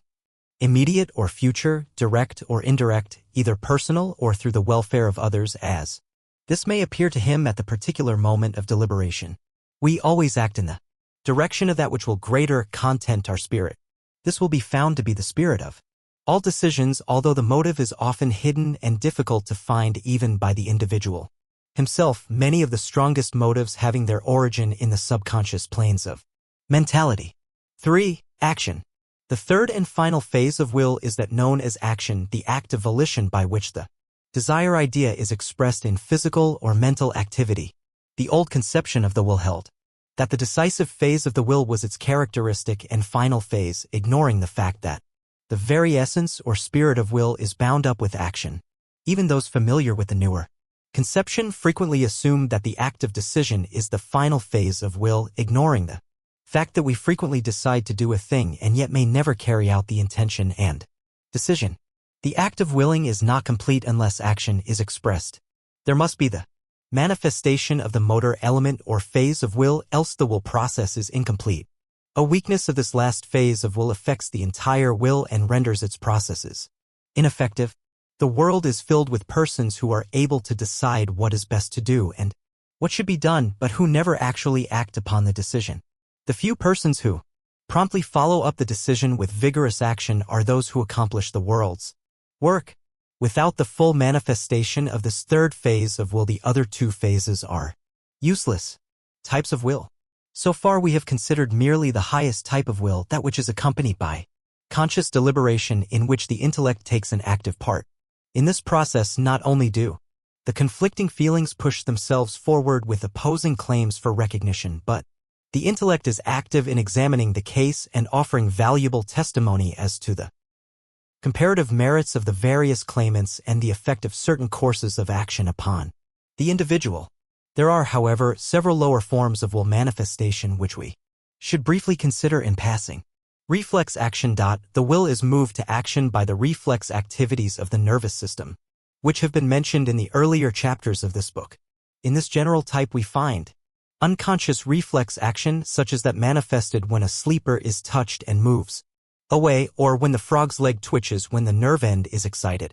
We also find conscious reflex action, such as that manifested by the winking of the eye or the performance of habitual physical motion, such as the movement in walking, operating the sewing machine or typewriter, playing the piano, etc. Impulsive action. The will is often moved to action by a dim idea or faint perception of purpose or impulse. The action is almost instinctive, although there is a vague perception of purpose. For instance, we feel an impulse to turn toward the source of a strange sound, or sight, or other source of interest or curiosity. Or we may feel an impulse arising from the subconscious plane of our mind, causing a dimly conscious idea of movement or action to relieve the tension. For instance, one may feel a desire to exercise or to seek fresh air or green fields, although he had not been thinking of these things at the time.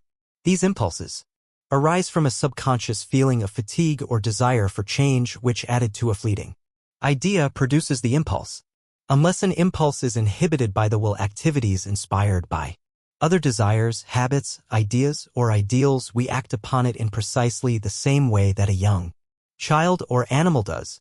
Hofting says of this type of action, the psychological condition of the impulse is that with the momentary feeling and sensation should be combined a more or less clear idea of something which may augment the pleasure or diminish the pain of the moment.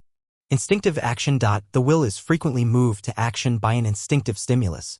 This form of will activity closely resembles the last-mentioned form, and often it is impossible to distinguish between the two. The activities of the bee in building its comb and storing its honey, the work of the silkworm and caterpillar in building their resting places, are examples of this form of action. Indeed, even the building of the nest of the bird may be so classed. In these cases there is an intelligent action toward a definite end, but the animal is unconscious of that end.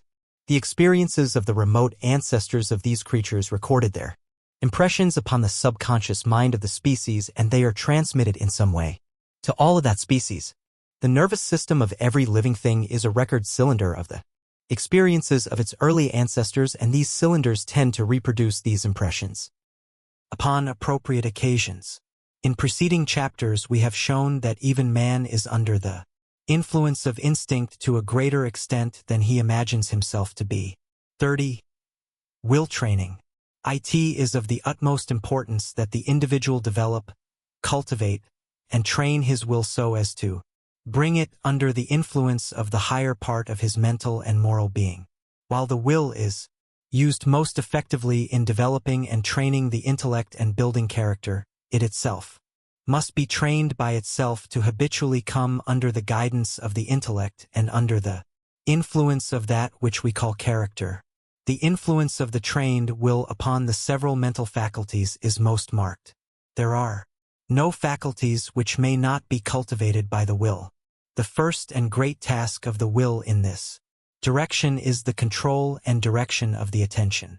The will determines the kind of interest that shall prevail at the moment, and the kind of interest largely determines the character of the man, his tastes, his feelings, his thoughts, his acts.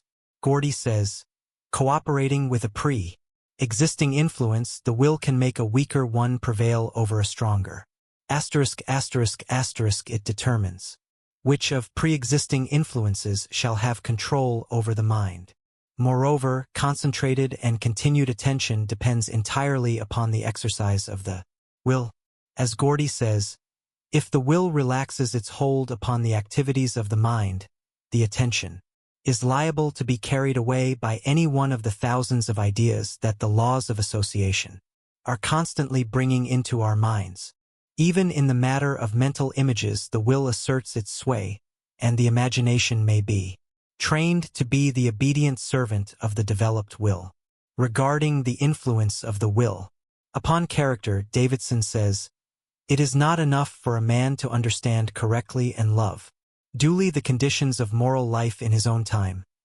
He must still further be willing and able to fulfill these conditions, and he certainly cannot do this unless his will is trained to perfect freedom so that it responds with the utmost readiness to the suggestions of his discriminating intelligence and the movements of his chastened affections. Halleck says, we gradually make our characters by separate acts of will, just as a blacksmith by repeated blows beats out a horseshoe or an anchor from a shapeless mass of iron. A finished anchor or horseshoe was never the product of a single blow. Training the will. Perhaps the best way to train the will is to use it intelligently and with a purpose. The training of any faculty of the mind is at the same time a training of the will. The attention being so closely allied to the will, it follows that a careful training of attention will result in a strengthening of the will. The training of the emotional side of one's nature also brings results in the strengthening of the will. Halleck gives his students excellent advice regarding the training of the will. It would be hard to find anything better along these lines than the following from his pen: nothing schools the will and renders it ready for effort in this complex world better than accustoming it to face disagreeable things. Professor James advises all to do something occasionally for no other reason than that they would rather not do it if it is nothing more than giving up a seat in a streetcar. He likens such effort to the insurance that a man pays on his house. He has something that he can fall back on in time of trouble. A will schooled in this way is always ready to respond no matter how great the emergency. While another would be crying over spilled milk, the possessor of such a will has already found another cow The only way to secure such a will is to practice doing disagreeable things. There are daily opportunities. A man who had declared his aversion to what he deemed the dry facts of political economy was one day found knitting his brow over a chapter of John Stuart Mill. When a friend expressed surprise, the man replied, "I am playing the schoolmaster with myself. I am reading this because I dislike it." Such a man has the elements of success in him. On the other hand, the one who habitually avoids disagreeable action is training his will to be of no use to him at a time when supreme effort is demanded.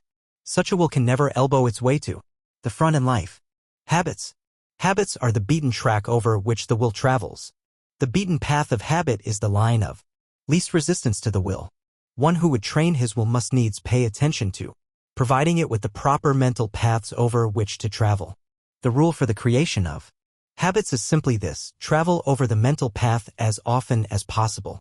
The rule for breaking undesirable habits is this: cultivate the opposite habit. In these two rules is expressed the gist of what has been written on the subject.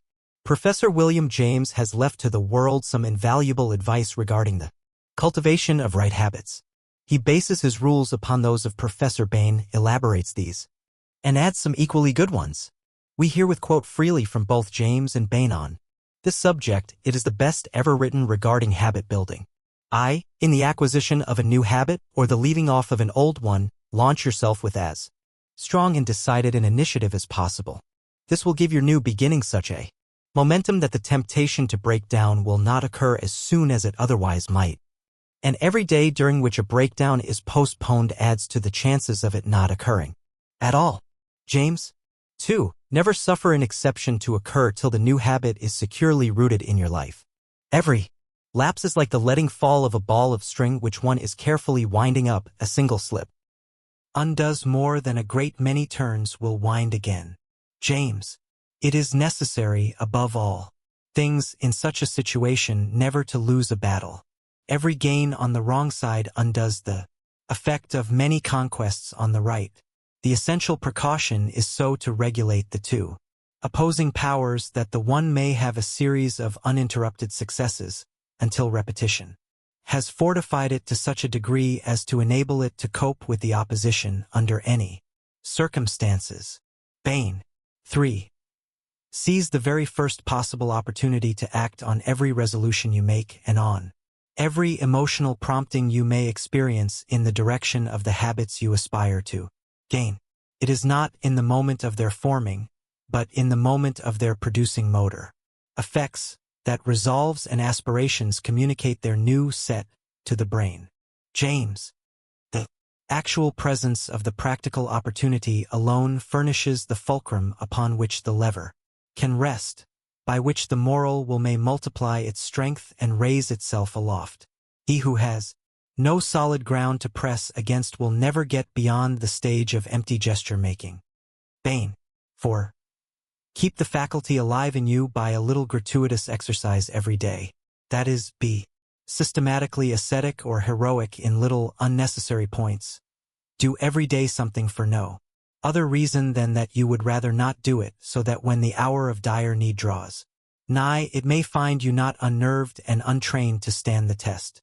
The man who has daily inured himself to habits of concentrated attention, energetic volition, and self-denial in unnecessary things will stand like a tower when everything rocks around him, and when his softer fellow mortals are winnowed like chaff in the blast.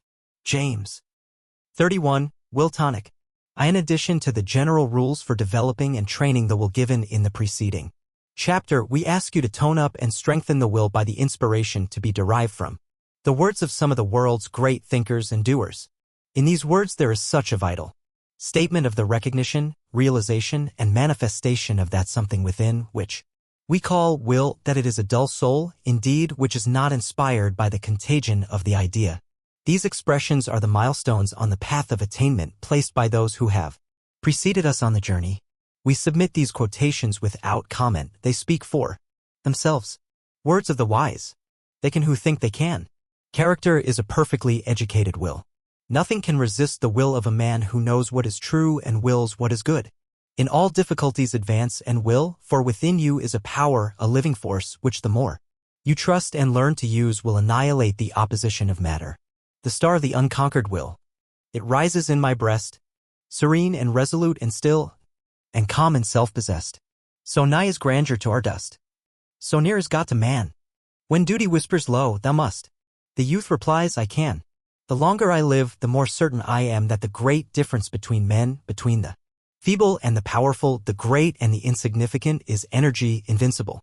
Determination, a purpose once fixed, and then death or victory. That quality will do anything that can be done in this world, and no talents, no circumstances, no opportunities will make a two-legged creature a man without it. Buxton. The human will, that force unseen, the offspring of a deathless soul, can hew a way to any goal? Though walls of granite intervene, you will be what you will to be. Let failure find its false content in that poor word environment. But spirit scorns it and is free. It masters time, it conquers space. It cows that boastful trickster, chance, and bids the tyrant circumstance uncrown and fill a servant's place. Resolve is what makes a man manifest, not puny resolve, not crude determinations, not errant purpose, but that strong and indefatigable will which treads down difficulties and danger as a boy treads down the heaving frostlands of winter, which kindles his eye and brain with a proud pulse beat toward the unattainable. Will makes men giants. Donald G. Mitchell. There is no chance, no destiny, no fate can circumvent or hinder or control the firm resolve of a determined soul. Gifts count for nothing, will alone is great. All things give way before it soon or late. What obstacle can stay the mighty force of the sea-seeking river in its course, or cause the ascending orb of day to wait? Each well-born soul must win what it deserves. Let the fools prate of luck. The fortunate is he whose earnest purpose never swerves, whose slightest action or inaction serves the one great aim. Why, even death itself stands still and waits an hour sometimes for such a will. Ella Wheeler Wilcox. I have brought myself by long meditation to the conviction that a human being with a settled purpose must accomplish it, and that nothing can resist a will which will stake even existence upon its fulfillment. Lord Beaconsfield. A passionate desire and an unwearied will can perform impossibilities, or what may seem to be such, to the cold and feeble. Sir John Simpson. It is wonderful how even the casualties of life seem to bow to a spirit that will not bow to them, and yield to subserve a design which they may, in their first apparent tendency, threaten to frustrate. When a firm, decisive spirit is recognized, it is curious to see how the space clears around a man and leaves him room and freedom. John Foster. The great thing about General Grant is cool persistency of purpose. He is not easily excited, and he has got the grip of a bulldog. When he once gets his teeth in, nothing can shake him off. Abraham Lincoln. I am bigger than anything that can happen to me. All these things are outside my door, and I've got the key. Asterisk, asterisk, asterisk. Man was meant to be and ought to be stronger and more than anything that can happen to him. Circumstances, fate, luck are all outside, and if he cannot change them, he can always beat them. Charles F. Lummis.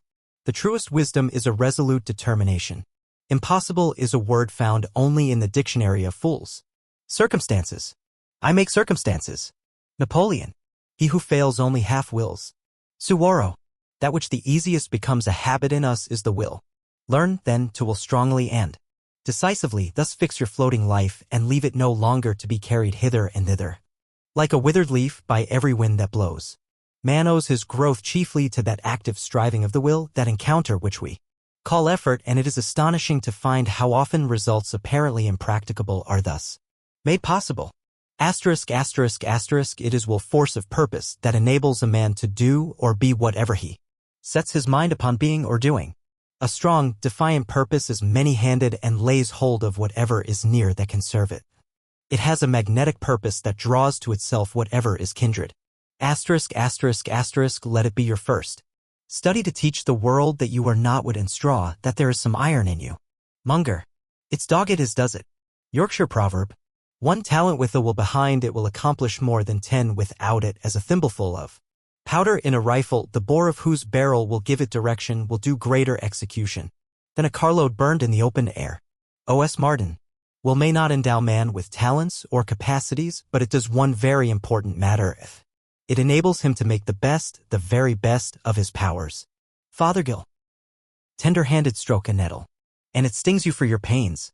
Grasp it like a man of metal, and its soft as down remains. Don't flinch, don't foul, but hit the line hard. Roosevelt.